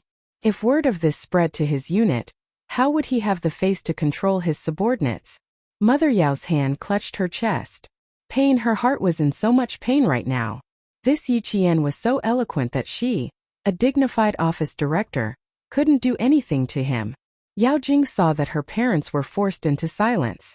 She fiercely wiped the tears from her eyes and said firmly, I'll take responsibility for my own actions. I admit to what I did. Don't make things difficult for my parents. I made things difficult for your parents? Yi Jian looked as if she had just heard the biggest joke in the world. Her cold gaze swept over them. Why don't we invite Director Yang, Auntie Song, and the staff who are still in the hotel lobby to testify and ask everyone if I was the one who made things difficult for your parents." Yao Jing immediately raised her eyes and looked around. After looking around, she retracted her gaze in panic. Someone was secretly looking at them. Someone was looking at her family. No, she couldn't talk here. She had to find another place where others couldn't see her. How could she let others think that her family was bullying Yi Qian? It was clearly Yi Qian who was bullying her. Yang Heng. Yao Jing held back her tears and looked at Yang Heng pitifully. She didn't dare to beg Bureau Chief Yang and his wife anymore. Ever since Yang Heng revealed what she had done, she didn't dare to. She didn't even dare to look at Yang Heng's mother. Yang Heng's heart didn't waver at all when he saw her tears and her pitiful expression. He glanced at her face and turned to the embarrassed and angry mother. "Auntie, you just said that Yi Qian humiliated Yao Jing and accused Yi Qian of being vicious for no reason. As a junior, I can't say that you don't know how to distinguish right from wrong, but there are some words that I have to say regardless of whether you are happy or angry. In your eyes, you only see Yao Jing's grievance. You don't know that the reason why she was wronged was because Yi Qian didn't jump into her trap. So she felt wronged and failed. She felt that she couldn't even deal with a classmate who had no parents. She felt wronged, angry, and unhappy. You and Uncle Yao, on the other hand, think that it's someone else's fault that your daughter was wronged, angry, and unhappy. She instigated a boy to throw a poisonous snake at Yi Qian. Do you think this is kindness or evil? Letting a boy hit Yi Qian on the road, do you think this is kind or evil? Calling the hooligans of society to surround Yi Qian in the hotel, do you think this is kind or vicious? Yi Qian didn't do anything. He didn't even know what Yao Jing was doing in the dark. Yet you're saying that she's vicious. Then let me ask you, Yao Jing has done so many things, is her heart evil? Or kindness? Mother Yao, who was blushing from Yang Heng's words, was speechless for a long time. She clutched her chest and took deep breaths. This child really did not let go of her mistakes. After a long sigh, Mother Yao said earnestly, Heng Jing is still young and doesn't know anything. As a parent, I can't bear for her to be wronged. Auntie believes that your parents are the same. So that's what Auntie thinks. You can't let your own child be wronged. It doesn't matter if someone else's child is wronged to the point that they have to transfer to another school. In any case, it's not your child, so you don't feel bad. After Yang Heng said so much, even Yi Qian retreated to the side. She wanted to say something, but Mother Yang pulled her and smiled. Let Yang Heng come forward. He knows how to deal with it. Chapter 849. Without his parents' support, Yang Heng wouldn't have been able to face the Yao family. Now that things had escalated to this point, if he didn't draw a clear line between himself and Yao Jing, he wouldn't be able to get rid of her in the future. Thus, he might as well tell them everything that was on his mind. The boy's voice was crisp and clear, indirectly slapping the Yao couple in the face. In your and Uncle Yao's eyes, your own children are treasures that you have to pamper. What about other people's children? They are born to be trampled on. Not only should you not be angry after being taught a lesson by Yao Jing, you should instead thank her for thinking so highly of you. You and Uncle Yao think that other people didn't jump into Yao Jing's trap because they didn't know what was good for them. They shouldn't have not jumped into Yao Jing's trap and made her unhappy. Sentence after sentence, Mother Yao, who was about to faint, couldn't stand steadily. Fortunately, Yao Jing, who was standing beside her, supported her and grabbed her daughter's arm. The corner of Mother Yao's mouth twitched, and she squeezed out a smile. Heng, isn't it because Jing? Yang Heng gently interrupted Mother Yao's words and smiled politely. What you want to say is that it's because she likes me, right? Just because she likes me, she can ask Uncle, and Auntie to come forward and kick that girl out of junior high school? Just because she likes me, she can attack Yi Qian as she pleases? Just because she likes me, she can secretly warn all the girls who have come into contact with me? Just because she likes me, she wants to catch a poisonous snake to bite Yi Qian when she sees Yi Qian walking close to me. She also wants to get some hooligans to beat up Yi Qian. Auntie, don't let her like me. I can't bear her terrifying love. I don't have the right to scold your daughter, but I can tell you that if she continues to use the excuse of liking me to make enemies for me and hurt my friends, I won't care how close you are to my family, and I won't give Yao Jing any face. Although he was laughing, the mockery in his laughter made Deputy Director Yao and his wife's ears turn red. They wished they could disappear immediately. Mother Yao was a woman, and as the director she had real power. Usually, she was treated with respect, and no one dared to say anything to her. Now that she was being mocked by a child that she had watched grow up, her face completely lost, and her face turned to the color of a pig's liver. His face was burning with pain, and his heart was twisting in pain. He had completely lost all his face. "Oh, Hung, you really don't give Auntie any face." "Yes, you're right. Auntie spoiled Jing. It's Auntie's fault. It's Auntie's fault." To do. "Oh, it's Auntie who taught her. She's a good child. She listens to whatever her parents say. It's Auntie's fault. I shouldn't have taught her that. You're right. This isn't for her own good. It's harming her. Harming her." In order to protect Yao Jing's reputation, Mother Yao took all the blame. She just didn't want her future son-in-law to hate her daughter. Chapter 850. Yao Jing, who had been crying, hid behind Mother Yao, not daring to come out. She was so flustered that she didn't even have the courage to speak. She glanced at Yi Jian from the corner of her eyes and saw her standing together with Mother Yang. Yi Jian was wearing a clean school uniform, and the smile on her face was also clean. It was the clearest contrast to her embarrassing appearance. Yao Jing felt as if her face had been slapped dozens of times in an instant, and she felt her face hurt. When everything was revealed, all of her secrets were exposed in front of the people she wanted to attack and take revenge on. It was so embarrassing that all of her pride was crushed into powder. Yao Jing, whose neck felt like it weighed 1,000 pounds, couldn't raise her head. Deputy Commissioner Yao and his wife also couldn't raise their heads. Those secret matters, they had solved them in private. They thought that the Yang family wouldn't know, but who knew? Who knew that they actually knew? What a joke, what a joke. They thought that they had deceived everyone. But who knew that they were just pretending not to know? At this time they were embarrassed by this joke. Yang Hung lowered his eyes slightly, pursed his lips and asked softly, "Could it be that Yao Jing called people over to beat up Yi Qian because of your orders?" "Auntie, I'm not a 3-year-old child. I understand what you mean, but I can't accept it." "Wrong is wrong. What she did to Yi Qian has nothing to do with you. It's her problem." Mother Yao was speechless. She was shocked. Yang Hung, this child actually hated her daughter to this extent. She was so sorry, but he still didn't comfort Yao Jing. Anxious and angry Mother Yao, who hated her daughter for not living up to expectations, suddenly turned around and raised her hand. Using all her strength, she gave Yao Jing a tight slap on the face. The slap was so loud that it made people's hearts jump. "Yao Jing, you've disappointed us too much. You've done things wrong again and again. You've disappointed your mother. You've disappointed your mother too much." She was too disappointed. Everything she did let Yang Hung know. Not only did she not defeat others, but she also lost herself. Since she was young, she had been taught to do things steadily and surely. She absolutely couldn't be stupid enough to lose herself while doing things. Look at what she did today. As her parents, they had no way to salvage the situation for her. It was a good game of chess, but now it had become a dead move, a bad move. Yao Jing was stunned by the sudden slap. In all her memories, no matter what she did, she would always be praised by her parents. This time she was actually slapped. Last time Yi Qian had hit her. Even though she had apologized to Yi Qian, her parents still made it up to her when she got home so that she would feel better. This time she actually hit her in front of Yi Qian. "Shuha, why don't you take Jing back home? I think she must have been frightened tonight." Mother Yang was kind. Although she didn't like Yao Jing's behavior, she didn't want to push her too far. "Go back and rest." Hung's meaning is clear.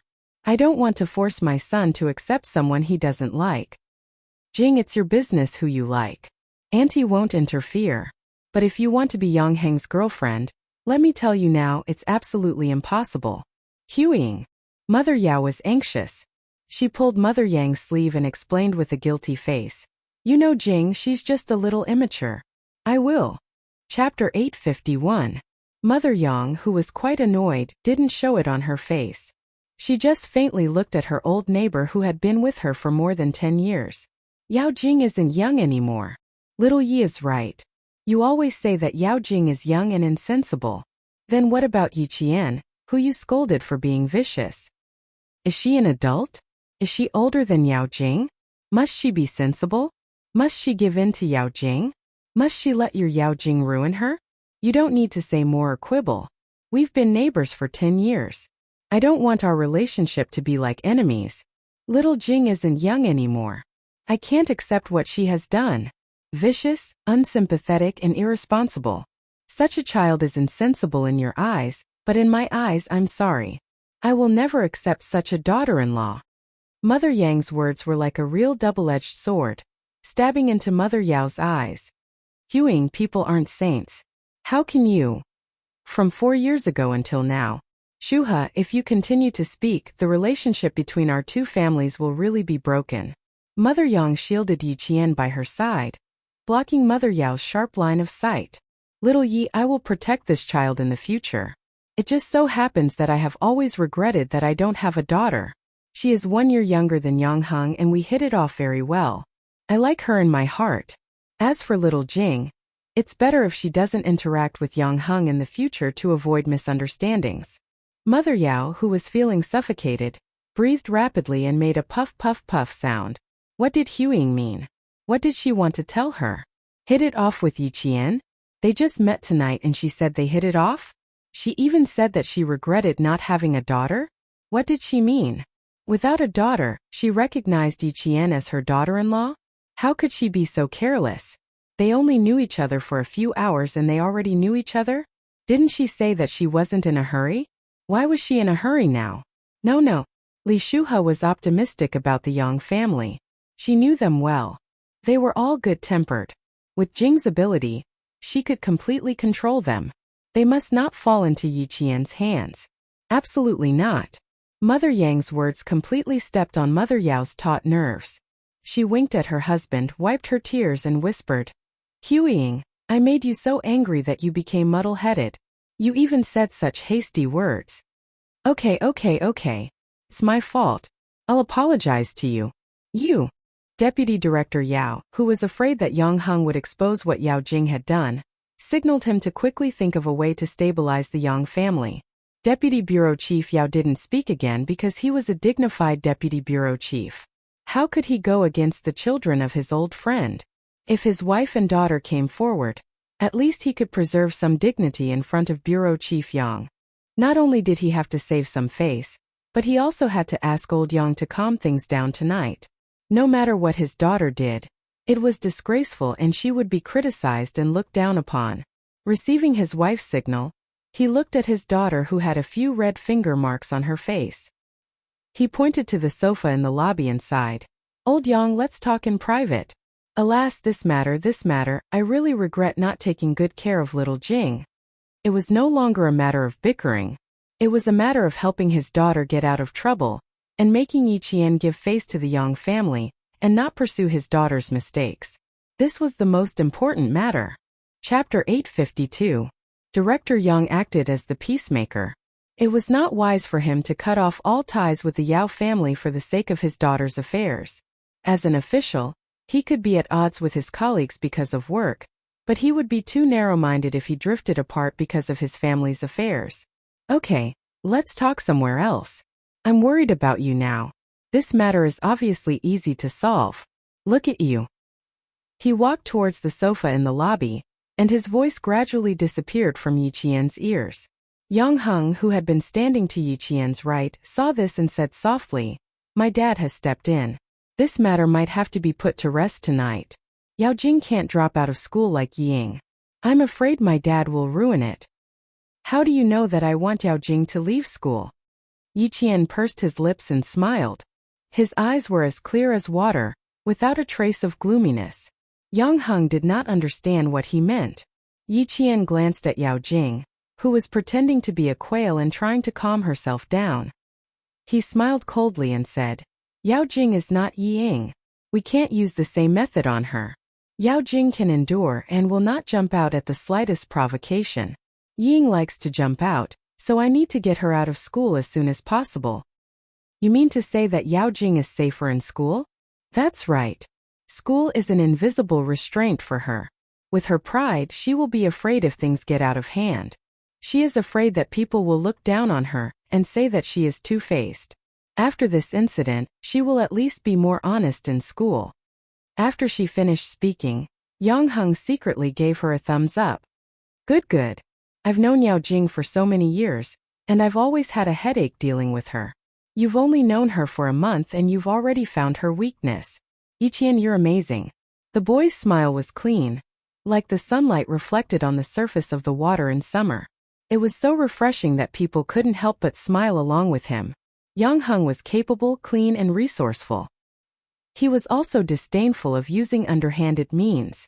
It was indeed a good choice to be friends with such a man. Yao Jing, who was hiding behind Mother Yao, looked at the two of them whispering to each other. Her eyes were filled with layers of darkness, and there was no light in them at all. It was a darkness that seemed to have broken her core. This kind of person was terrifying. He had a certain level of strength and a flexible brain. He liked to scheme against them in the dark. He was like a poisonous snake hiding in the dark. Just thinking about it made people tremble in fear. Mother Yao and Mother Yang kept apologizing to each other. Deputy Bureau Chief Yao, who was sitting on the sofa, sat down and sighed with a frown. Old Yang, I've made a fool of myself.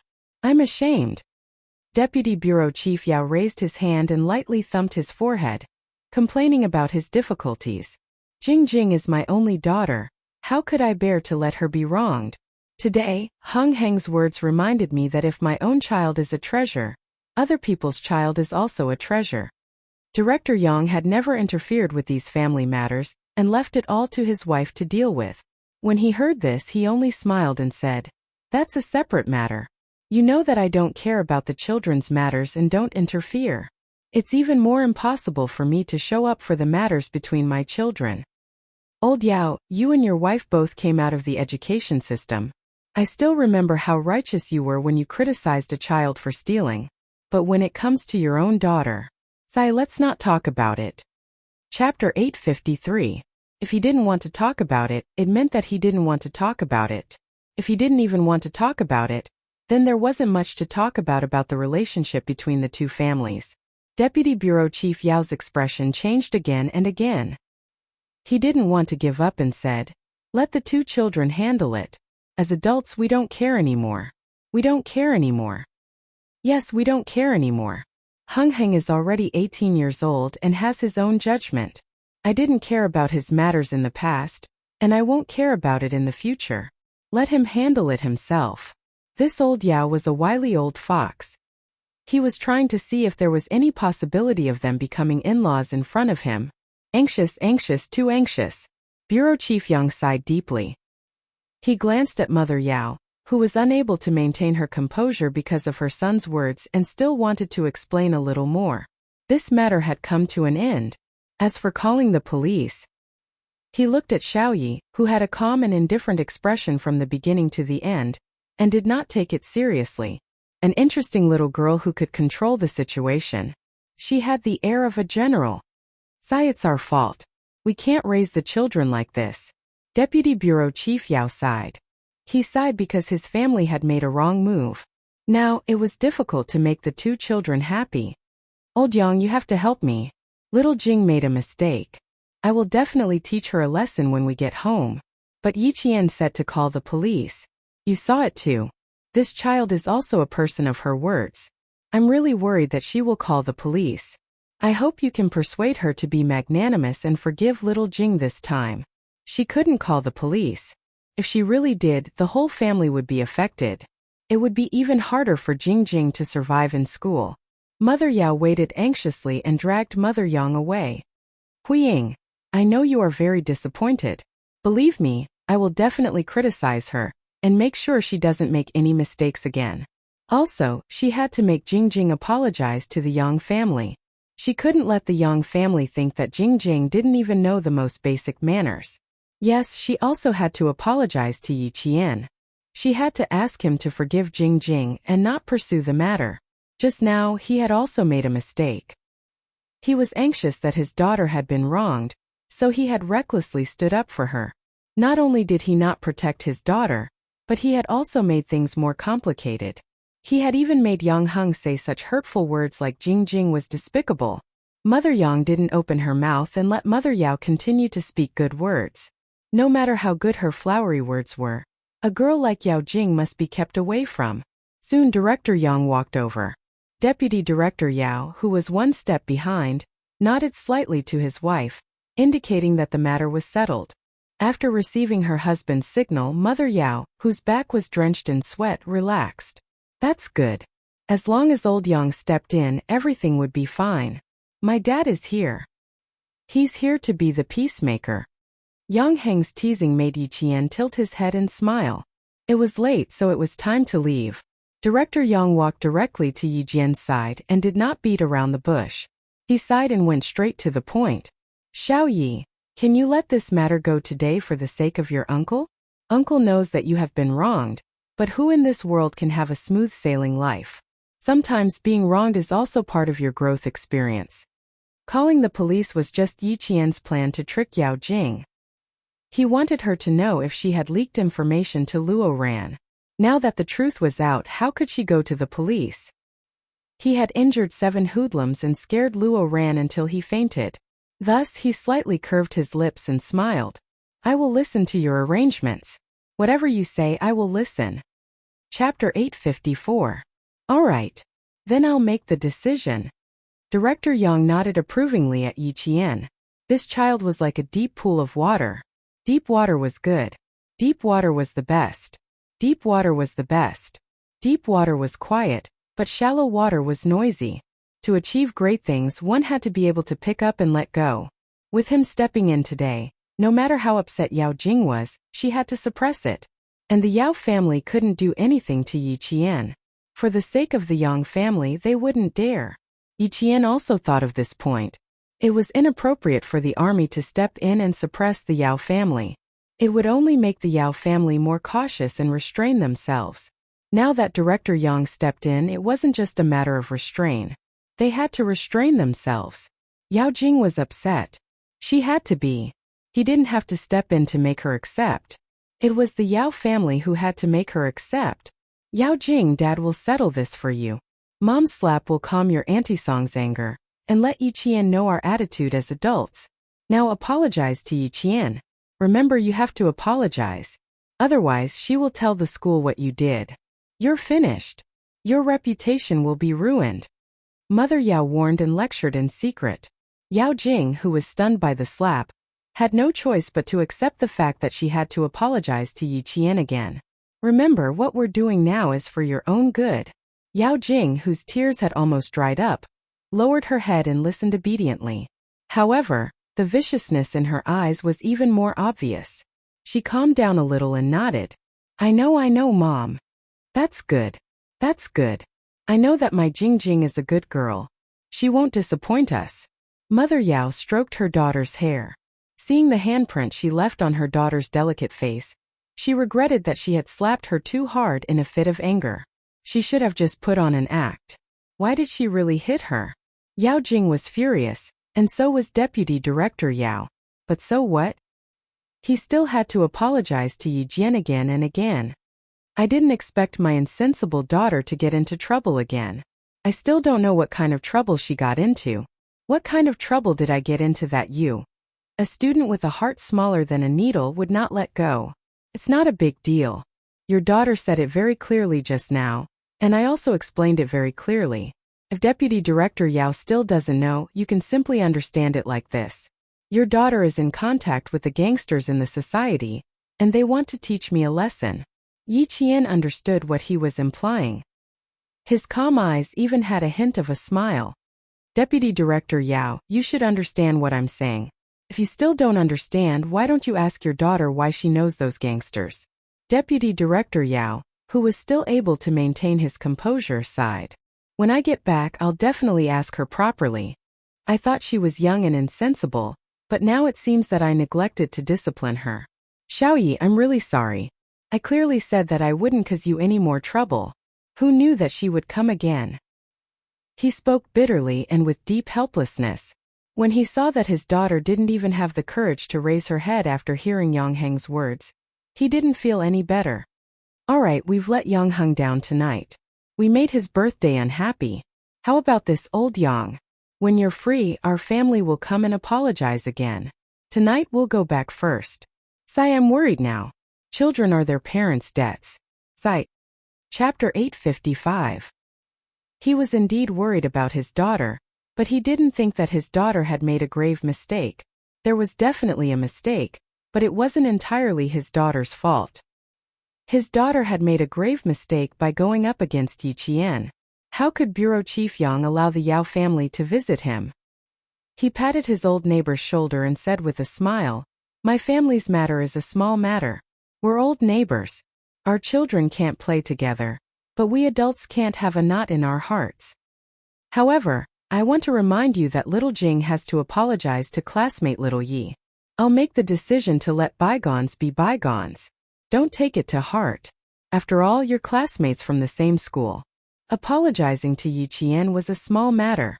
Even if it was embarrassing, she still had to apologize to him under such circumstances. She gritted her teeth and walked out with a few red finger marks on her face. Standing in front of Yi Qian, she lowered her head and said word by word, "I'm sorry, Yi Qian. I shouldn't have informed Luo Ran and the others to come over.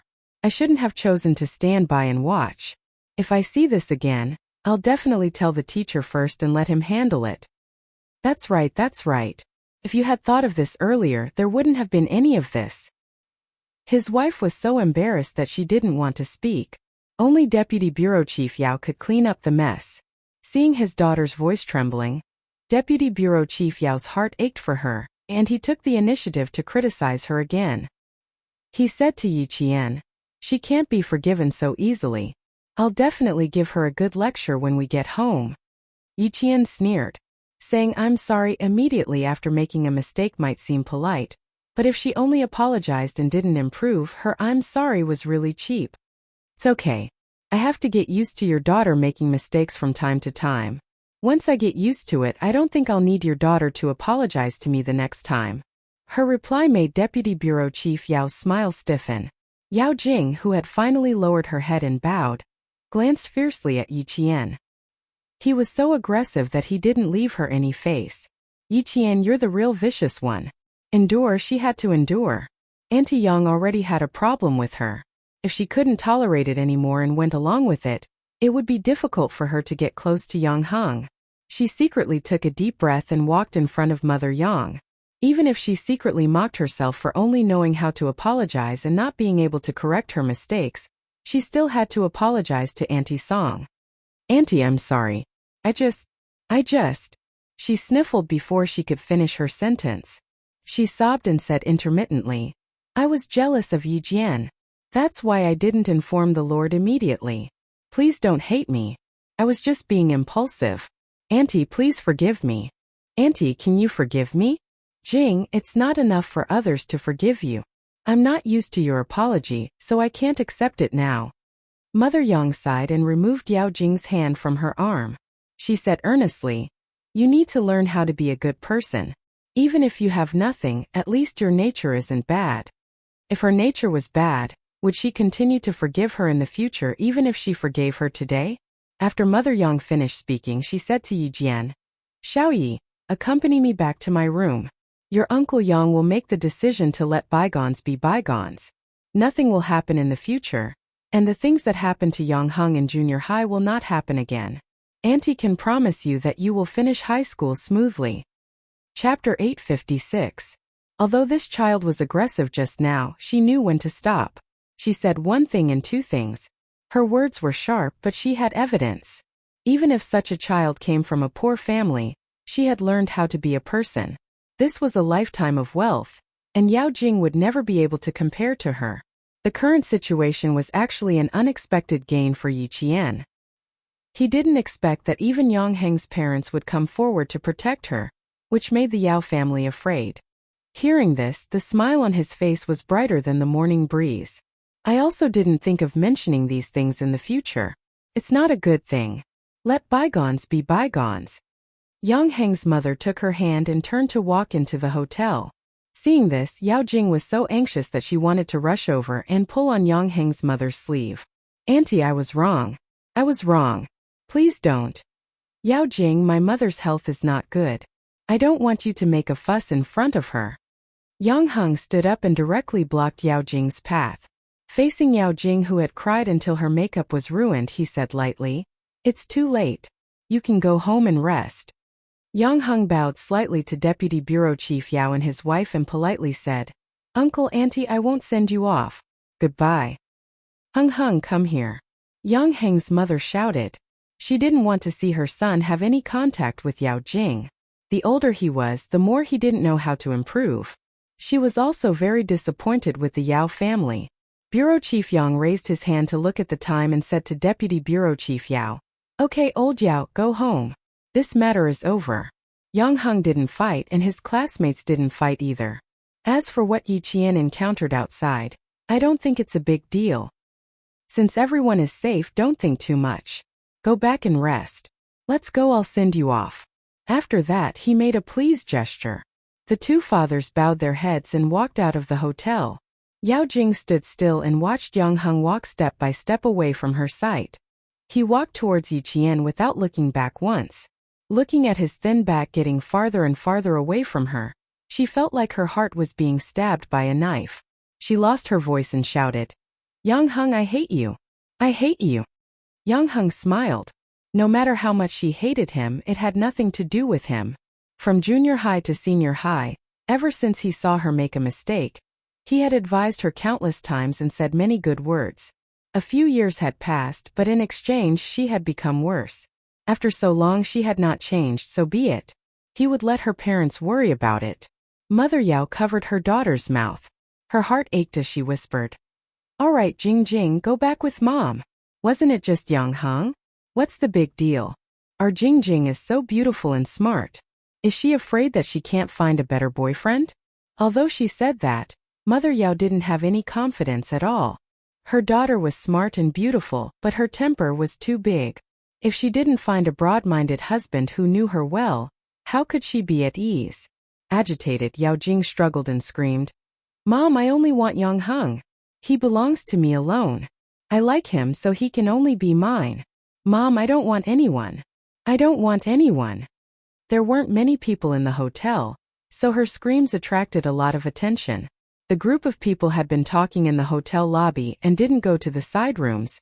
Mother Yang, who was waiting for the elevator, heard Yao Jing's screams clearly. Chapter 857. When Mother Yang heard these words, the mild-tempered wife of the director was so angry that her face changed. She suppressed the anger in her heart and smiled at Yi Jian. "They are all singing in the private room on the 3rd floor. Go and relax with them. Don't be shy. Yang Hung will come down to play with you later." She had something to say to Yang Hung. Yi Qian understood and smiled. "Auntie, you are too polite." If Yi Qian was really with Mother Yang, she would feel very uncomfortable. It was better to go and play with her senior brothers and sisters. When the elevator reached the 3rd floor, Yi Qian walked out and waited for the elevator door to close before leaving. Although it was called a private room, it was actually a bar in the hotel. It could accommodate more than 100 people. The flashing lights were colorful and the songs were all Hong Kong and Taiwan songs. Even the senior brothers who were singing now had a different tune, making the students below the stage laugh. Here there was nothing to be unhappy about. Sitting here, Yi Qian did not think about what happened just now. Yi Qian, who had beaten up the 7 delinquents, returned to the group of students. She was once again an excellent student in the eyes of the students. She was easy to get along with, had a good temper, and was a strong and beautiful girl. Come. Drink juice. Other than juice, there is also mineral water. If you want to drink, there is nothing. Yi Qian sat down. The senior class students sitting with her immediately poured her a glass of juice. They were much more familiar with each other, and there was less of a sense of distance between them.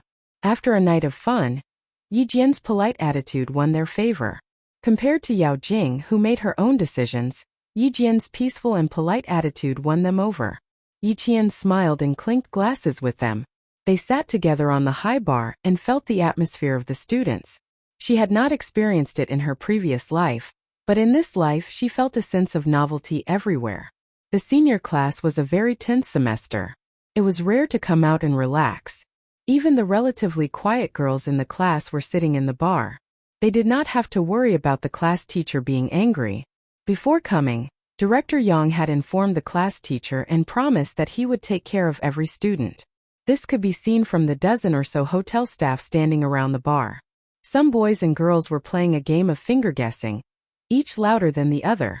It could be seen that everyone was playing happily. When she saw Wang Jin sitting in the corner and arm wrestling with a few boys, Yi Jian, who felt sorry for him, walked over with a glass of juice. She didn't know if his arm hurt. She had to be more careful with her classmates next time, so that she wouldn't accidentally hurt them again. My arm is fine. Why are you still thinking about it? Ha ha ha, it's fine, it's fine. It's fine. Seeing that she was still feeling guilty, Wang Jin swung his right arm high and laughed out loud. I won the arm wrestle just now. It's okay now. Where is Yang Heng? Why didn't he come with you? Did he go look for Yao Jing? Wang Jin had long forgotten about the pain in his arm. Seeing that Yang Heng was not accompanying Yi Jian, he immediately changed the topic. He blinked ambiguously and said with a smile, Junior sister Yi Jian, you have to work hard. Yao Jing is a formidable opponent. Yi Jian smiled. If it was because of Yang Heng, he wouldn't be a strong opponent. If it wasn't because of Yang Heng, she could be a strong opponent. Wang Jin was confused. After a moment of silence, he sighed. A future junior from a top university. Although there is only a one-word difference between a genius and a fool, there is a gap between the two. I don't understand what you are saying. I don't understand at all. Chapter 858. You can ask Yang Heng. He knows. Yi Qian yawned and tears welled up in his eyes. I'm sleepy. I have to go back to my room and sleep. I have to wake up early tomorrow. His meaning was simple. If Yi Qian really wanted to snatch Yang Heng from Yao Jing would have no chance of winning with such a strong opponent. If it weren't for Yang Heng, Yao Jing would be a strong opponent in Yi Qian's life. A strong opponent that could not be defeated so easily. Wang Jin pointed at the clock hanging on the bar counter and joked. One look and I can tell that you are a good student. You never stay up late. It's not even midnight yet. I'm also staying up late, but I have something to do tomorrow. Have fun. Goodbye. I'll go find Captain Xia early tomorrow. Since I didn't reject his love letter, I should take the initiative occasionally. I don't know how long he can stay in Nan province. I feel bad making him run around all the time. If Commander-in-Chief Xia finds out, fine. She was not afraid of Xia Jinyuan saying that she was heartless. She was afraid that Commander-in-Chief Xia would say that she tormented his son. Behind him, a boy put his arm around Wang Jin's shoulder and laughed. If you are not a good student, how can you get such good grades? Why did Yi Qian ask if your arm is okay? What's wrong? Did something happen? Wang Jin shook his right arm and laughed. I sprained it. It's fine. It's fine. Let's go and sing a song. There was a lot of noise and laughter behind her. Yi Jian, who was smiling slightly, closed the door of the private room that had a good soundproof effect and left with light footsteps. It was already late into the night, and there were fewer cars outside the hotel at 11 o'clock. Yao Jing was screaming like a madwoman in the car, kicking and punching. The little princess crown on her head had already fallen somewhere. Her hair was disheveled, and she was venting her grievances and anger like a madwoman. Let her cry for a while. Don't disturb her. Deputy Director Yao, who was driving, drove steadily and motioned for his wife to sit still and not disturb his daughter's venting. A black car sped past on the opposite side of the road. The middle-aged man sitting in the car kept urging the driver. Damn it, hurry up, hurry up. Run the red light. Charge through. Old Luo, if anything happens to our son, I'm not done with you. I'm not done with you. There was also a plump middle-aged woman with tears and snot running down her face. There was even a pile of tissues scattered in the car. Boss Luo, whose face was full of fat, glared fiercely at his wife and said angrily, Spoiled, you only know how to spoil. Look at you now. He had spoiled a person who did not know the immensity of heaven and earth. Who is Master Hosan? If your brother is afraid of him, then I'm even more afraid of him. After provoking Master Hosan, not only do you have to hope that nothing will happen to your son, you also have to fucking hope that nothing will happen to me. Boss Luo's wife choked. She collapsed in the car and wiped her tears. She didn't even dare to cry too loudly. Who didn't know Master Hosan? His eldest brother used to work with Master Hosan. Later he made a mistake and was kicked out. Until now, He had been hiding in his hometown and didn't dare to come out. Master Hosan had warned him to stay in his hometown so that he could live. What should we do? What should we do? Hubby, my brother said that if it's third Master Ho, our son will most likely die. What should we do? How can Grandma accept this? Cry, cry, cry, cry my ass. Boss Luo, who was cursing, took out a big cigar. He wore a square ruby gold ring and lit the cigar. He took a deep puff and said in a muffled voice, "If there's no way out, you have to admit it. You have to fucking admit it." As long as they didn't fight in school, the teachers wouldn't care so much. At worst, he would pay more money to the school to keep his son's school status. Chapter 859. Even if he got into a fight or got into trouble, as long as no one was killed and he could settle it with money, it was not a big deal. But this good-for-nothing bastard dared to mess with Master Hosan. No matter how rich he was not as rich as Master Hosan. No matter how powerful he was not as powerful as Master Hausen's background in the underworld. When something happened, there was only one word for it. Admit it. One car was heading home, while the other was heading towards the Caesar Hotel. Yao Jing was screaming crazily in the car, while the other car had already stopped. Boss Luo and his wife, together with the driver, used a flashlight to find Luo Ran, who had fainted in the withered grass. Son, wake up, don't scare your mother. Son, wake up, don't scare your mother, don't scare your mother. Holding Luo Ran, whose face and lips were pale, Luo Ran's mother cried until she almost fainted. The driver carefully touched Luo Ran's nose and whispered to his boss, whose fat was trembling, "Boss, he's still breathing. I think he just fainted. Let's put him in the car first." "He's still breathing?" Boss Luo was from Guangdong province. He had lost his fertility after a car accident in his early years. Otherwise, his family would not have raised Luo Ran as their ancestor. He was the only child in the family, and there was no way for him to grow a second one. How could he not be a treasure? The driver nodded repeatedly. "He's still breathing, he's still breathing. I checked and there's no blood except here." The driver, who was in his early 40s, pointed at Luo Ran's neck. "Someone strangled him here, but there's no other injury." The driver's surname was also Luo, and he was from the same village as Boss Luo. With his reminder, Boss Luo also gently stretched out 2 fingers in front of his son's nose. "He's really breathing. It's all right." Master Hosan was merciful. "Stop crying, what are you crying for? Take him to the car. Call your cousin, who's a medical student, over for a checkup." His son was still breathing, and the Luo family was still alive. Boss Luo was so happy that he pushed his wife away and bent down to pick Luo Ran up. He tried twice but was blocked by his beer belly, so he had to tell his driver, "Hurry up, take my son to the car, get in the car first." As long as his son was still breathing, it was fine. If he really ran out of chi, he could only accept it. At this moment, Boss Luo didn't want to stay here for even a minute. He just wanted to leave as soon as possible. The black BMW with the local license plate sped away. In less than 2 minutes, Ho Zi, who was wearing a loose bathrobe that revealed a large portion of his strong and muscular chest, received a call from his subordinate. He didn't have much interest in it, so he replied with a soft and hung up the phone. He turned around and poured the red wine into a large crystal wine set. While shaking it gently, he walked to the sofa and sat down. "It's settled. I've just brought him home. Tell your little girlfriend not to worry." The red wine in the wine set was slowly poured into a tall crystal glass. Xia Jinyuan, who was also wearing a loose white hotel robe, picked up the crystal glass filled with red wine and gave a slight toast to Ho Zi. "Thank you, Brother Zi. Don't mention it. Even if I didn't show up today, your little girlfriend would have taken care of it." Ho Zi was no longer drunk. He sat on the dark-colored sofa with his slender legs crossed and sighed with a smile. "My men said that those little hooligans were beaten up badly. There were 7 of them in total.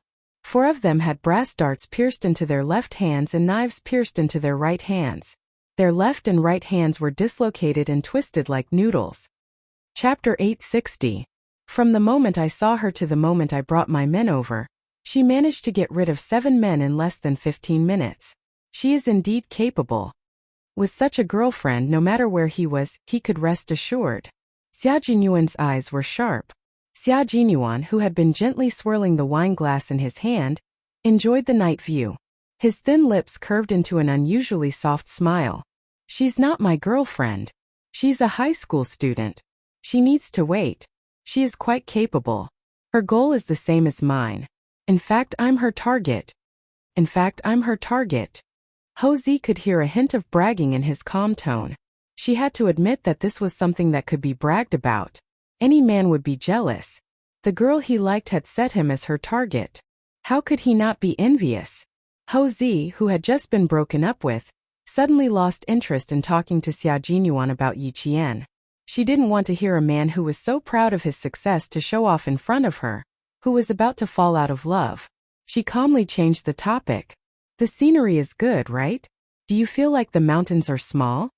The Caesar Hotel had 23 floors. Naturally, it was impossible for every floor to be a hotel. The hotel was divided into two main entrances. From the first floor to the 14th floor there were hotels. From the 14th to the 20th floor there were offices. On the 23rd floor there were 2 bedrooms and 1 living room. For example, Xia Yiwei and Xia Jinyuan. The sofa faced the large floor-to-ceiling windows. Even if one were to sit on the sofa, they could have a bird's-eye view of the southern province. Xia Jinyuan clinked glasses with Ho Zi. After taking a sip, he slowly said, "It's lonely at the top." He wanted to sleep, so he forced himself to wake up. Do you want to hear nice words? Not at all. I asked you to accompany me to relax, not to make things difficult for me. Ho Zi finished the red wine in her glass in a few mouthfuls and immediately poured herself another glass.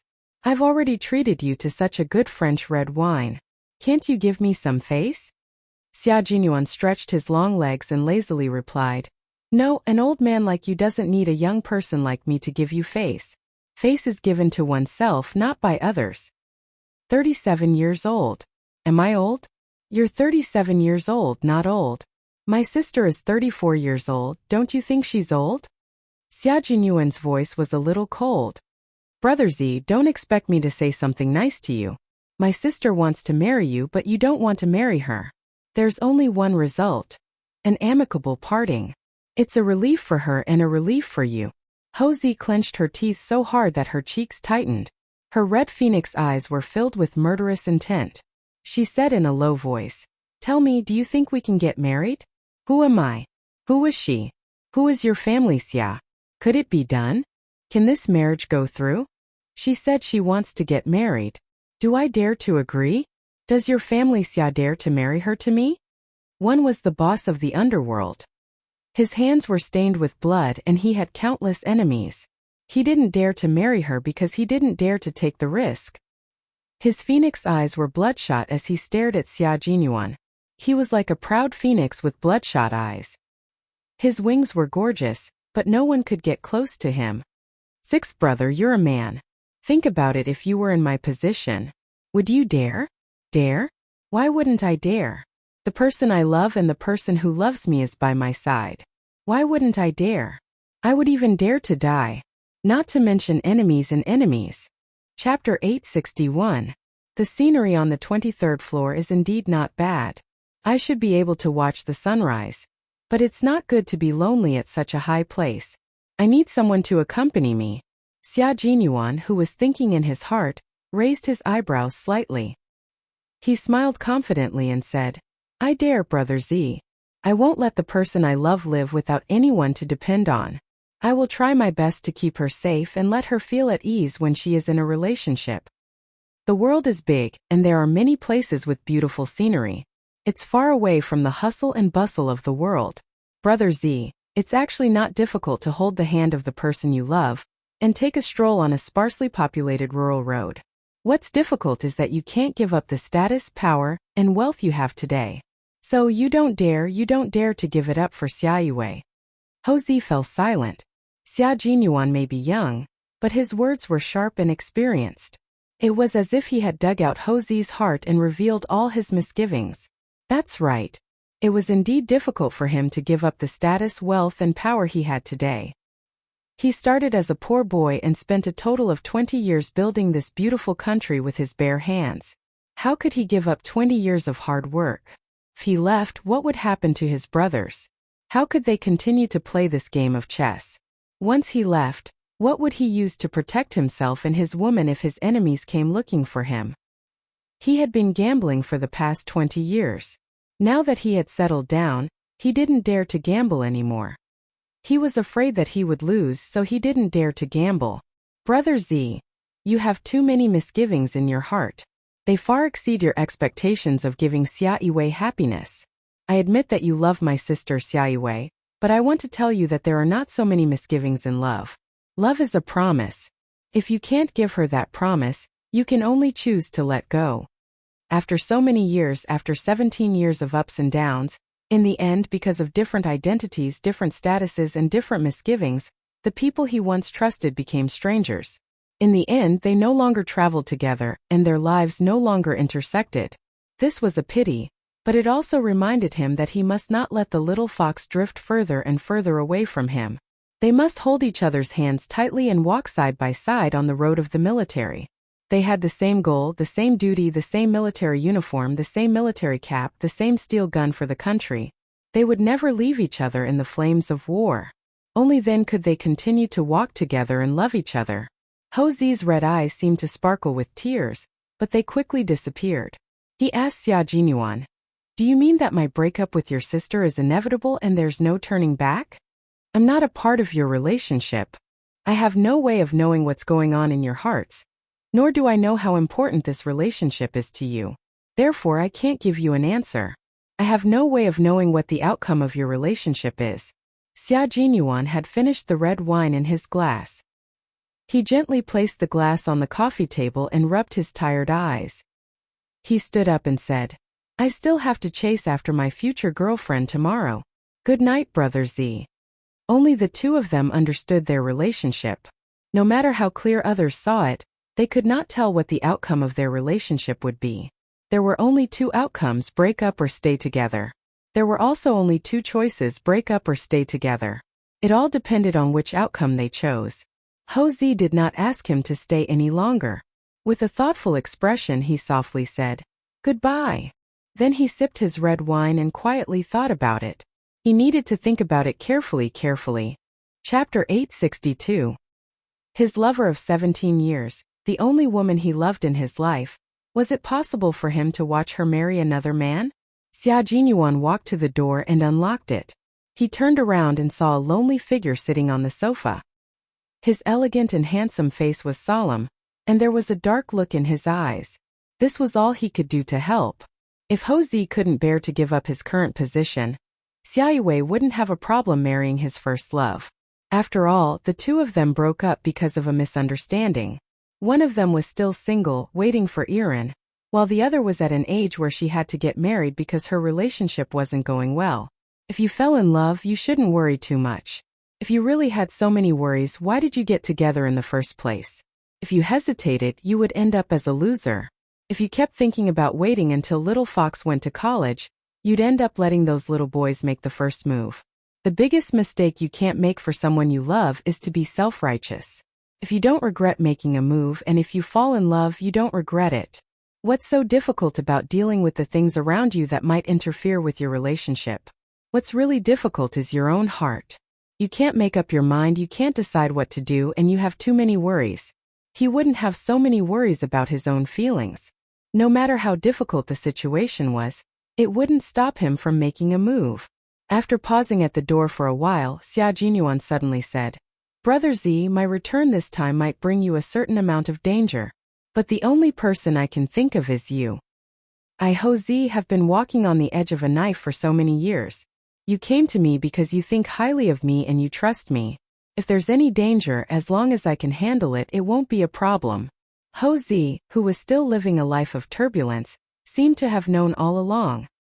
He said calmly with a hint of arrogance, "Your identity can bring me danger, and it's indeed dangerous enough. I've done so many things, but I've never done anything bad to protect a soldier. There's no harm in giving it a try." In the face of danger, only Ho Zi, who was in the underworld, would dare to say that there was no need to guard against it. Xia Jinyuan smirked and said, "Brother Z, if you have the chance to make a serious choice, how do you plan to live with Xia Wei? Continue to live your own life and let Xia Yiwei get married? Make a serious choice? Single choice? Ho Zi's gaze froze. She turned her head from the sofa and looked at the young man standing at the door like a pine tree. Are you willing to see your little girlfriend marry someone else? It seemed that the matter between him and Xia Yue had not reached a dead end yet. Xia Jinyuan nodded and smiled faintly. I understand. Rest early. If Ho Zi could seize the opportunity, he and Xia Yue would have a bright future. If he missed it, Ho Zi would still be the current Ho Zi, while Xia Yue would become someone else's wife, Xia Yue. What opportunity is it that you can't tell me now? Ho Zi got up from the sofa and stared fixedly at Xia Jinyuan. The opportunity one want is an opportunity that requires me to reshuffle everything in my hands. Can you afford to give it to me?